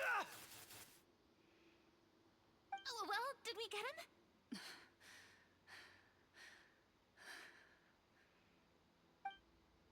Why isn't she answering? Well... Clorinde? Warm fire flickers across the walls once more. Your vision is now clear. In an impressive display of courage, the 4 of you successfully defeat the uninvited guest. That look in his eyes. It's like he became an entirely different person as soon as I defeated him. Evil sorcerer! Mr. Florian? Oh, wait. Are we're supposed to be role-playing. I should stay in character. Speak your name, guard. Why did you lead us here just to betray us? Is this treasure really more important to you than bringing peace to the kingdom? I would presume. Kingdom. What peace? Those were nothing but lies. He's Remorian. I, Florian, am a true Marachose hunter, descended from hunters of ages past. So he's also using his real name. Or, wait, was that the name of his character from the very beginning? I think Then we're I'm out of even the more role confused. play. If you truly are a Marachose hunter, shouldn't you want to help us just like you said before? Shouldn't we fight together Yeah, for the I sake think of we're the done with the people? role play, guys. What do you know? In this day and age, there's no glory to be had as a Marachose hunter. What's that supposed to mean? My skills were passed down to me by my father. We lived a life of obscurity in the remote wilderness. Still, he devoted everything he had to being a Marachose hunter. Yeah. And what did That he would- get in return? A life of poverty and pain. That would In a world would that be forgot all about him. When he died, not a single person came to mourn his passing. oof. The Marachose hunters were the ones who saved this city. We're heroes. Ouch. We deserved more recognition and respect than this. Is he talking about how no one in the capital seems to remember the hunters and their legacy? I didn't expect the script to contain this level of social criticism. He's fully out of the role play, my guy. That's why you want to take the treasure for yourself? You feel like you're owed fame and wealth? If you already knew where the treasure was located, why didn't you just come down here and take it? The puzzles, Because I still needed the final key.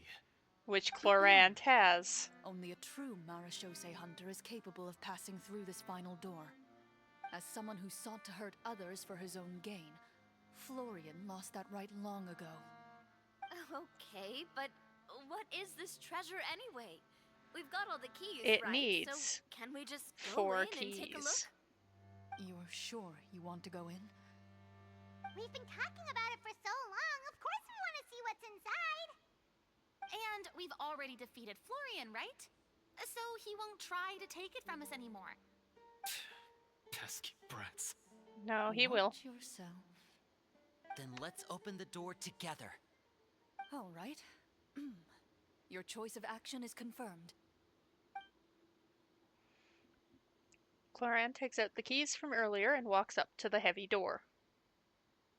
Okay. Without anyone noticing, she takes out her own key and joins it with the others to form the final required shape. Before you, the door to the treasure, sealed and undisturbed for more than 100 years, finally swings open. You hear the shrill wail of the door hinge as it rotates for the first time after years of disuse, almost like a sleeping giant letting out an extended yawn.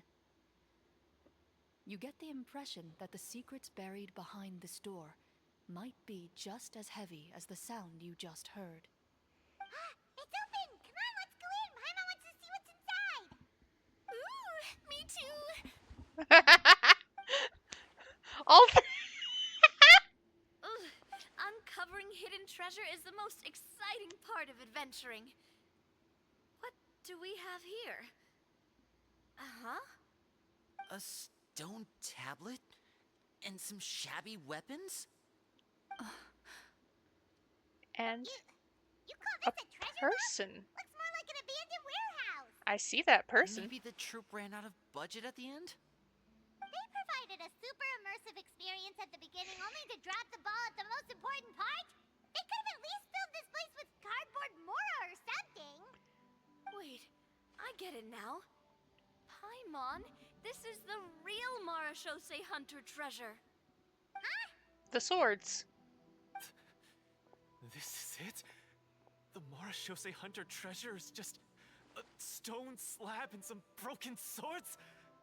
I can't believe it. I refuse to believe it. The sorcerer. Whoa, are you okay? The Marashose hunter before you appears to suffer a serious mental breakdown. He needs to leave the room for a moment to collect himself. One of you seems to understand the significance of the treasure already. If the rest of you wish to follow suit, you may remain here in the meantime and explore your surroundings. Sounds good.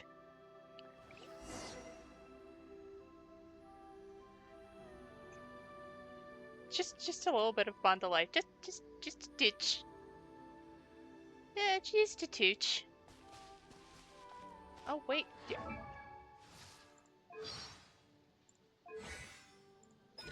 Okay. Yep. You're like Lenny.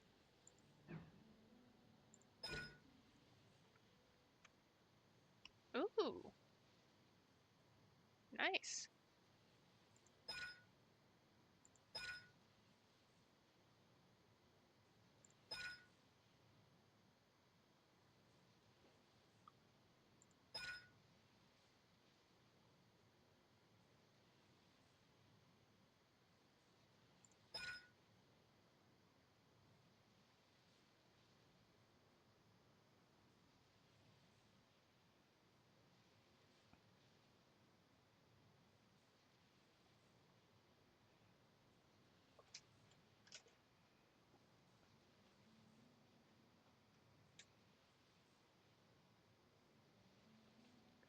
Yeah, Clorinde's skills are a frickin' book, which is part of why I'm not pulling for her.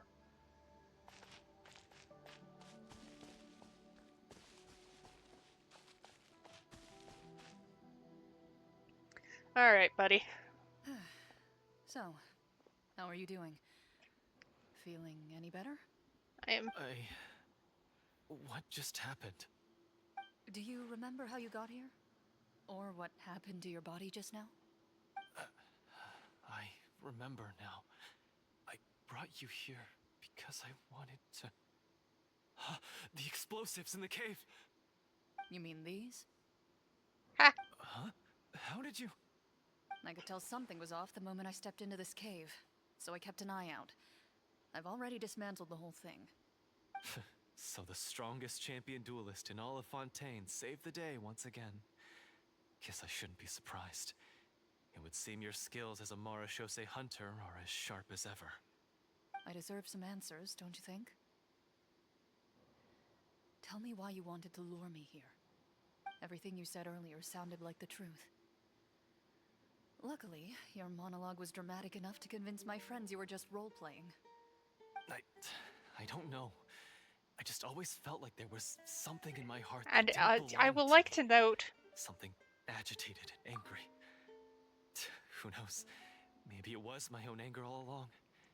I could never really His tell. eyes are blue now, not purple. He was being controlled by something. His eyes are blue now, not a purpley red. The feelings about my father and the other Marashose hunters are real. It just wasn't fair. I was angry, bitter that no one remembered them or praised their accomplishments. I don't know when it started, but at some point, my anger came to completely consume me. At that point, I remembered the legend my father used to tell me. The one about the treasure. But if the treasure was all you cared about, why plant all those explosives? Yeah. Wouldn't they just destroy the treasure and bury you along with it? I can't remember. My head is a mess. The sorcerer's spell. Felt like there was this voice telling me to eliminate the hunters, but now it's gone. From your description, I suspect you were dealing with a devorator. Devorator? Oh, your master, your father, I mean, never talked about it? It was a kind of monster that was active several centuries ago. No, I've heard of it. I'm just not sure why you suddenly... Wait, it can't be. The seal! The seal? My family has served as Marashose hunters for many generations.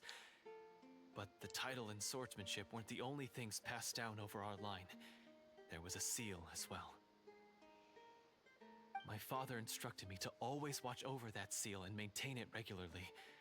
He said it had been passed down over a truly ancient age, and protecting it was our clan's most important duty. But I neglected that duty after he died.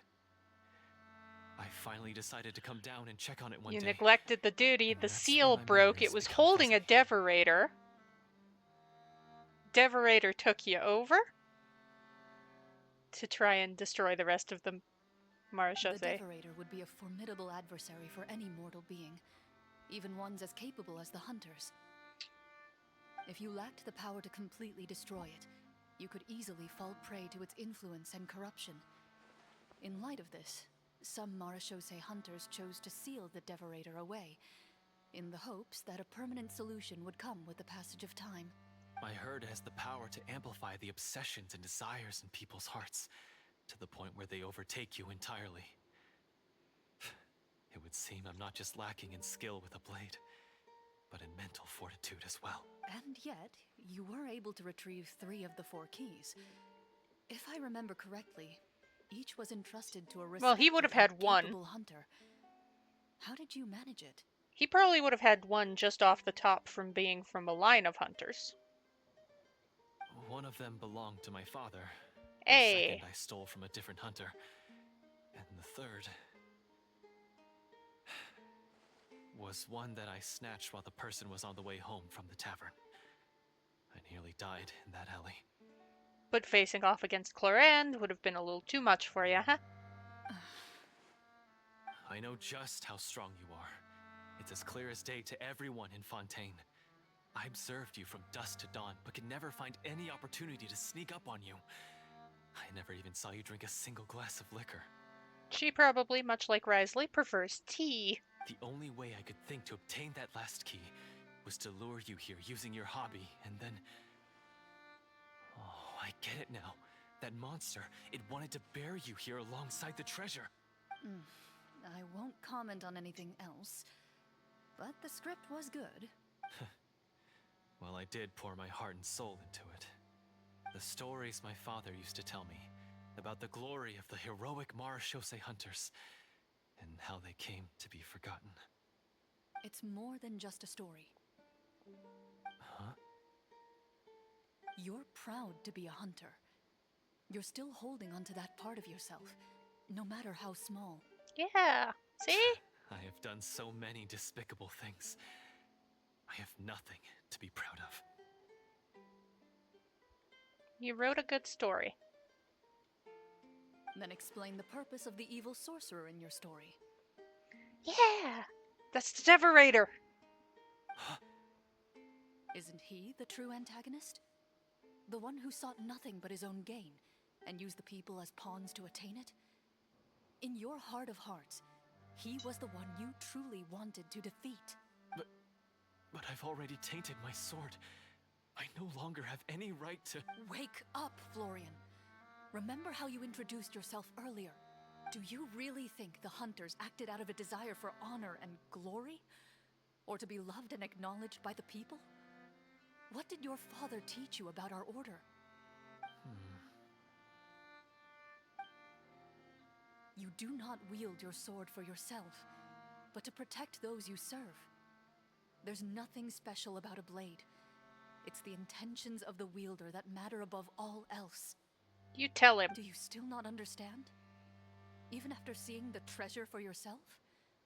The contents of that room, they represent the true legacy the hunters left behind. You're right. I am a Marechaussee hunter. It's time for me to redeem, no, to finally serve the people I vowed to protect all along. Yeah. I wouldn't be so quick to push aside the need for redemption. I know. That's a charge I won't bother to defend myself against. Good. Then, come with me, and help me see the script through to the end. Yeah. Huh? See the script through to the end? But there's no more script left.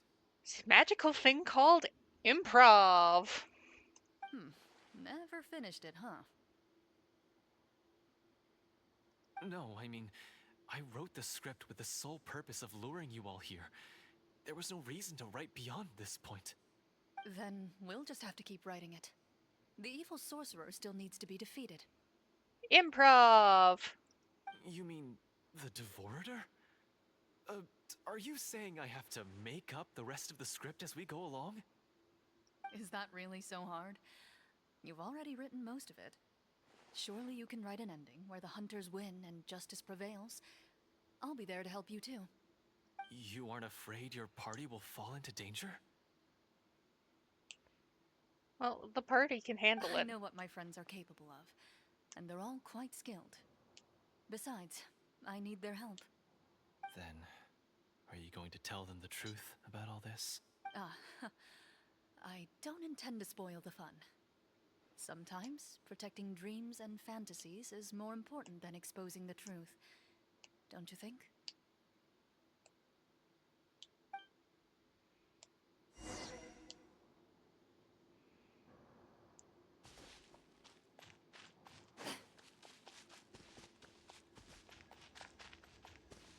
Let's go.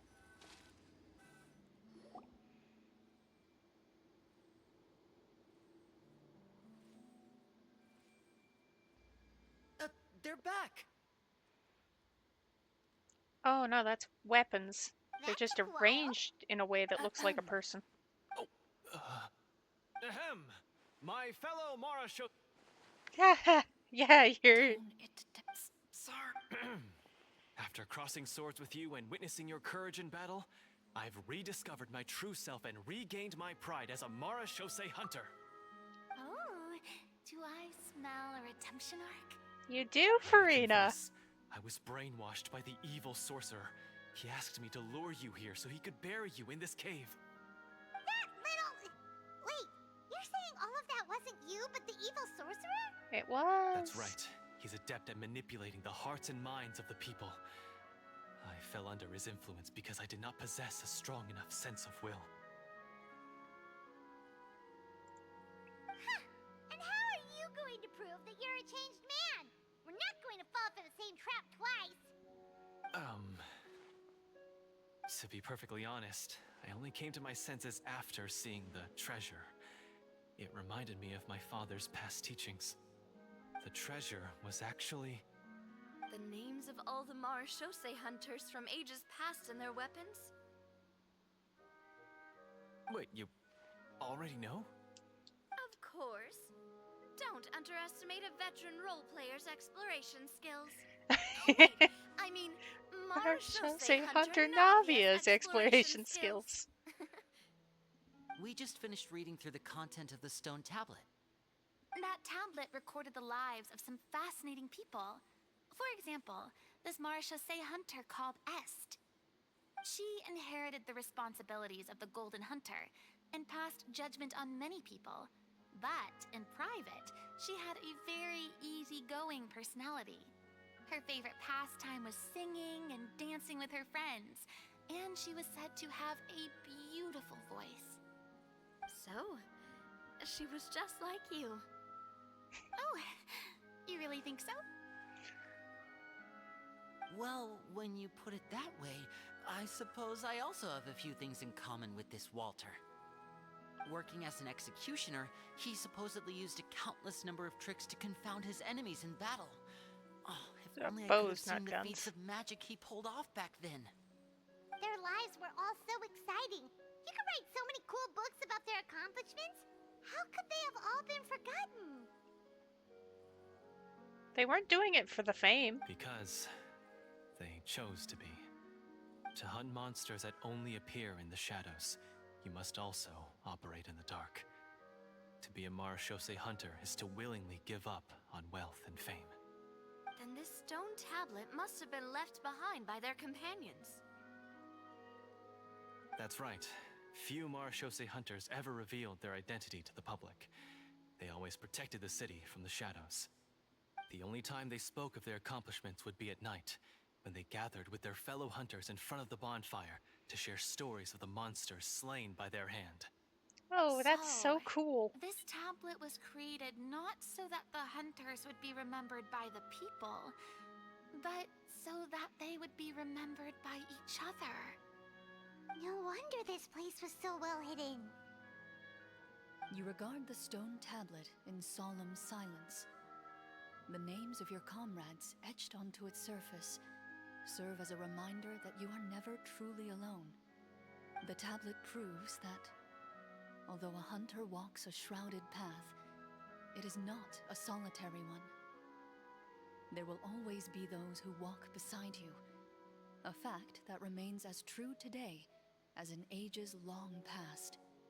Their legacies shall continue to be passed down from generation to generation, as everlasting as the stone onto which their names are carved.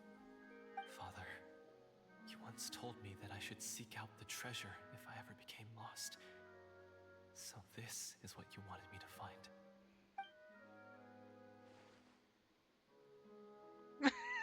I'd like to do an insight check. No, I'm gonna trust him. Thank you, my friend. You are very kind. I implore you, everyone, please give me a chance to make up for all I've done. Allow me to fight alongside you and defeat the evil sorcerer that threatens the peace and prosperity of everyone in this kingdom. Well, I say we let you join. Sounds good to me too. Everyone makes mistakes. What matters is what you do to make up for them. I have no objections, but Mr. Florian, do you even know how to defeat the evil sorcerer? When he took over my mind, I gained some insight into his thoughts. Every time I thought of the treasure, he reacted with a strong sense of fear. Huh? He's afraid of the treasure? But there's nothing here except some broken weapons and the stone tablet. What if the secret's hidden inside these weapons? GM, permission to investigate.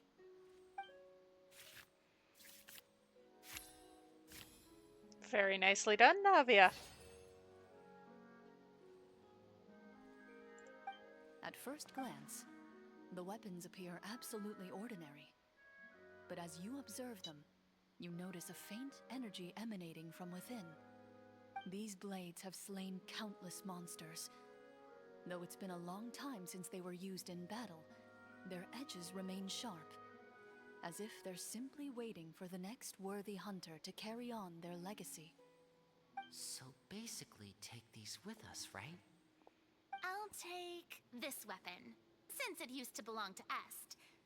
Maybe it'll find comfort in being held by someone who appreciates the arts. Did Walter use a bow? Good idea. I'll take Mr. Yes. Walter's bow then. From one archer magician to another. Yes. Paimon's gonna pick a cool weapon too.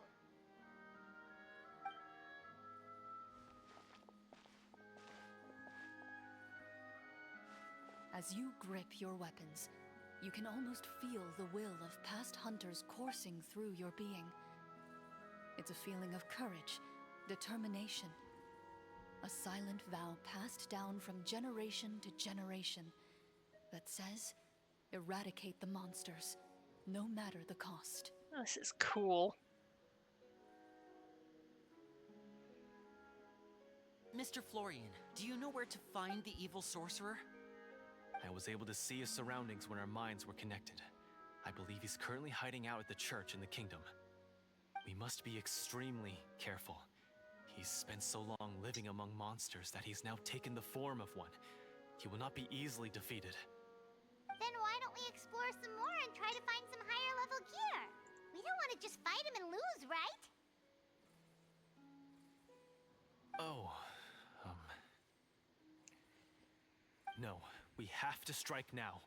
He was greatly weakened when I managed to break out of his control. If we let him rest... Doing a good he might have job of time to improv, escape. buddy. I agree with Mr. Florian. We've got to act while we have the advantage.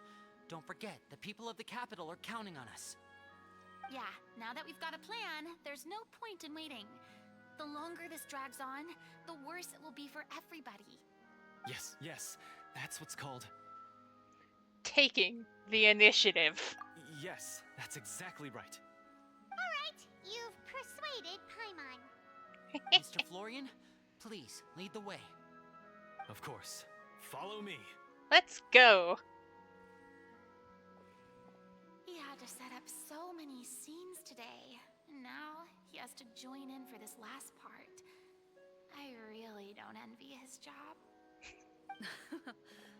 Finally, you decide to slay the evil sorcerer and bring peace back to the kingdom once and for all. As you walk away, you feel the gaze of the stone tablet at your back, as if all the hunters of the past are wishing you success in the battle ahead and awaiting your triumphant return. Woot.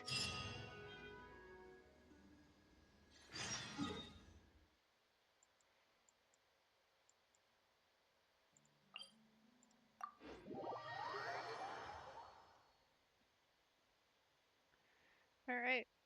When I've finished Clorinde's story quest, I'm going to take a quick break to eat something, and then we'll jump into the Archon Quest. But I want to finish Clorinde's quest first, because this is cool.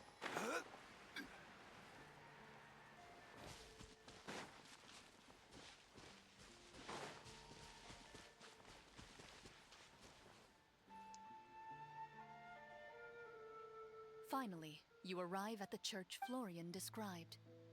As you approach, an ominous aura surrounds you. You get the sense that your enemy is close at hand. How strange. This uneasy feeling seems so real. How did they manage that? A real monster. Now, it is time for the final battle. Let's go. Let's go. Exactly, Linny.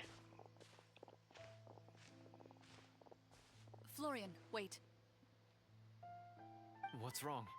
I think you should wait outside. You've already been corrupted by the Devorator once. It could easily re-enter your mind and take control of your body. I don't think it's a good idea for you to be this close. If it corrupts you again, it's possible you might take on a new form entirely. That's exactly why I have to go. Why I should be at the very front. You mean... Yes.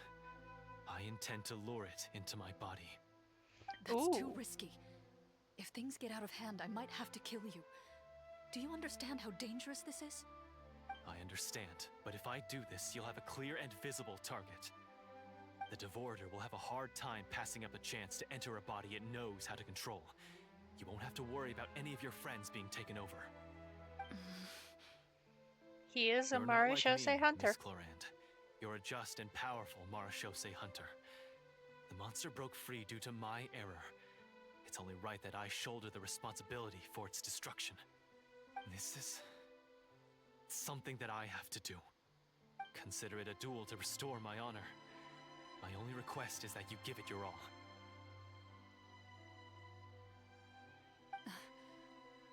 I understand. Then, as a champion duelist, I hereby accept your request for a duel, and extend to you my most sincere regards. Thank you. The battle is I'm now glad she upon us. understands. Let the Devorator once again tremble under the blade of the Marechaussee hunters. Yes. Let's go.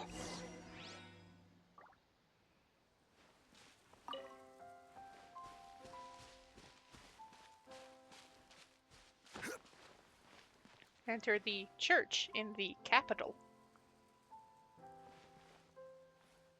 I'm mentally slapping air quotes on that.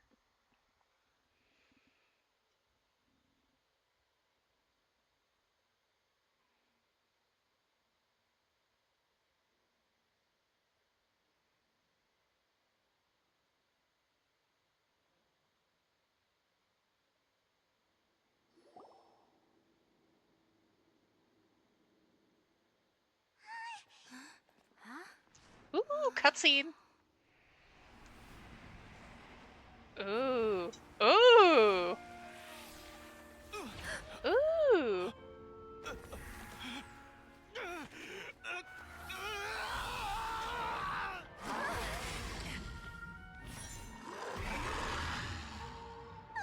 So lifelike.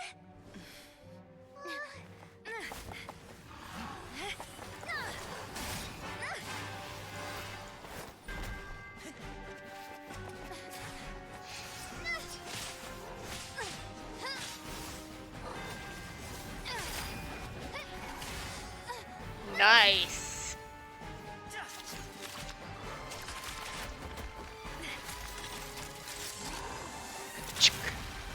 Bang.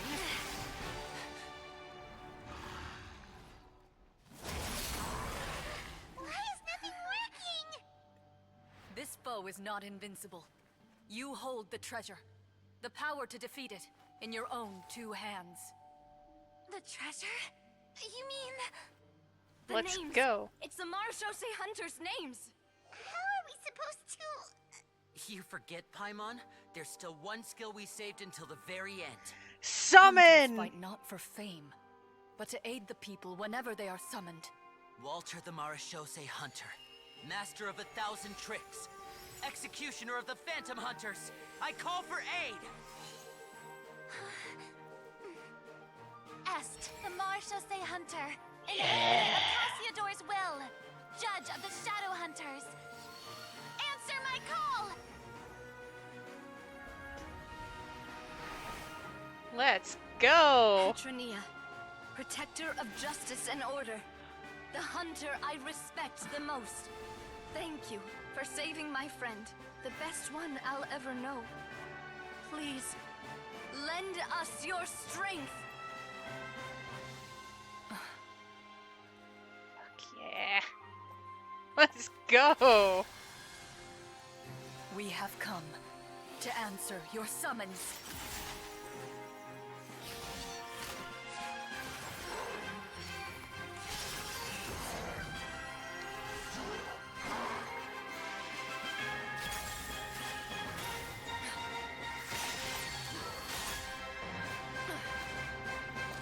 Clorinde did say she'd give him a duel. And so, the monsters were eradicated, and the sorcerer was defeated. Beautiful. Peace soon returned to the capital. Those in the court, manipulated by the sorcerer, also recognized the errors of their ways. Some remembered the names of the heroes who saved their kingdom, but others simply continued their lives none the wiser. Such is the story of the Marashose Hunters. They pursue the phantoms in the darkness and exterminate all who pose a threat. They will always protect the city and those within it, even should all memory of their accomplishments be forgotten by the very people they serve. I am assuming we've finally reached the end of the script. Yes, you've reached one of the better endings. It's a pretty solid story overall. I thought it was just an ordinary adventure at first, but the further we got into it, the more impressed I became with the production and the plot. That final battle especially. All the effects were super realistic. Oh, right. Yeah. I think Totally. Navia understands what's actually going on. Ah, that's a really good point. I never expected the weapons we picked up from that vault. would Linny have that understands kind of what's really effect. going on. Yeah, mine nearly scared the daylights out of me when it started glowing. I took a good look at it Farina after we doesn't got quite out, understand but what's I don't going think on. it ever lit up again. Oh, we should probably give these props back, right? I'll just leave mine here. Did you have a good time? Of course. Let me know if another script like this comes around. Sure, no problem. Then I'll head back for now. I think I need some time to fully digest everything that just happened. Dead. Once Mr. Florian is awake, please pass on my regards to him. Oh. He must be extremely exhausted Ooh. to have passed out cold like that. You're right. He's had a lot to deal with. Well, see you all some other time. Toodaloo. Farina's so innocent.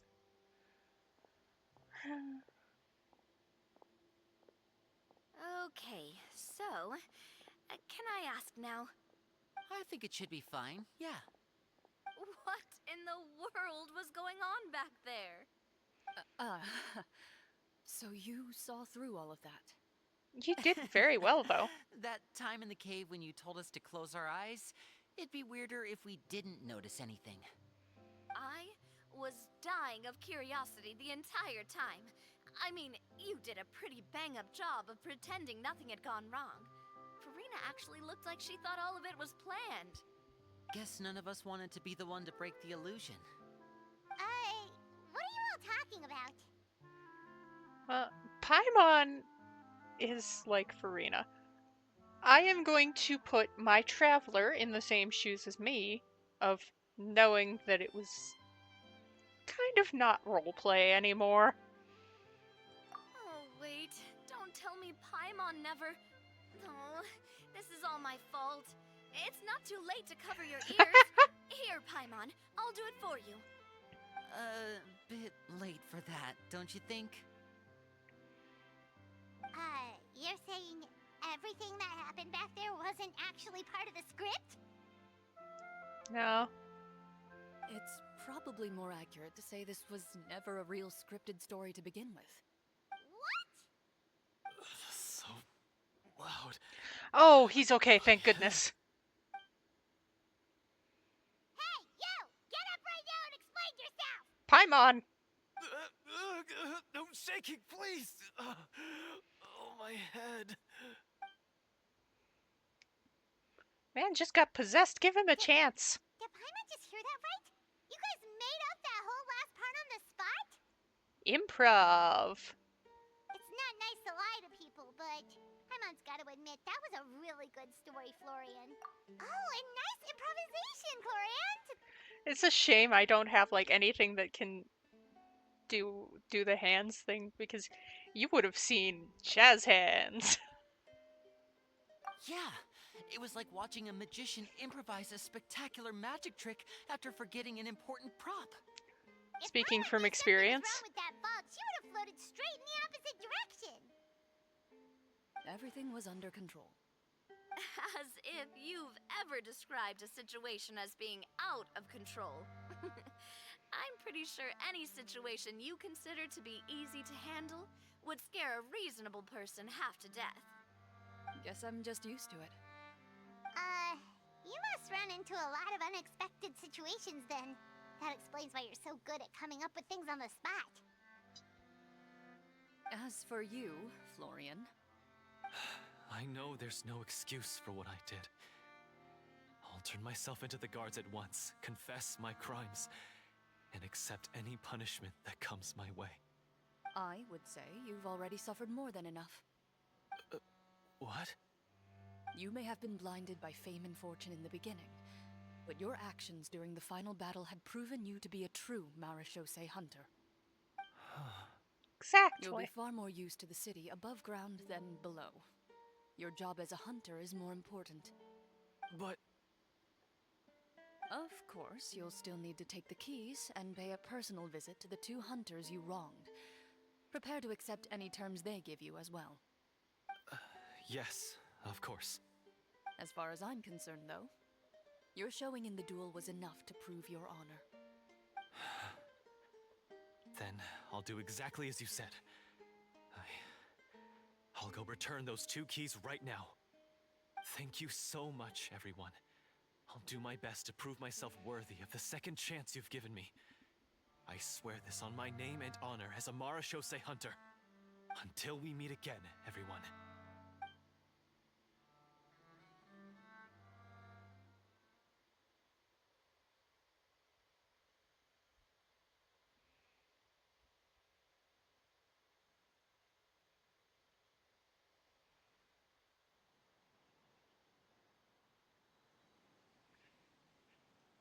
Taking a hot minute to load, aren't you?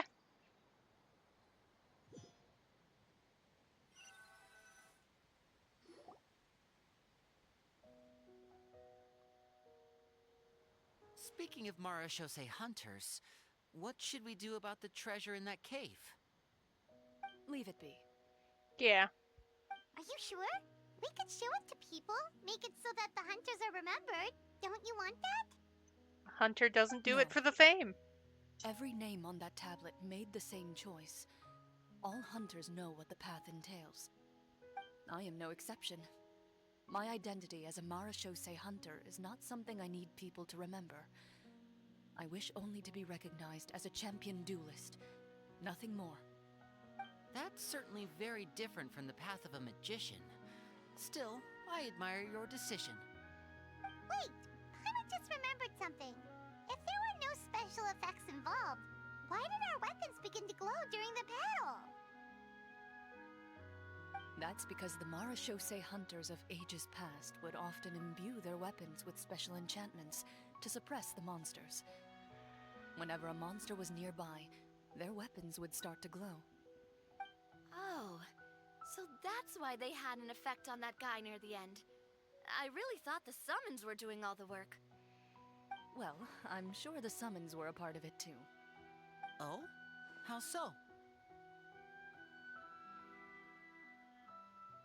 This particular Devorator probably hailed from the same era as the hunters we saw in the room. Oh. The names you recited all belonged to the bravest hunters. Countless monsters fell to their blades. That's likely why the Devorator visibly reacted when you said them out loud. So the names held the power all along! Navia, everything you said during your summon. Huh? She probably meant it. I meant what I said. I mean, it was true to my character, so yeah. I'm glad you heard it. Just don't make me repeat myself. It's embarrassing. I really appreciated those words. All right. Don't get all sentimental on me. Anyway, let's not talk about that anymore. I'm going to go on ahead. Don't fall too far behind now.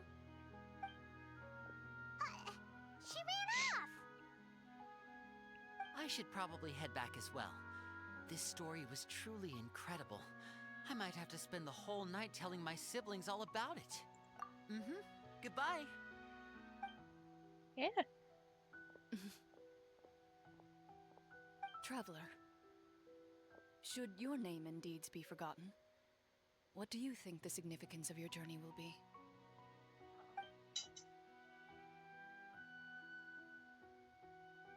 I suppose the significance would be the journey itself and the world we helped create. There's still value in the time I shared with everyone here, in the things we were able to accomplish, even if no one remembers them. A great answer. I'll remember it. What would your answer be? Me? The Marachose hunter says nothing in response to that question. Oh. Perhaps her answer lies in her silence. An unspoken vow left to echo through the night. The path she walks needs no explanation. Fair enough.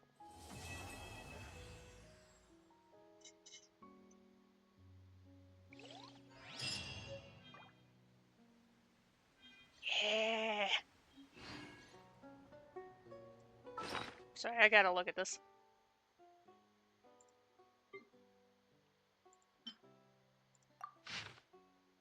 Yes!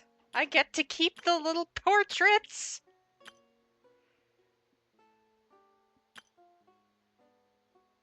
I get to keep the little portraits! They're so good!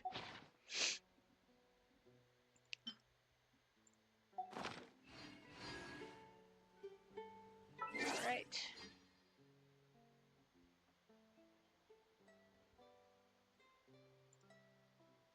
I shall. Return after I have consumed something. Alright. Here we go. Archon Quest.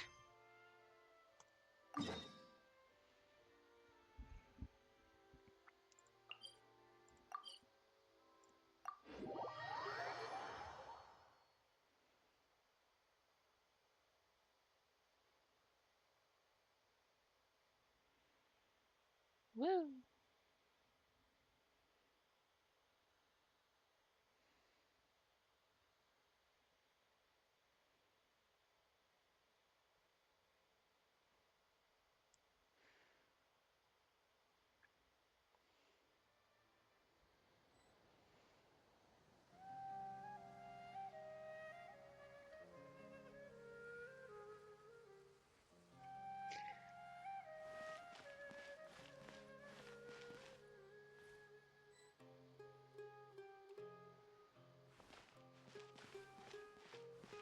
Alright, hey, Catherine.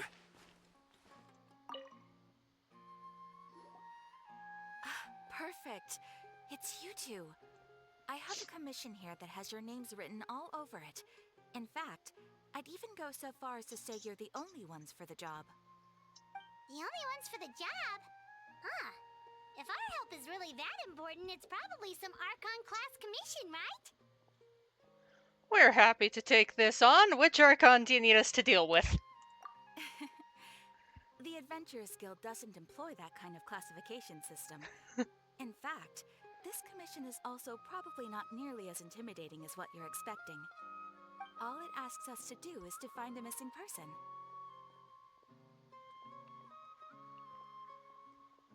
Oh, that sounds Why did you say cool. we were the only ones for the job? If there are differences, it'll probably be in pronouns, I would think. I came across this commission while reviewing our backlog not too long ago. It seems simple, but our records indicate that over a dozen successive efforts to complete it have all ended in failure, despite attempts by several accomplished and renowned adventurers. With the reputation of the Adventurers Guild and the performance of the Sumeru branch at stake, it's in our best interest to assign this commission to the adventurer with the highest completion rate over the past few years. Well, that's us for sure. Flattery will get you everywhere with Paimon. All I'm asking is for you to give it your best shot. Okay. Easy enough. If it proves to be beyond your capabilities as well, I'll talk to the commissioner about canceling the commission. Okay, so who are we looking for? And what is it about this commission that's made it so hard to complete? This commission was jointly issued by the residents of Vimara Village. They say one of their own villagers has gone missing. Okay. But the problem is, they don't know the missing person's name. They can only provide information about his general appearance. They're all from the same village, but they don't even know his name? How? If so many adventurers have failed to complete this commission, maybe this missing villager doesn't exist at all. Could it be some sort of a prank or something? Unlikely. Yep.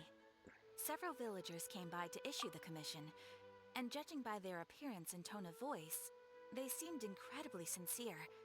It certainly didn't seem like a joke to them. I mean, if your missing villager is a she...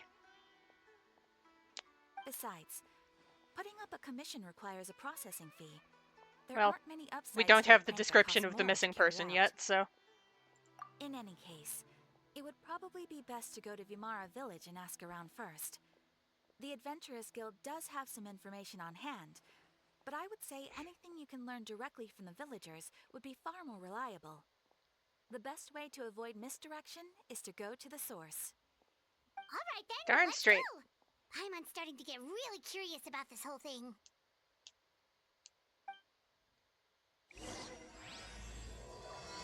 Bedtime Story. Let's go to Vimara Village.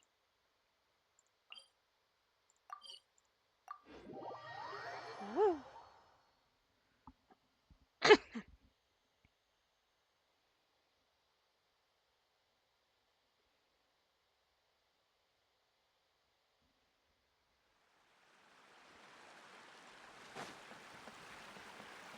We made it to Vimara Village! Why don't we talk to some of the villagers to learn a little bit more about the missing guy? If this... Hey, hello. We're here about your missing persons. Hello there. You looking to buy something? I do business in this area. We're here about the, No, we're adventurers. Catherine sent us to look into a commission here in Vimara Village. Ah, so you're here about that, then. Ah, you're not the first, that's for sure. We've certainly made a lot of trouble for you all. To be honest, we aren't holding out much hope. Many adventurers have made their way out here, confident they'd be able to help us, only to leave soon after with nothing to show for their efforts. We've pretty much had it up to here in questions, and the area around the village has practically been overturned in search of clues. But no one has been able to make any headway. So, this person we're looking for, what's his name? Where did he live? Does he have any relatives? I don't know. I really have no clue. I couldn't tell you. Okay. Guess you are really sick of answering questions. I'm sorry. I didn't mean to sound short with you. I was actually just giving you my answer to your questions. So those 3 questions don't do anything. Is there anything else you can tell us? It may seem like we don't have anything to offer by way of information, but I promise you, we all have a very strong impression of him. When you live in the same village as someone, you develop a lot of memories together, you know? The small town thing, yeah. We just don't know the specifics. Maybe we did at one point, but that information is long gone by now. At least that's what everyone in the village seems to think. We've all exchanged what we know, and that was the only logical conclusion. All right. Specifics aside, then, what kind of person was he? Young guy, in his early 20s probably. Incredibly kind sort of person, always willing to lend a helping hand. I'd chat with him when I didn't have any customers. I even saw him stick out his neck for others on more than one occasion. Very interesting guy, that one. Okay. Now that you've started talking about him, you don't seem nearly as down in the dumps as you did before. Seems like he left a pretty good impression on you. Yeah. But of course, everyone in the village is pretty fond of him. We wouldn't have issued that commission otherwise. Oh yeah, no, I get There that. aren't many young people like him nowadays. So genuine and pure. To think that he just up and disappeared one day. I just hope nothing bad happened. Could he have just moved away without telling anyone? No, he's not the type to leave without saying goodbye. And anyway, moving away without being seen by a single person in the village? There's no way he would have been able to manage that. Huh. All right, thanks for the information. We're gonna go ask around some more. Yeah. Let's get as much info as we can, I suppose.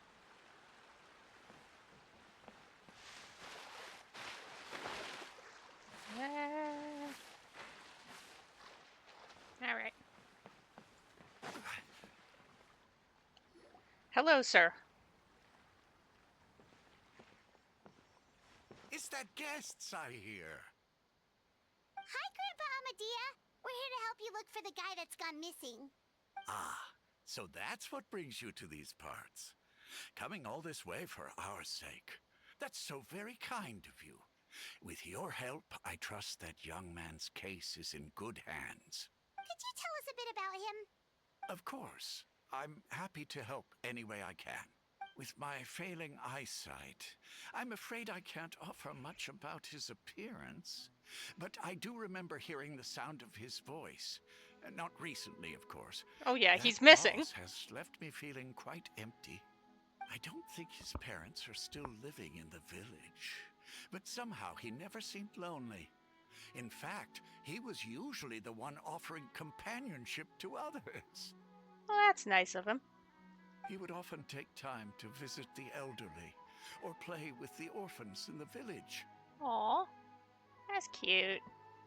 And whenever someone had something on their mind, he was there to listen with open ears. He always knew just what to say. As the village chief, I owe him many thanks.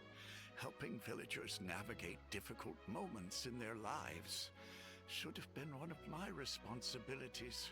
But he was often the one rising to the occasion. Wow.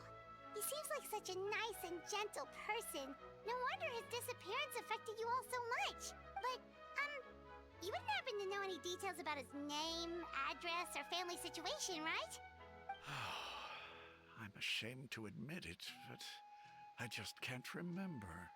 No matter how you look at it, I should know those things.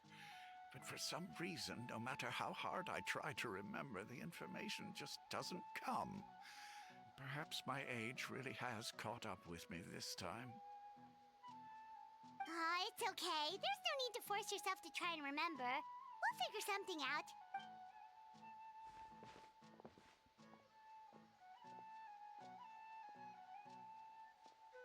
Well, Traveler, what do you think? Well, the guy just disappeared. A lot of things are not adding up. I think so too. Like, the name thing. It's so weird that no one remembers his name. And nobody has been able to tell us anything about his family or where he lived. It's like this guy's been erased from reality or something. Wait, So you're saying it's not that he's been erased, necessarily, but more like he never existed to begin with? We are in Sumeru. There is a name for the tree. Okay, Paimon's gonna need some time to process that one. Someone who only exists in people's memories?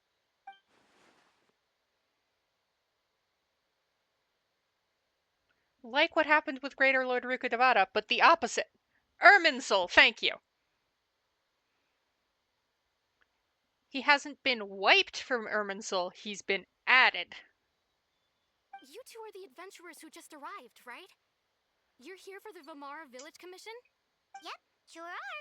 We were just looking into the case. I'm so glad to hear that. Thank goodness you haven't given up.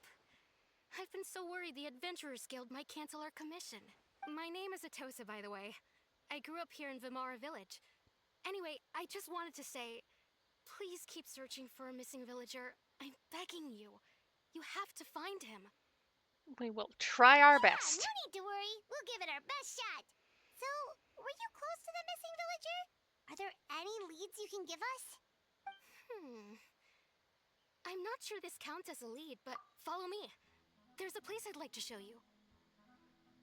Okay.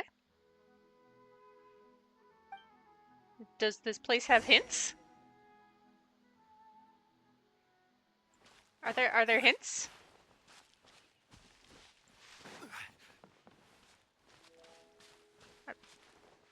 There's something there.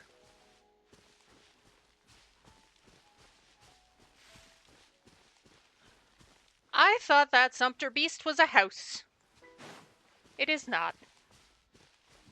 It is a Sumpter Beast.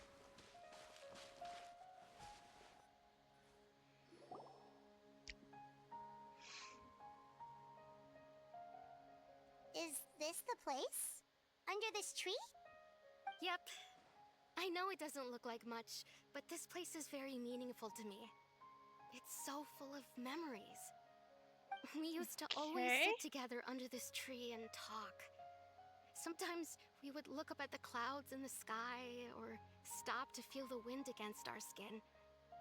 We could sit there for hours at a time, never realizing how long it had been. I was actually adopted by the people of Vamara Village. The forest rangers found me in the woods as a child. I was surrounded by such good people, and growing up in the village was so lively. Still, there were times when I couldn't help but feel incredibly alone. Alone? How should I put it? When something's bothering you, or when you have good news to share, you always want to talk about it with somebody. But for the longest time, I didn't know who I could talk to, or if I should say anything at all. Everyone has their own problems to deal with. Even if I might want to confide in others, I don't want to become a burden. No, I think I get you. Really? You know exactly how I feel?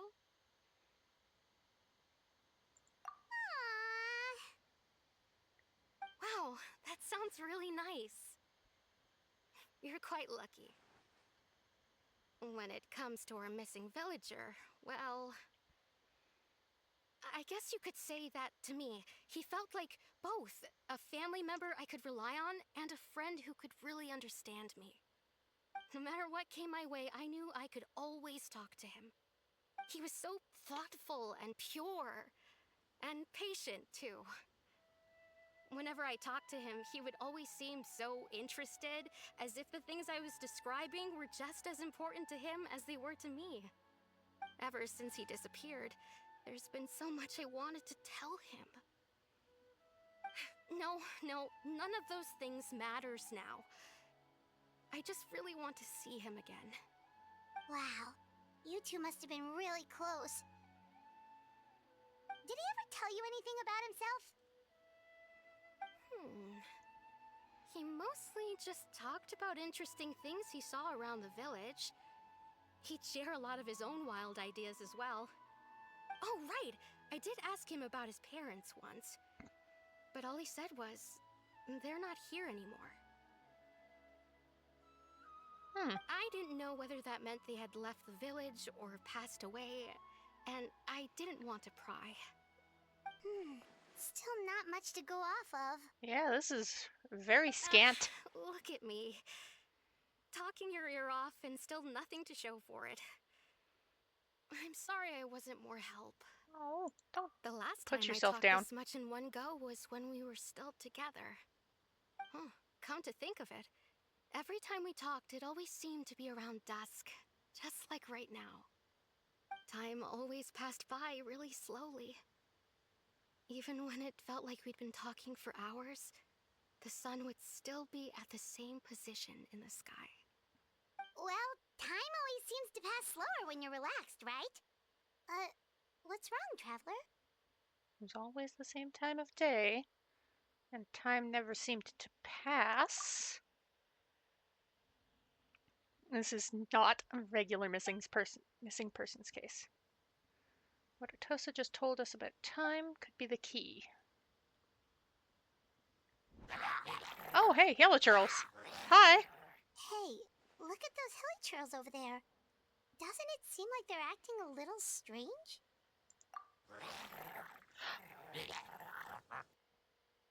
Get out of here. The Abyss Order. Could they be the ones behind all of this?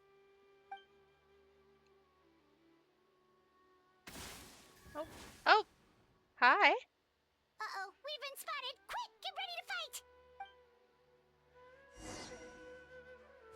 It's a good thing I have a fairly good team for taking on a pyro mage. No, my sword! Let's begin.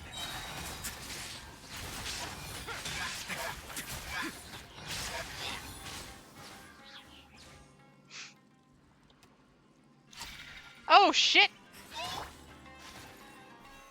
Solidify! Rain outlines your fate.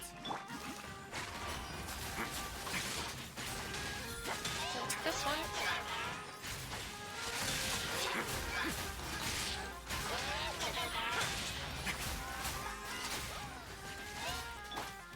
I will have order. Whoa, spazzy camera. Shine down.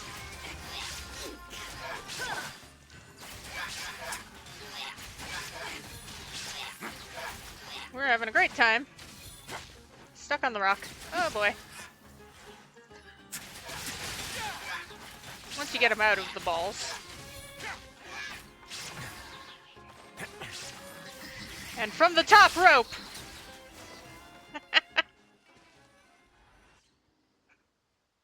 It is a darn good thing. You never leave your boys. Monsters to show up.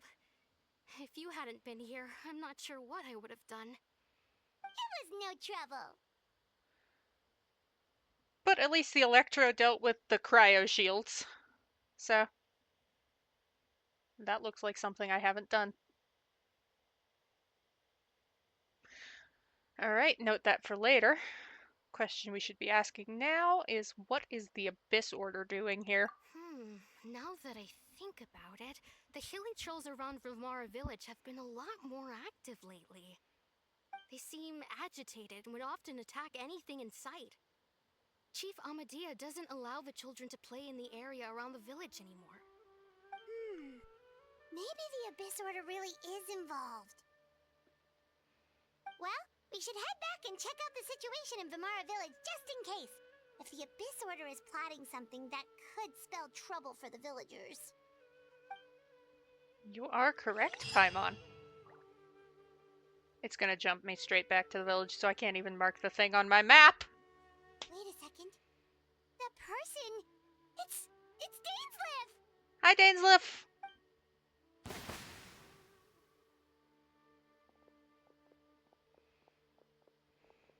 Ah, it's you two. Oh, a friend of yours?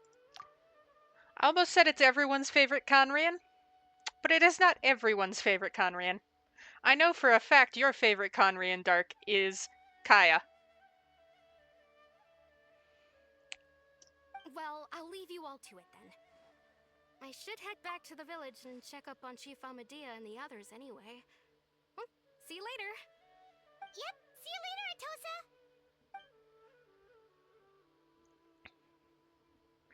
He's a lot of people's favorite Conrian, though. Why do you always have to pop up out of nowhere like that? Is it your life's mission to jump scare us or something? It's hardly personal, or intentional for that matter. As long as you and I are both in pursuit of the Abyss Order, we're bound to cross Yeah, that sounds good. Ah, so you're here to investigate the Abyss Order then. That would explain the monsters you were fighting just now. Naturally. Hold on. Are you not here for the same purpose? We are also on their tail, but we did run into them on accident. No matter. It may have taken you a while to catch on, but I'm sure you've also realized by now that there's something strange about this place.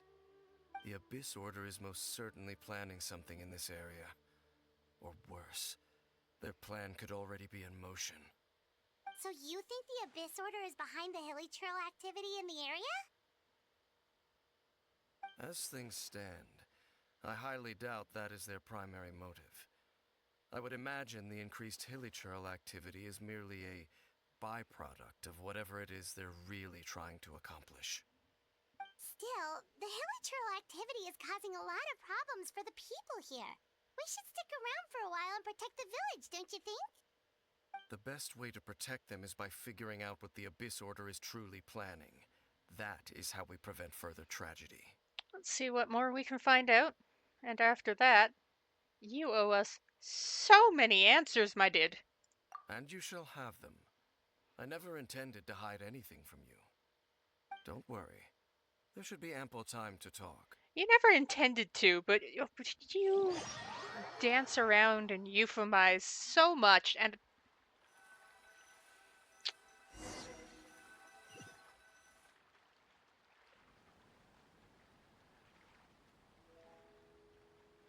there is a point where it just gets difficult. So that was the commission that brought you here to Vimara Village. Someone who seems to only exist in people's memories. That is indeed quite intriguing. I would agree that it's unlikely you have a simple missing persons case on your hands. However, any possible connection to the Abyss Order is still unclear. It appears all we have by way of clues is increased hilly trail activity, and that is certainly not much to go off of. Well then, how about your intel? Right! That mysterious voice she heard in her brother's memory. The one who called himself a sinner. Who is he?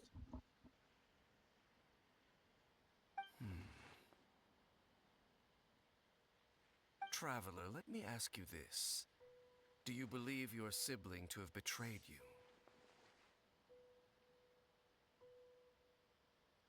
I want to have faith in him. I sense hesitation in your words. After all, you still haven't figured out the whole truth of what happened. There's still hope for the two of you to reconcile. Irreparable damage has not yet been done. The sinner you wish to know about, his situation is different. He and his fellow sinners have long betrayed me, and long betrayed their nation.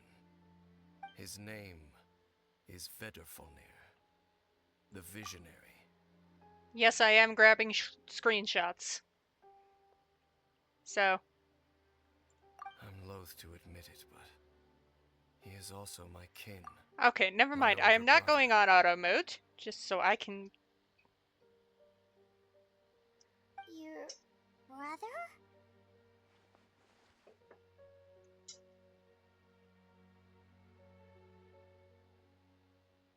What happened between the two of you?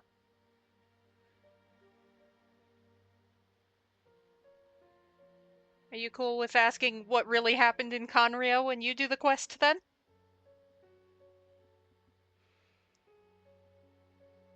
Or...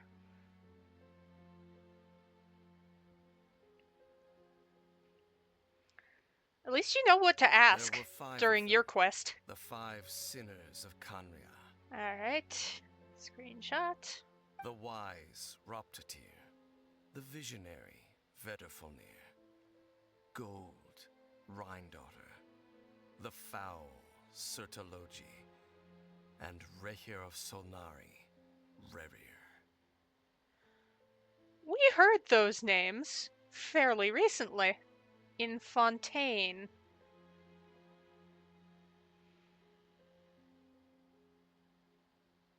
Or at least those titles. No matter how eroded my memory may become, I will never forget their names. One day, I shall have my vengeance. Oh, that's totally the only thing keeping you going at this point, isn't it? Wait, some of those names sound really familiar. Rhindaughter is the one who created Albedo. Sertologi is Skirk's master. Like I said, we heard some of those names in Fontaine. And the one we just learned about, Dane's brother, Vedderfolnir. If he was the voice of the sinner, then the one who inspired Clotar to create the Abyss Order was him. Everything's connected. The stone slates we found in that ruin in Fontaine, the ones that outlined Fontaine's prophecy. That was likely Vedderfolnir's doing as well. They were once people of great esteem in Canria, those who carried the hopes of the nation. They were the best of their peers, outstanding in their respective fields. And Rhindaughter's field was alchemy. 6 of us, together. We should have been the ones to prevent the disaster. The ones to stop the Vinster King from continuing to rock the foundation of This the is world. new. This is a new name. I am curious about this Vinster King. Deep within, the 5 of them craved something more. They could not resist the call of the Abyss, and divided among themselves a power that could destroy the world. So they became sinners, but also transcendent beings, each in possession of world-shattering power.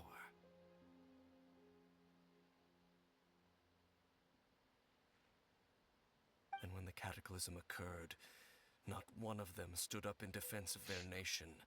Not one came forward to prevent the tragedy. And for that, they shall never have my forgiveness. And then, my sibling came into contact with your brother. Indeed. If they are not stopped, the day is sure to come when they will also betray the entire world. Thank you for telling me.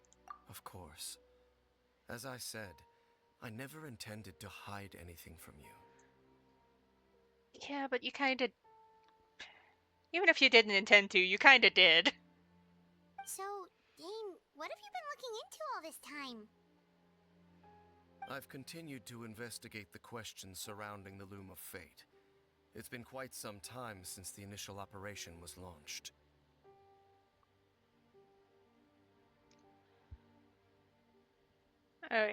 Yes, I'm getting screenshots, so you don't have to worry about that. By retrieving the eye of the first field tiller, we were able to stop part of their plan from coming to fruition. Oh, Paimon remembers! Weren't they going to use it to corrupt Osial and make a god or something? Oh, I have a feeling I know what they're doing in Sumeru. They're looking into that scheme. Indeed. However, it's obvious that was just some sort of technical experiment. The eye was integral to their plan, yet somehow, despite failing to obtain it, they've skipped the experimental phase and found some other way to keep moving forward. Well, since the academia pretty much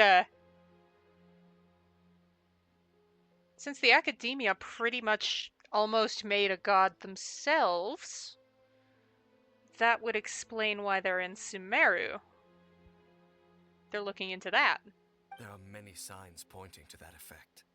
Then what should we do? It's not too late, is it? Our most pressing concern is to determine the purpose of the Loom of Fate. From there, we'll be able to deduce the Abyss Order's true objective. Based on the intel I've gathered so far, I suspect the Loom of Fate is related to the ley lines in some way. And to Irminsul, perhaps. The ley lines? Because the ley lines are just little outcroppings of Irminsul, aren't they? Traveler, you were able to observe your siblings' memories last time, yes? I believe that was due to the fact that the ley lines in that area were unstable. My recent investigation has shown that Abyss Order activity in a particular area is usually followed by a series of issues with the ley lines. And one of the things that flows through the ley lines... memories. Wait, then our commission here in Vimara Village. The person who seems to exist only in people's memories. Could it be connected? It's a ley line bibli.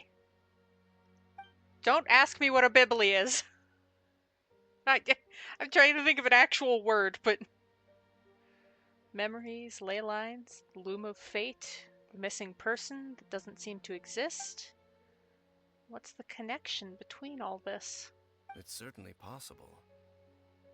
I'll join your investigation tomorrow. This missing persons case could very well turn out to be the key to unraveling these mysteries. Well, if we're teaming up with Dane again, we're gonna need all the energy we can get. Let's try investigating somewhere a little further away tomorrow.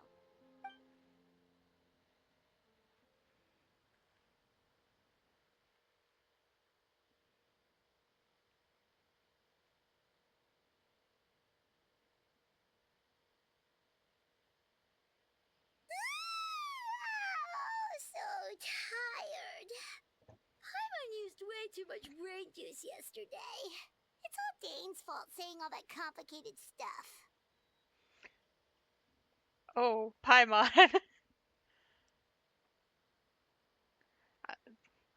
Traveler's gonna say I didn't sleep well either, but oh, Paimon, that just got my brain juice going. Well, let's go find Dane. We've got a lot to do today.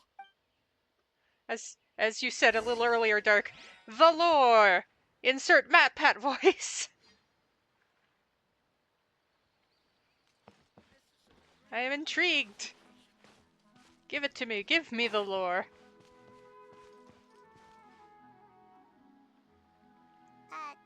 Dane? Hello, Dane? Why are you just zoning out over here? He's thinking about our missing person. Probably. Did something happen? What's wrong? The missing person from your commission. Could you describe them to me? Well, no one described them to me, so... Oh, young guy? Early 20s? Seriously, Dane, what's going on? That was literally all the description we got. I would love to get a physical description of the guy. There appear to be certain memories in my mind that weren't there before. We slept overnight in the village. The ley lines are affecting us, too. Memories of him. The ley lines are affecting us, too. Maybe we just talked too much about him yesterday and you had a weird dream or something? No, it wasn't a dream. They're memories. Ooh. Memories that suddenly appeared in my mind after I woke up. The ley lines. And I'm certain I've never met this person before. Okay, so it's not the sibling.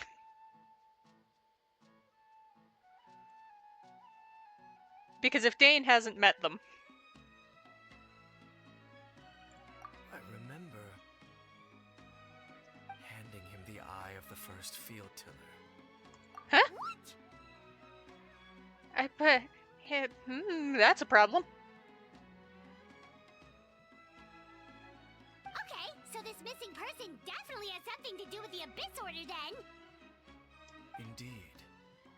And it appears he possesses the ability to implant memories into the minds of others. How is that even possible? Wait then. All the memories the villagers have of him, could they be fake too? Maybe they never knew him at all. But why would he do something like that?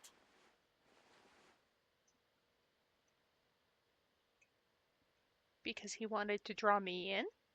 Whatever the Abyss Order is planning, an important truth has been revealed to us this morning. What sort of truth? That their goal is still to obtain the eye of the first field tiller. They haven't stopped searching for it. I am the only person who knows its location.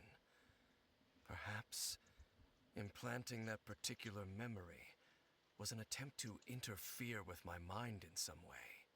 So the eye is still safe. Your concerns are not entirely unfounded. I don't believe the Abyss Order is capable of altering reality like that just yet. Okay, I don't like the word yet in that sentence. However, considering their single-minded pursuit of the eye, I would say an equal level of caution is in order on our part. Come with me. We must check whether the eye is still in our possession. Oh, so you're going to take us to where you hid it? But what if someone follows us? We go straight there and someone's on our tail. Aren't we just exposing the eye's location? Or maybe that's the reason the Abyss Order implanted that memory in the first place. To force Dane to confirm the eye's location.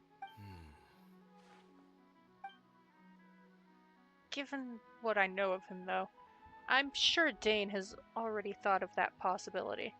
Seems like he might already have a plan. Alright, lead the way, buddy. Of course.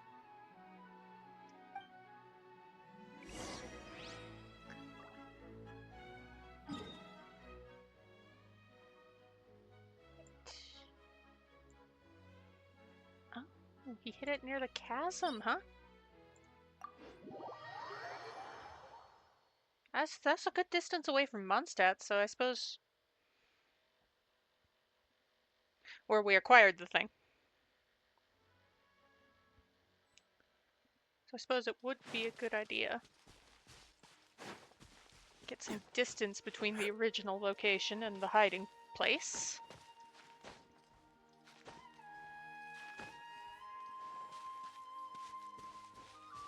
I mean, I'm sure it would also work hiding it in Mondstadt.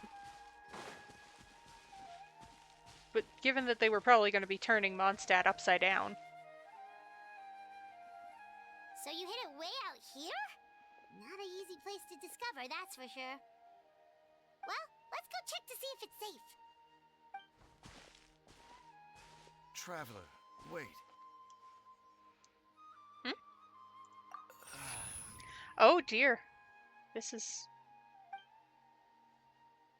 Something is happening. We've no time to lose. Let's head inside. Are you okay, Jane? That's... Are you good, buddy? Hey,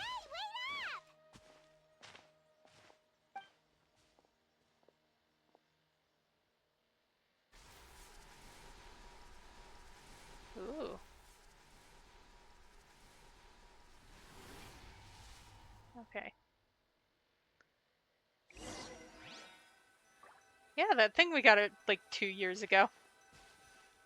Place of Revelations. Fire and Electro. Dane brings you to where he hid the eye before. As you continue onward, the answers will soon be revealed. But when you step within, there seems to be something strange going on with Dane. Alright.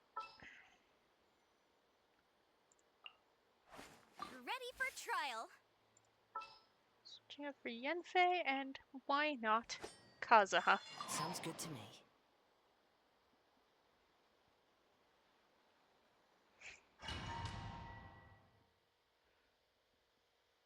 Yeah, okay, yeah, like 3, whatever.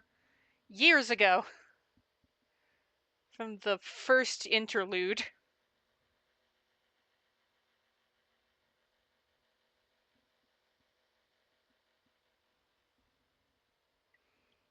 Alright. We're starting with Zhongli so I can get a shield up just in case. Door of Resurrection activated.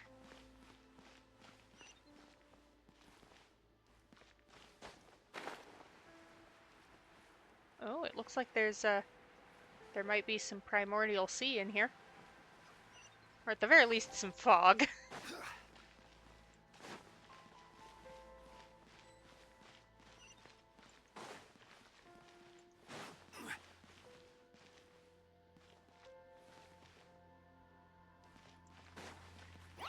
Stabilize.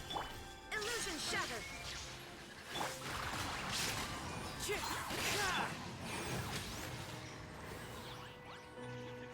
Oh. Okay, yeah, no wonder I...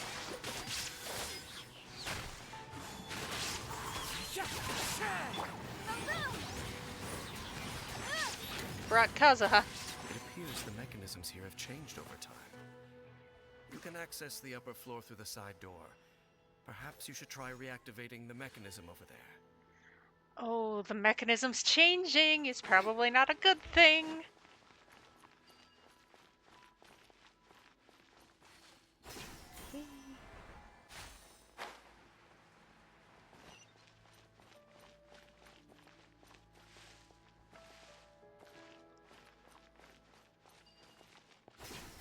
Whoop.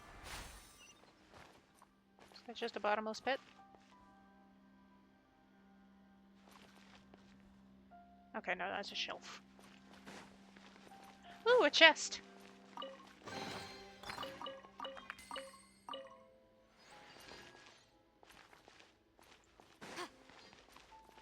Seems Yanfei understands the seriousness of the situation.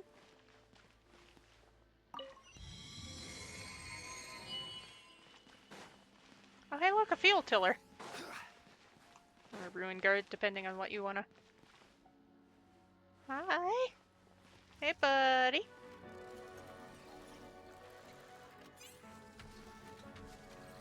Takes him a hot minute to get going. Shine down.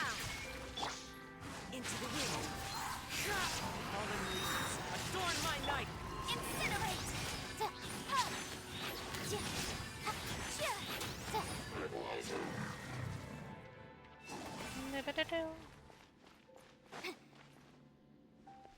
Doesn't look like he dropped anything. Boop. Woo. Alright, let's open the floor. Oh.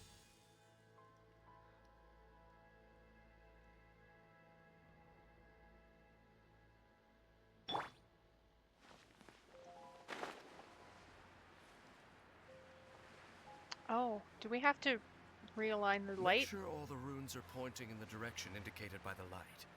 That should unlock the mechanism. Oh, okay.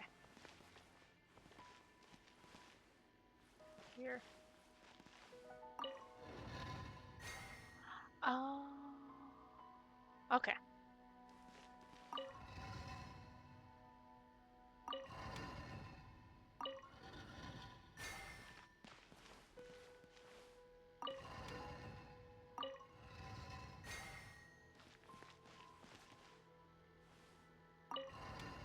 Oh. Okay. Okay. Okay. That.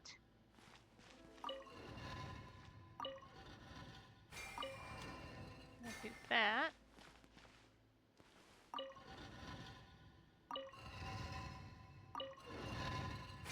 Look at that. You're getting solutions to the puzzle. The door's open. Let's go. You're Our probably gonna have an destination is easier just time up with this ahead. quest. You're getting sneak peeks. Sneak peeks to the puzzles.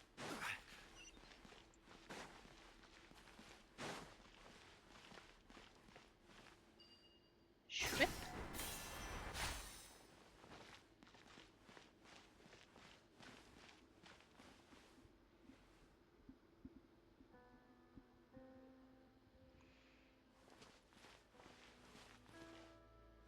there's a gap. There's a gap in the floor.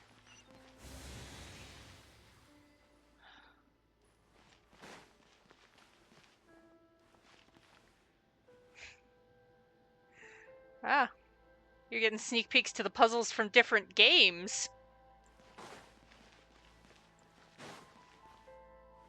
Alright, what we got?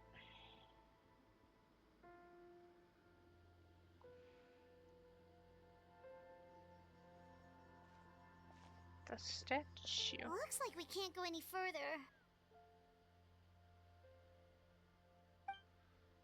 Oh, oh, oh. Oh, why are Be we on Dutch your angling? guard. I sense the presence of the abyss. Because of the abyss. Oh, gee. It's the Abyss Order! They're here! Hello.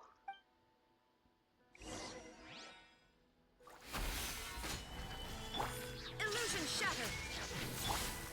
The wind knows me. One with wind and cloud. Ba-boom! Breath of the flame!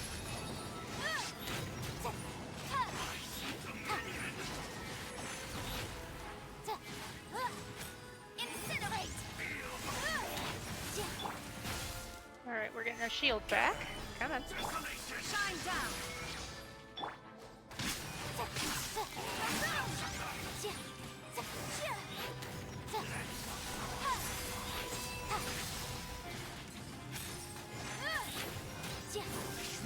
Order guide you. Illusion shattered.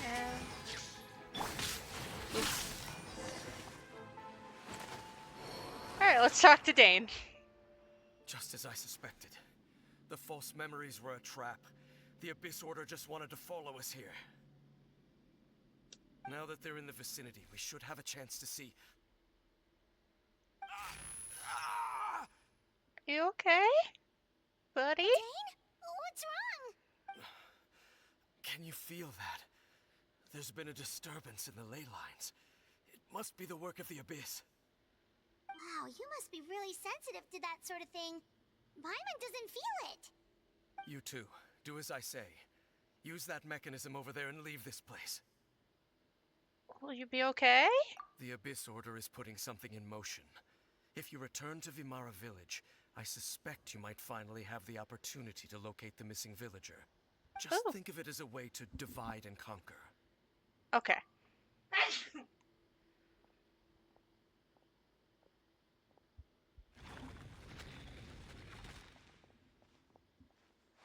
Dane does have a point. But something still feels off. What am I missing?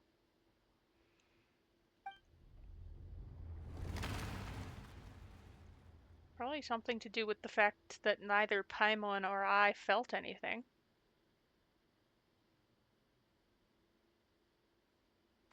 Alright, Dane, what you got? Oh, I don't get to know. Oh, who? Whomst? Who has arrived?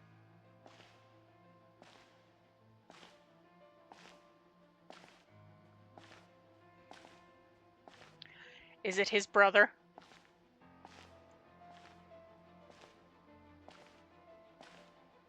It's his brother, isn't it?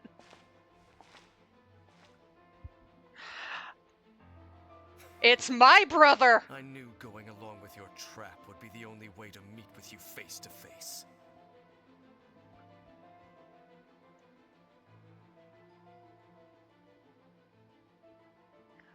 You're probably gonna see Lumine at this point in the quest. You risked your safety, and that of the Eye.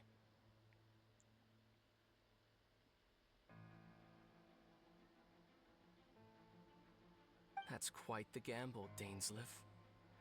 But I believe that I am the one walking into a trap laid by the Twilight Sword. Okay, I don't think we've seen that name for Dane before. So I am screenshotting that. So you came here all on your own? What about those followers of yours? Oh yeah, it would not make sense for you to see either.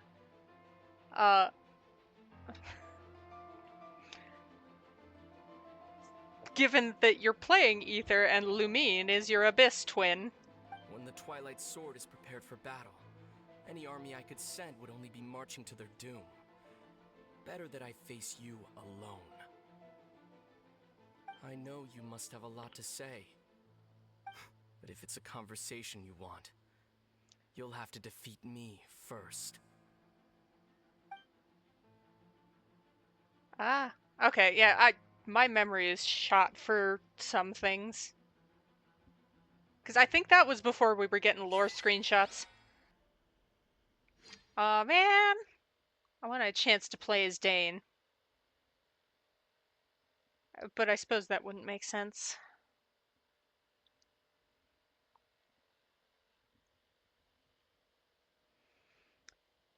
He probably is going to be playable in, like, the end game. The Abyss Order's on the move. The ley lines are all out of whack. We better hurry back to Vimara Village and see what's going on. Hey, look at those hilly trails over there.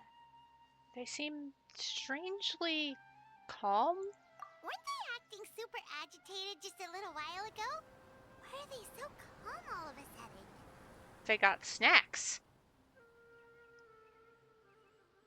I know if I'm agitated, sometimes all I have to do is have a snack. Wait, I hear something. In the New World, they bade farewell to the shrouded sun. At last, they no longer needed to dwell on their suffering, or try to differentiate between I various grabbed a thoughts of screenshot too blasphemy. early. Let me just...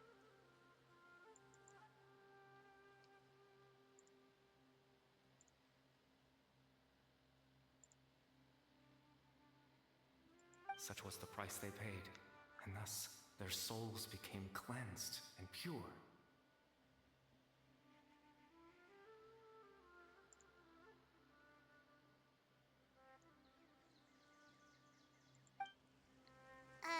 Did you hear that? What was that sound just now? You heard it too? It sounded so gentle. Could that voice be comforting the hilly trails in some way? Oh, this is weird. Let's check if this is happening anywhere else.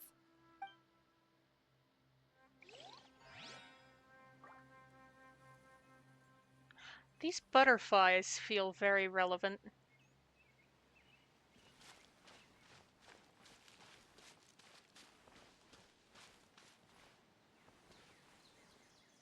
Looks like the same thing is happening over here too. The hilly trails are calm. And I am willing to bet it has something to do with those little glowing butterflies. You see, we're both still here. We've reclaimed an endless amount of time to love. Release your tears. You no longer need to hold back your sorrow. It's that voice again.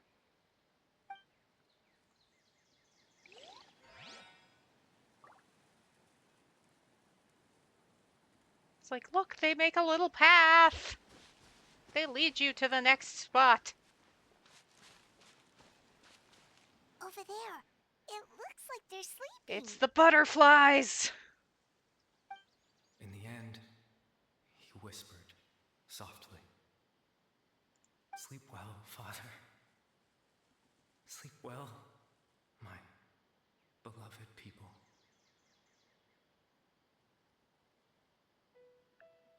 Is it Care Bear talking? When you awake, that which differentiates us shall be no more. It almost sounds like a poem or some kind of story. Well, now that the hilly trails have calmed down, Vimara Village should be safe at least. Let's put this situation to the side for now. Dane said this might be our chance to find the missing villager, so we should head back to Vimara Village before it's too late.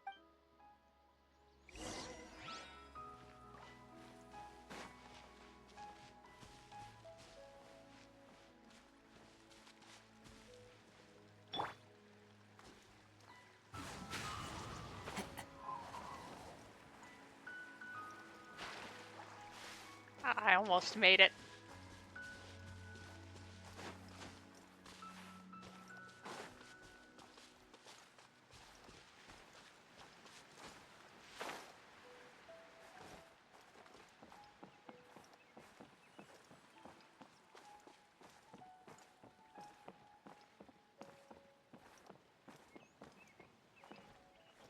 Hello.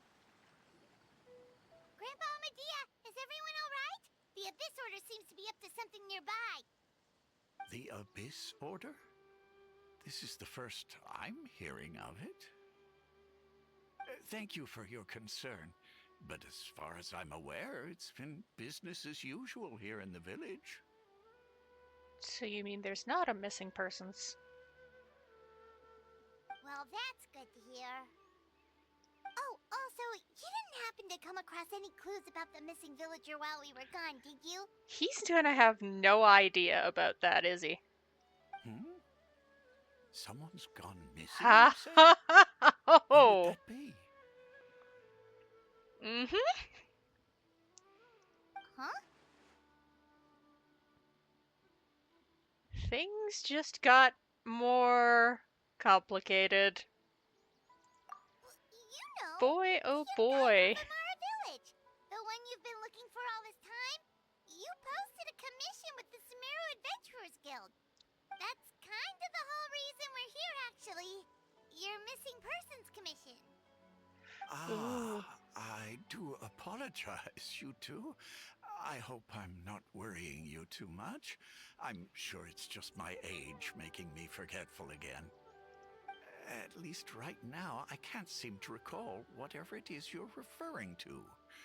Perhaps No you one's should gonna try know. asking someone else. How is that? All right. Thanks for your help, Grandpa Amadea. Because I'm sure after they lured both me and Dane in... Not that the missing persons Not right. We just lured talked Dane. to Grandpa Amadea about the missing villager. There's no way he could have forgotten all about him just like that. Not that the missing villager story lured Dane in, but the shenanigans with the ley lines surrounding the missing villager story. What do you think, Traveler? Could everyone's memories of the missing villager have been erased again? It's too early to say for sure. I am adding in the for sure because I think it's probably true. You're right. We should narrow down the possibilities first. Let's go ask someone else then.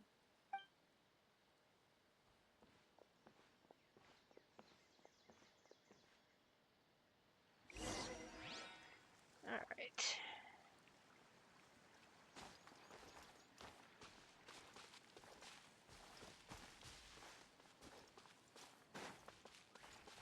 Oh, we're talking to all the people we talked to the first time. Ooh!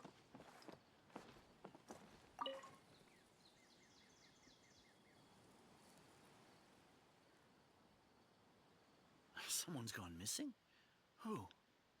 Okay, yep. Just as expected. That guy you said a bunch of nice things about earlier? The one you always used to chat with. He's around 20 years old, and you said he was a kind, warm-hearted person? Oh, I know who you're talking about. Really? Really? You remember? There aren't many young people who've earned that kind of praise from me. If you're certain that's what I said. Yeah? Then there's only one person who fits the bill. No doubt about it. But why'd you say he's gone missing? Have you seen him recently? Yeah, I just saw him leave the village. There was someone else with him, too. They couldn't have gone far. Okay.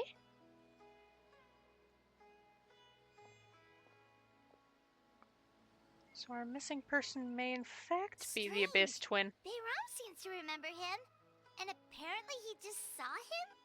Do you think maybe it's not that there's something wrong with people's memories, but that we've somehow returned to a time before he went missing? That is also possible, Paimon.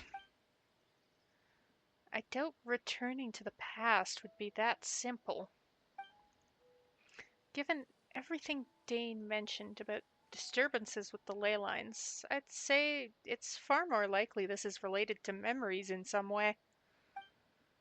I need to think carefully. What's really going on?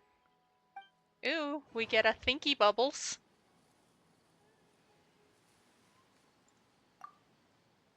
Just like what happened with Greater Lord Rukkhadevata, no one remembers him. Because there's been a change in people's memories. If we really did travel back to a time before he disappeared, that could explain why the villagers said he hadn't gone missing. If this person only exists in people's memories, maybe we're in someone's memory right now. Probably this one. Right! Paimon totally forgot about the leyline disturbances. We're in someone else's memory. Just like how you entered your sibling's memory last time. That would also explain why we seem to be at a time before he went missing. It's a memory after all.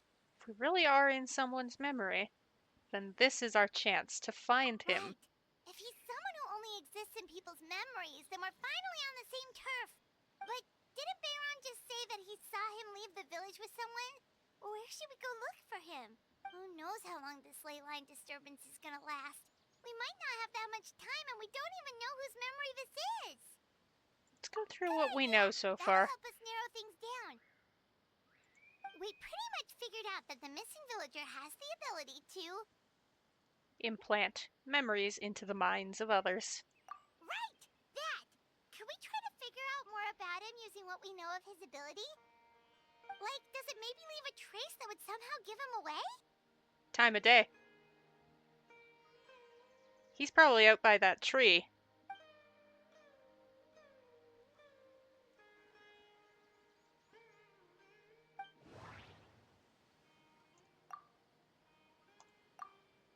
If time is allowed to pass within the false memories, there's a higher chance they might conflict with someone's original recollection.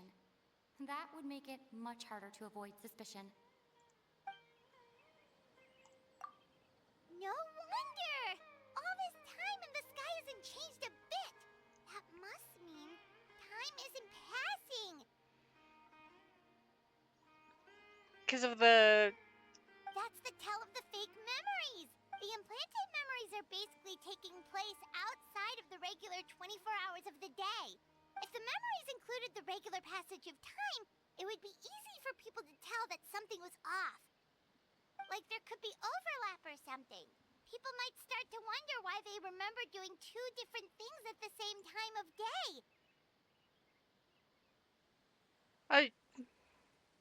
I mean, I wouldn't, because I do several things at once all the time, but That's why he makes sure the memories whatever. take place at a specific moment in time rather than over a period of time. If we consider this conjunction with what we already know, then the question of whose memory this is seems to have an obvious answer. The color of the sky coincides with the moment in time she described. Because Amadea didn't remember him. Dane isn't involved in it.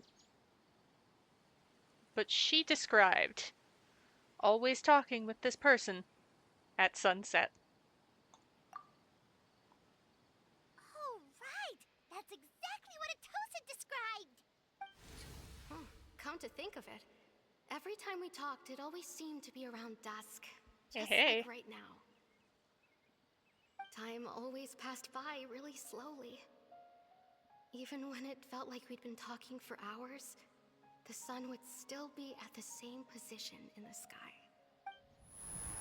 Yep, that has to be it! This is definitely Atosa's memory.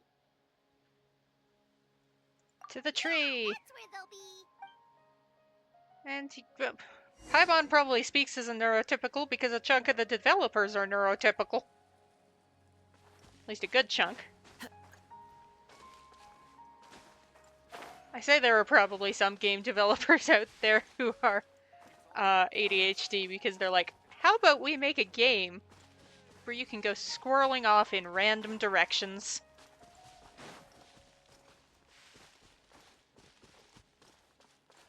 Time to go.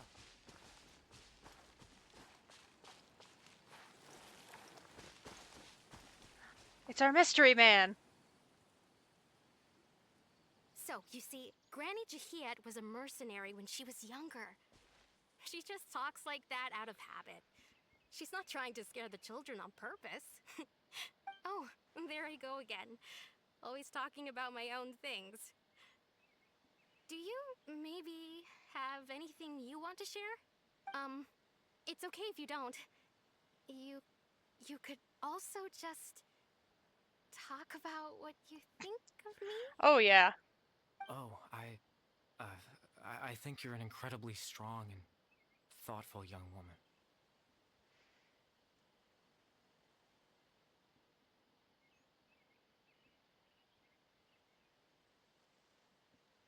He can implant false memories, which means he could make himself look like anything in the memories. Is this Carrie Bear? You'll meet many amazing people and live a very happy life. You won't miss someone like me. I know that's just connecting random threads, and probably not correct. But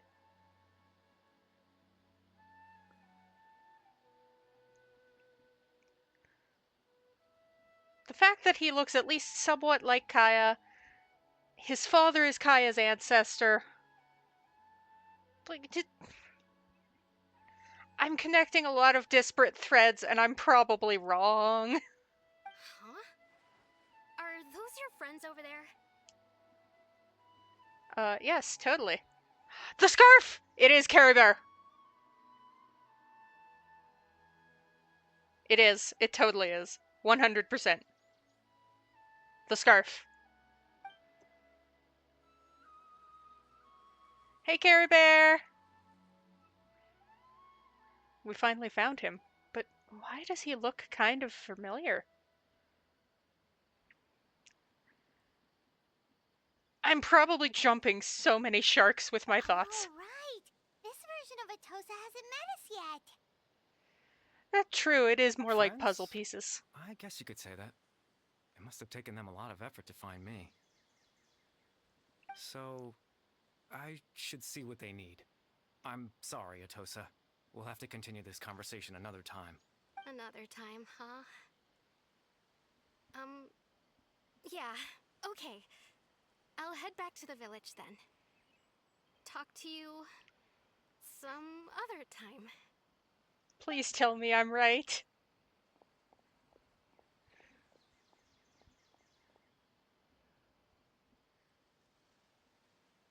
It's nice to see you, Traveler. I believe this is the first time we've met. You're... Oh, characters made a connection. The scarf! Carrie Bear! Factoring in the memories, the Abyss Order, the Loom of Fate, and everything else, I need to think of the one person that can connect all of this together. Born into abject sorrow, he shall now become the Loom of Fate. Please tell me I'm right. You're Kari Bear Alberik. Yes! I'm not insane! Oh. You know me? That's quite the surprise. I don't believe I've met you before. Not like this. Not even close to like this, my bud.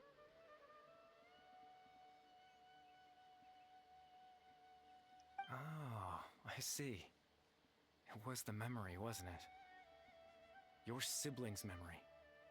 You saw the me from back then. Okay, this intrigues me.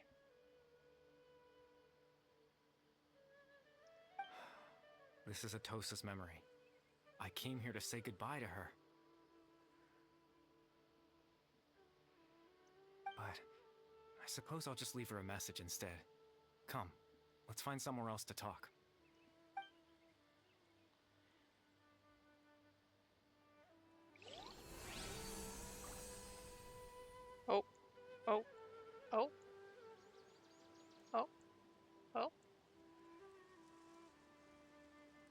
Yes, I grabbed a screenshot so we can play translation. I'm sure someone else has already translated it, but...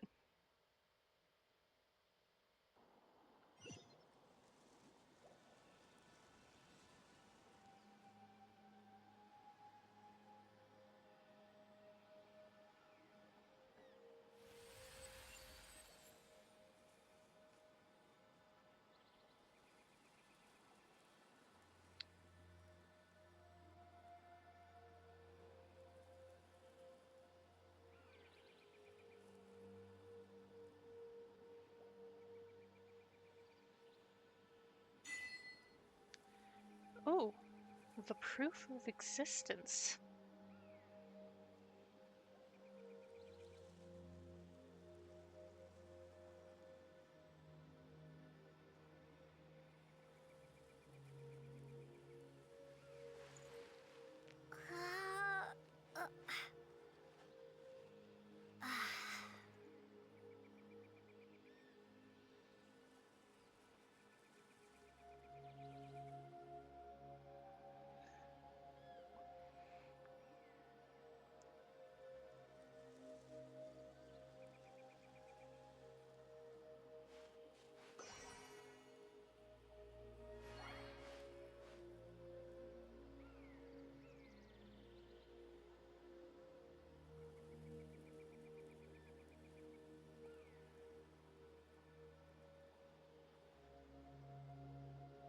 Sorry, I was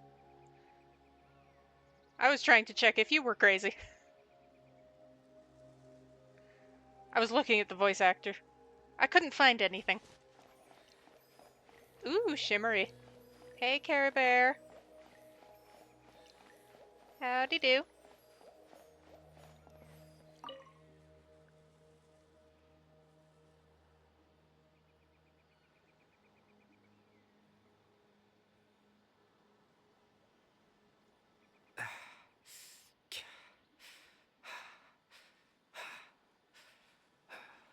What is this place? I suppose you could call it the realm of my consciousness. I'm someone who no longer exists in the real world, after all. As you well know. You look exhausted. It's nothing. I still have enough strength to play the part of a good host. I've always hoped that I'd get the chance to talk to you like this. And now, the time has finally arrived. This is a rare opportunity for me as well. I should try to learn as much information from Care Bear as I can.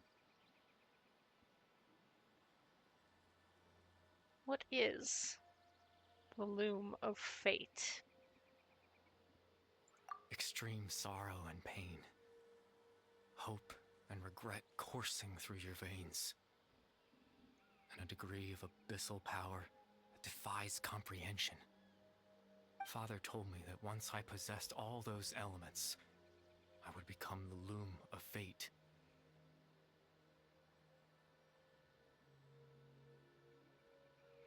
Also, I love how I recognized that it was probably Care Bear from the Sleep Well Father. Or the Rest Well Father. I don't know why my brain made that connection. But, despite his intentions for me, I never truly became the Loom of Fate. I was merely used as a means for its construction. In truth, I died the moment I set everything in motion.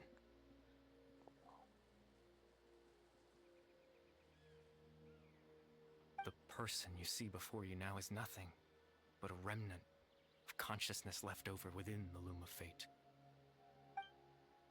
Care Bear is dead. That's why he no longer exists. Outside of people's memories. As for your question, the Loom of Fate is a device capable of weaving ley lines. In its primitive form, it can only be used to create and implant memories. But, as more of it is completed, its power becomes stronger and stronger, until finally, it has the power to weave real ley lines of its own. Ooh. Once fully completed, the moment it gains the power to weave ley lines, it loses the lower level ability to influence memories. Okay. But it also becomes a tool that can change the entire world. So that was the source of your ability. Yes. I have the ability to control the loom in its semi-completed form. I suppose you can think of it as a form of compensation. After all, its existence cost me my life. So the memories that suddenly appeared in Dane's mind were implanted by Care Bear through the half-finished Loom of Fate. That makes sense.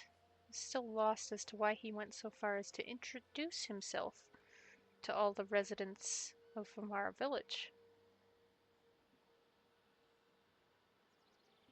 Why there? That. I was wrong to implant those memories. I'm sorry I caused so much trouble. Not only for everyone in the village, but for you as well. I just wanted them to feel like I once existed in this world.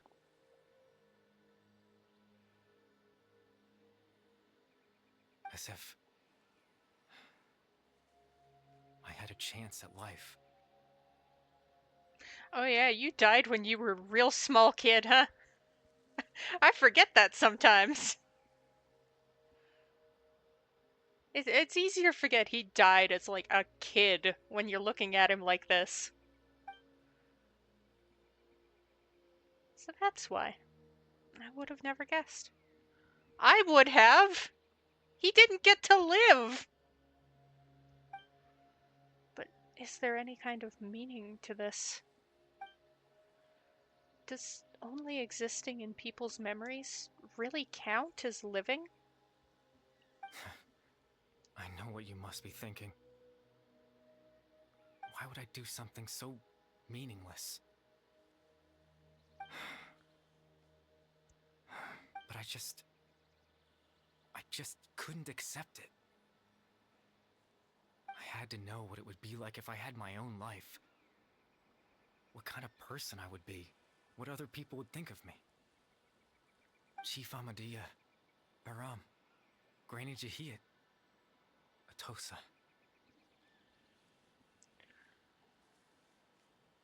Oh. What would it be like if I could live alongside them? No cataclysm, no curse. Just a quiet life in a peaceful village.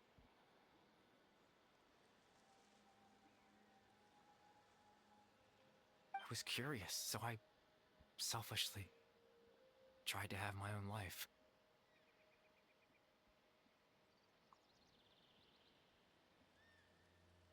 Even if that meant piecing together the version of myself that could have been.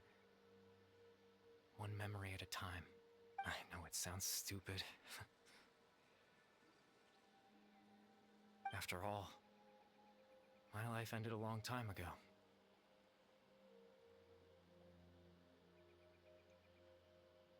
Any chance at living was stripped away from me when I was 8 years old. My consciousness left to mature in an illusory world of nothingness. He was only 8. People are like, Genshin's a kid's game. Just because of cute anime characters. Family-friendly game! Here's a guy who dies at 8. Woo! Even the form you see before you was nothing but an invention based on my father's appearance. An imagined version of what I would look like if I had the chance to grow up. See, I told you he looked like the guy. In the end, this all stems from the tragedy that occurred in Conria back then.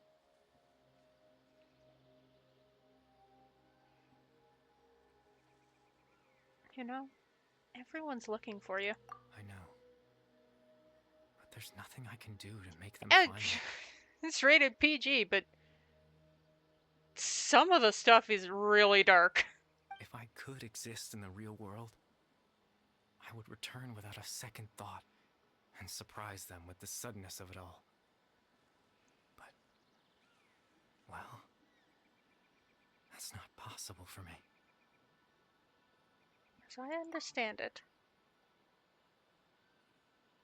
Even though you only appeared in their memories, your existence was a great comfort to them. They all believe you once lived among them. I know.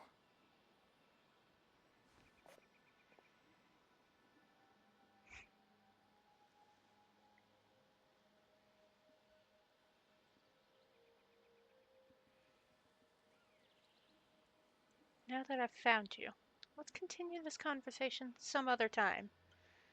Dane might still need my help. Captain Dainsleif. Twilight Sword, you mean? No need to meet up with him. Things should already be settled on his end. Settled? Exactly. As someone who could only exist in people's memories, the fact that I'm able to talk to you in my consciousness like this can only mean one thing. Uh-huh. The Loom of Fate has already been completed. Whoa! Oh shit, that's a problem.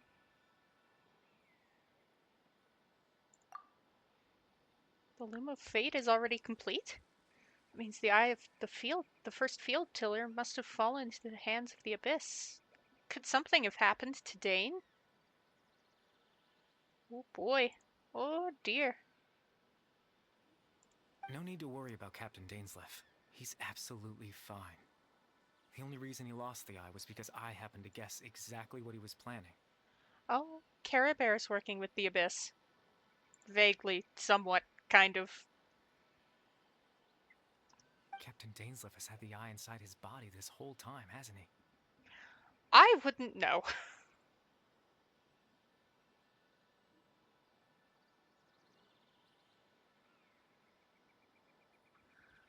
But, I mean, if you say His so. plan was to lure the Abyss Order to a false location, capitalizing on their pursuit of the eye in order to have the chance to confront the prince. He would then hand the eye to you and tell you to take it away from that location. That way, Captain Dainsleif could accomplish his own goal and ensure the safety of the eye all at once. A very thorough plan. But he never handed me the eye. That's right, because in his mind, he had given it to you already. Oh snap. Does that mean he gave Dane a false memory? When did you make him think Before that? you two entered that false location. Oh! When Dane went, ah! Traveler, wait. The wait was him going to hand me the...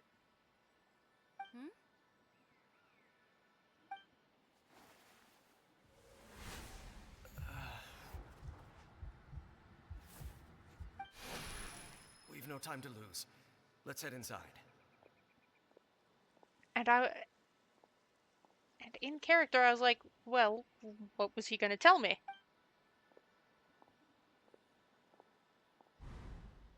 So when Dane froze up back then, it was because a false memory was being implanted. That was when I implanted the memory of him handing you the eye. Given the tense situation at that time, Captain Dainsleif failed to notice anything out of the ordinary, and took that memory to be real. I'm sorry, Traveler, but I needed the Loom of Fate to be completed.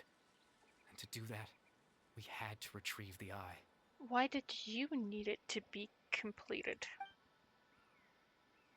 Dane had the eye the whole time, until the Abyss Order took it. I'm not sure there's anything we could have done. What are you planning on doing with it? I promise I'm not trying to conceal anything from you, but I truly have no idea what the prince is planning. Tevat's ley line system is deeply entrenched in the planet. Creating new ley lines can neither replace nor extend the ones that already exist. In the face of everything they could be planning, I fear I'm too insignificant to even get a glimpse of the bigger picture. In any case, I had my own use for the Loom of Fate, and my goal, at least, has been achieved. Your goal? You remember my father, don't you? Clotar Alberic. I believe you saw him in your sibling's memory. Yeah, I remember him. Very impassioned voice acting. After he used the power of the Abyss to restore consciousness to my hilichurl form, I suffered from an indescribable level of mental anguish. To comfort me, my father told me a story, that this was a fairy tale world where I had to take on the form of a little monster. Yes, I remember this. That story managed to dispel my fears, even if just for a moment. My goal was simple: to use the Loom of Fate in its near-completed form, when its ability to create memories was at its strongest, to implant a specific memory into the minds of the hilichurls. In that memory, I would tell them a story, just like my father did for me. It was a story of fairy tales and love. But more than anything, it was the story of us.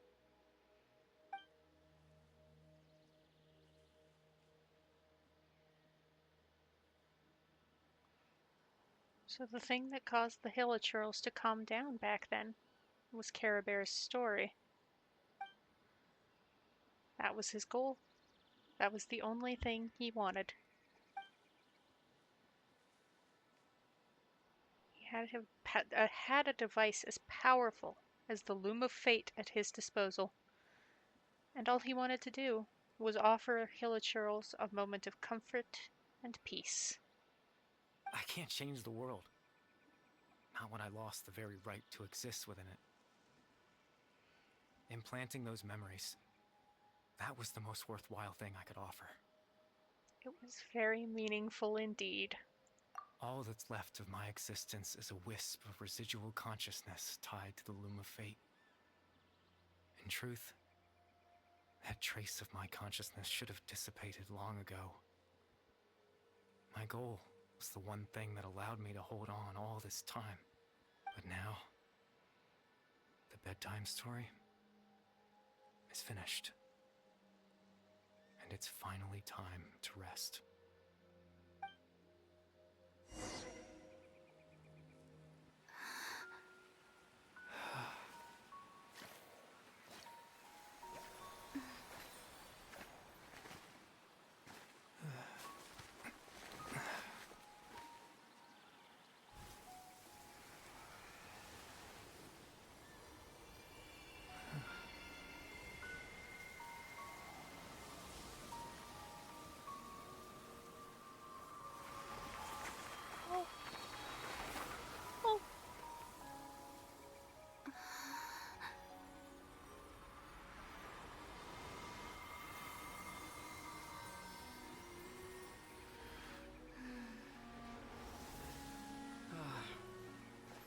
Looks like I was too late to see Kari Bear one last time.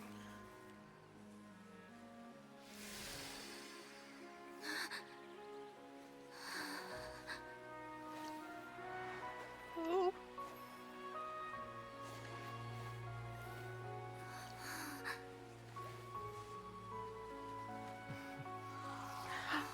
What?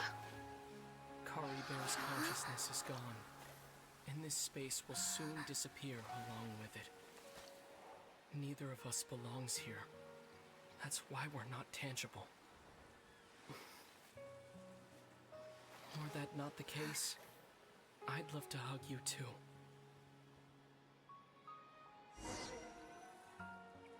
Well, how about a conversation? Yes, please.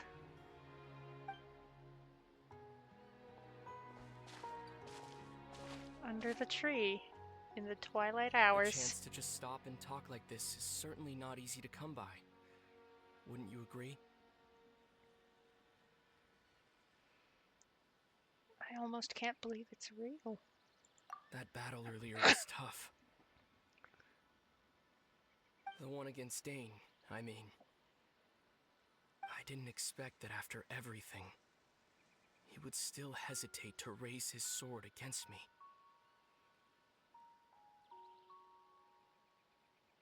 Were it not for that, perhaps I'd still be no match for the Twilight Sword.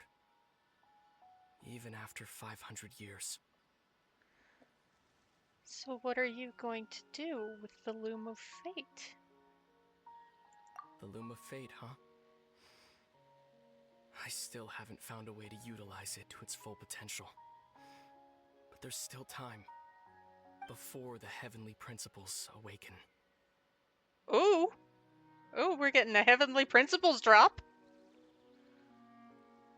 Heavenly principles are still asleep? Yes. For 500 years now. Ever since the cataclysm in Conria, there's been no sign of activity. Not long ago, you witnessed the Hydro Archon destroy her divine throne, yes?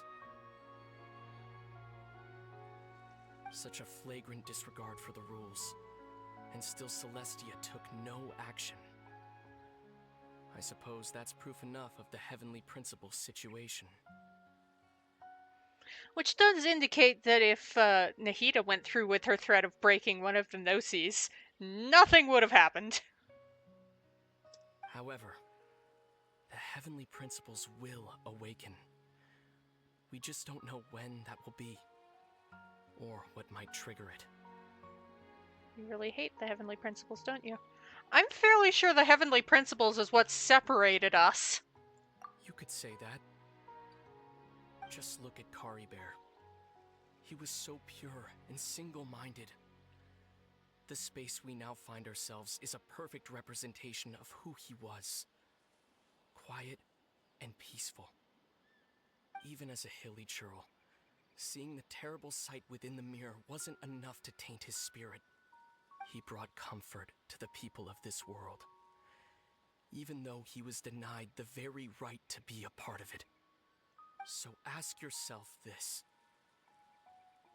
Who was it that deprived him of that right to exist? Of course, that's only one example. My feelings about the Heavenly Principles are too complicated to explain in just a few words.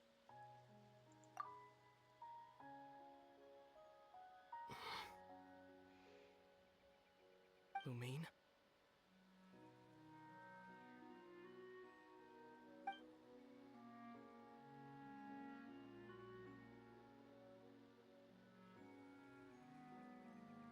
You're the only one in this world who calls me that.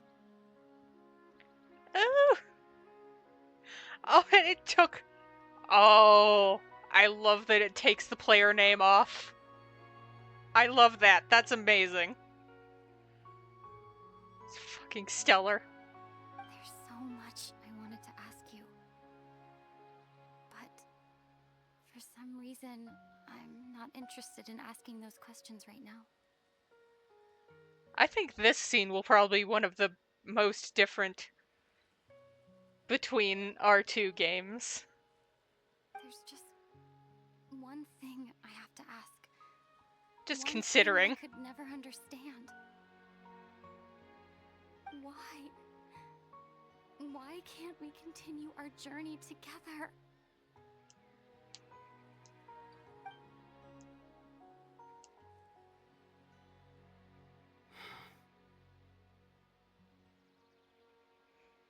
At the end of my journey, I arrived at a place known as the Sea of Flowers at the end. Do you remember? A long time ago, when we traveled between worlds together, you told me you wanted to find a place in the universe where that one flower was in full bloom. To have a place like that suddenly appear before me?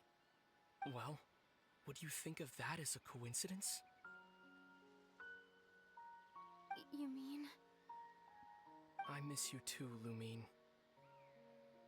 But as this war continues to rage, and as I continue to seek that final answer, I don't even know how to face myself sometimes.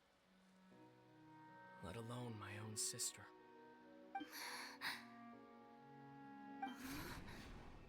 What's going on? The consciousness world is crumbling. This space has lost its tether. I doubt it'll be able to exist much longer. Ooh. In fact, aside from our ability to physically interact with each other, there's something else you should know about this space. No! With Kari Bear gone, we won't be able to remember anything that happened here. Everything in this space will be wiped from existence, including all memory of our reunion.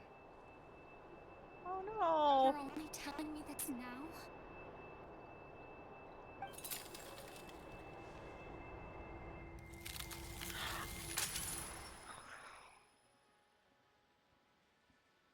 Holy crap. Ah!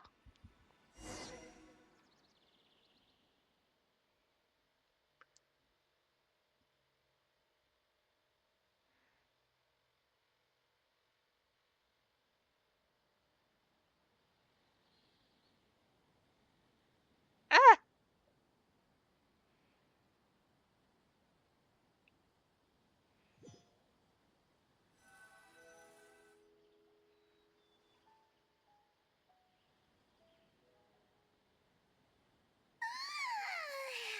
Still so sleepy.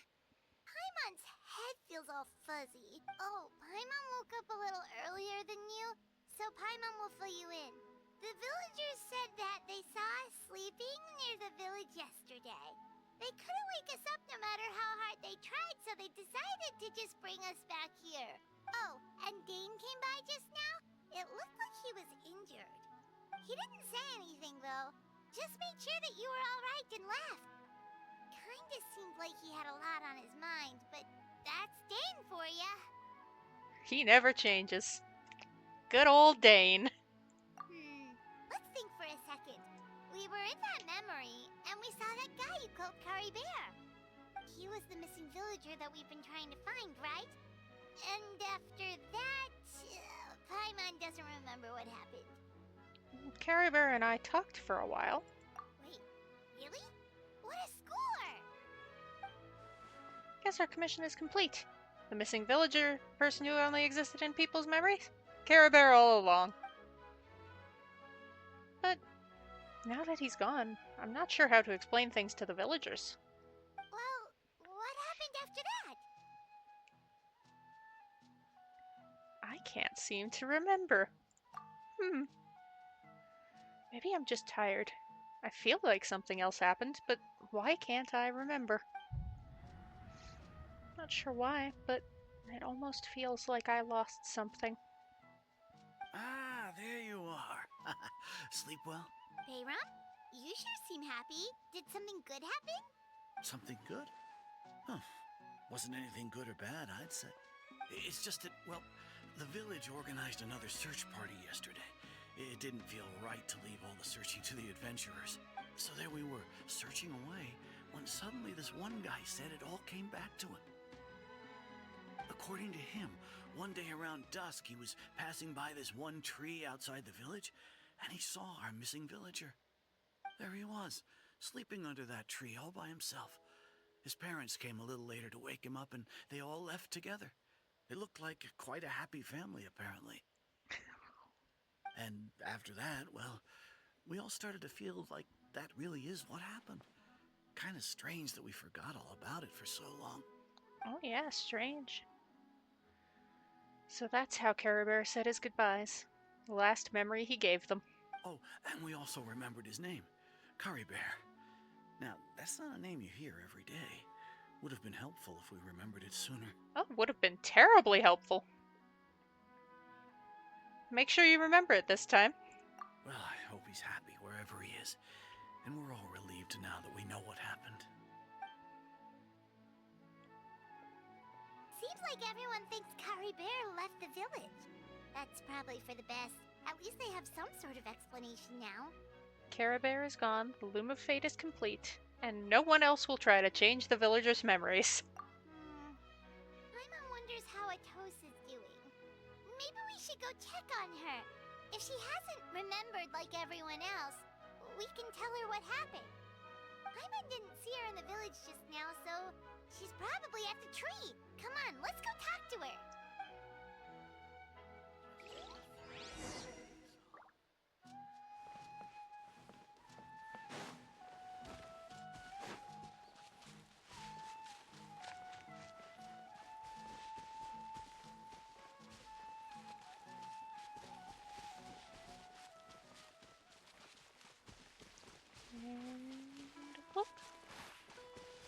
Atosa! Whoa! Let's go.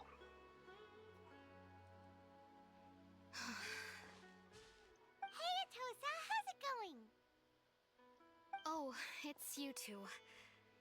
I was just about to go looking for you. I wanted to thank you. I was part of the search party, so I remember what happened to Kari Bear now. Honestly, I just can't believe I forgot something so important. I'm sure he wouldn't want you to forget him. It's funny, but I have this feeling he told me the same thing. I just can't seem to remember when. I guess it doesn't really matter anyway. Life is made up of a series of memories. As long as I hold on to our time together, he'll always be a part of my life. I'm just happy I got to meet him. So, who cares what happens in the future, right?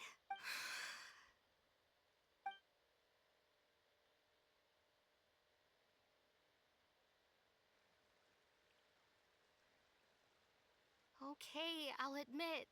I'm just putting on a brave face. I was dumped, wasn't I? Oh, girl. Otherwise, why would he just leave like that without saying goodbye? I'm sure he had his reasons. You don't need to comfort me. I'll be okay. It's just like Kari Bear said. It's the things we overcome that make life more precious. And you know, if he has a heart, maybe he'll come back and see me one day. Oh no. Anyway, thanks for all your hard work, you two. I promised I'd help Granny Jahiet with something, so I should head back. Goodbye! Well, that should be it, right? Everyone's lives can go back to normal now. Oh, right! Weren't you about to tell Paimon what happened after your conversation with Kari Bear? Right. What was it that happened? I can't remember. Feels like there's something in my pocket. A picture? Where'd that come from? Let Paimon see. You must get along with each other, the two of you. Oh my gosh, he was there. Oh dear.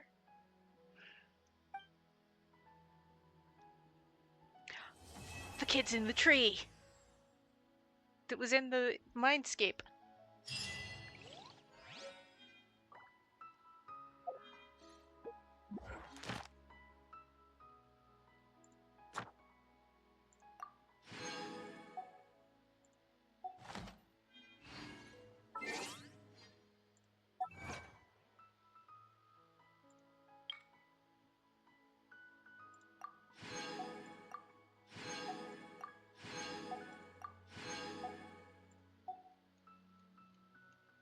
Don't have any other achievements, right?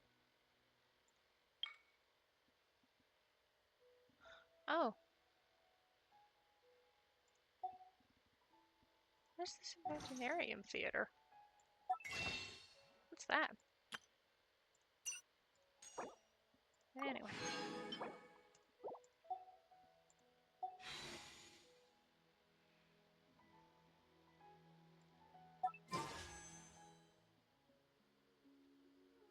I'm gonna just for fun. It's purple. So that's something. It's Bennett. So that's not really exciting.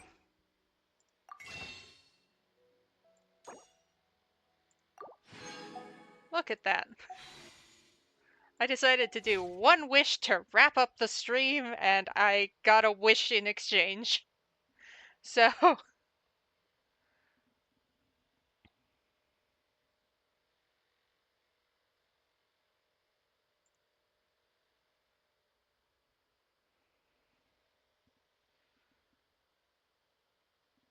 I'll see ya on Wednesday for Persona 5, in which I have no idea what I'm going to be doing next. So there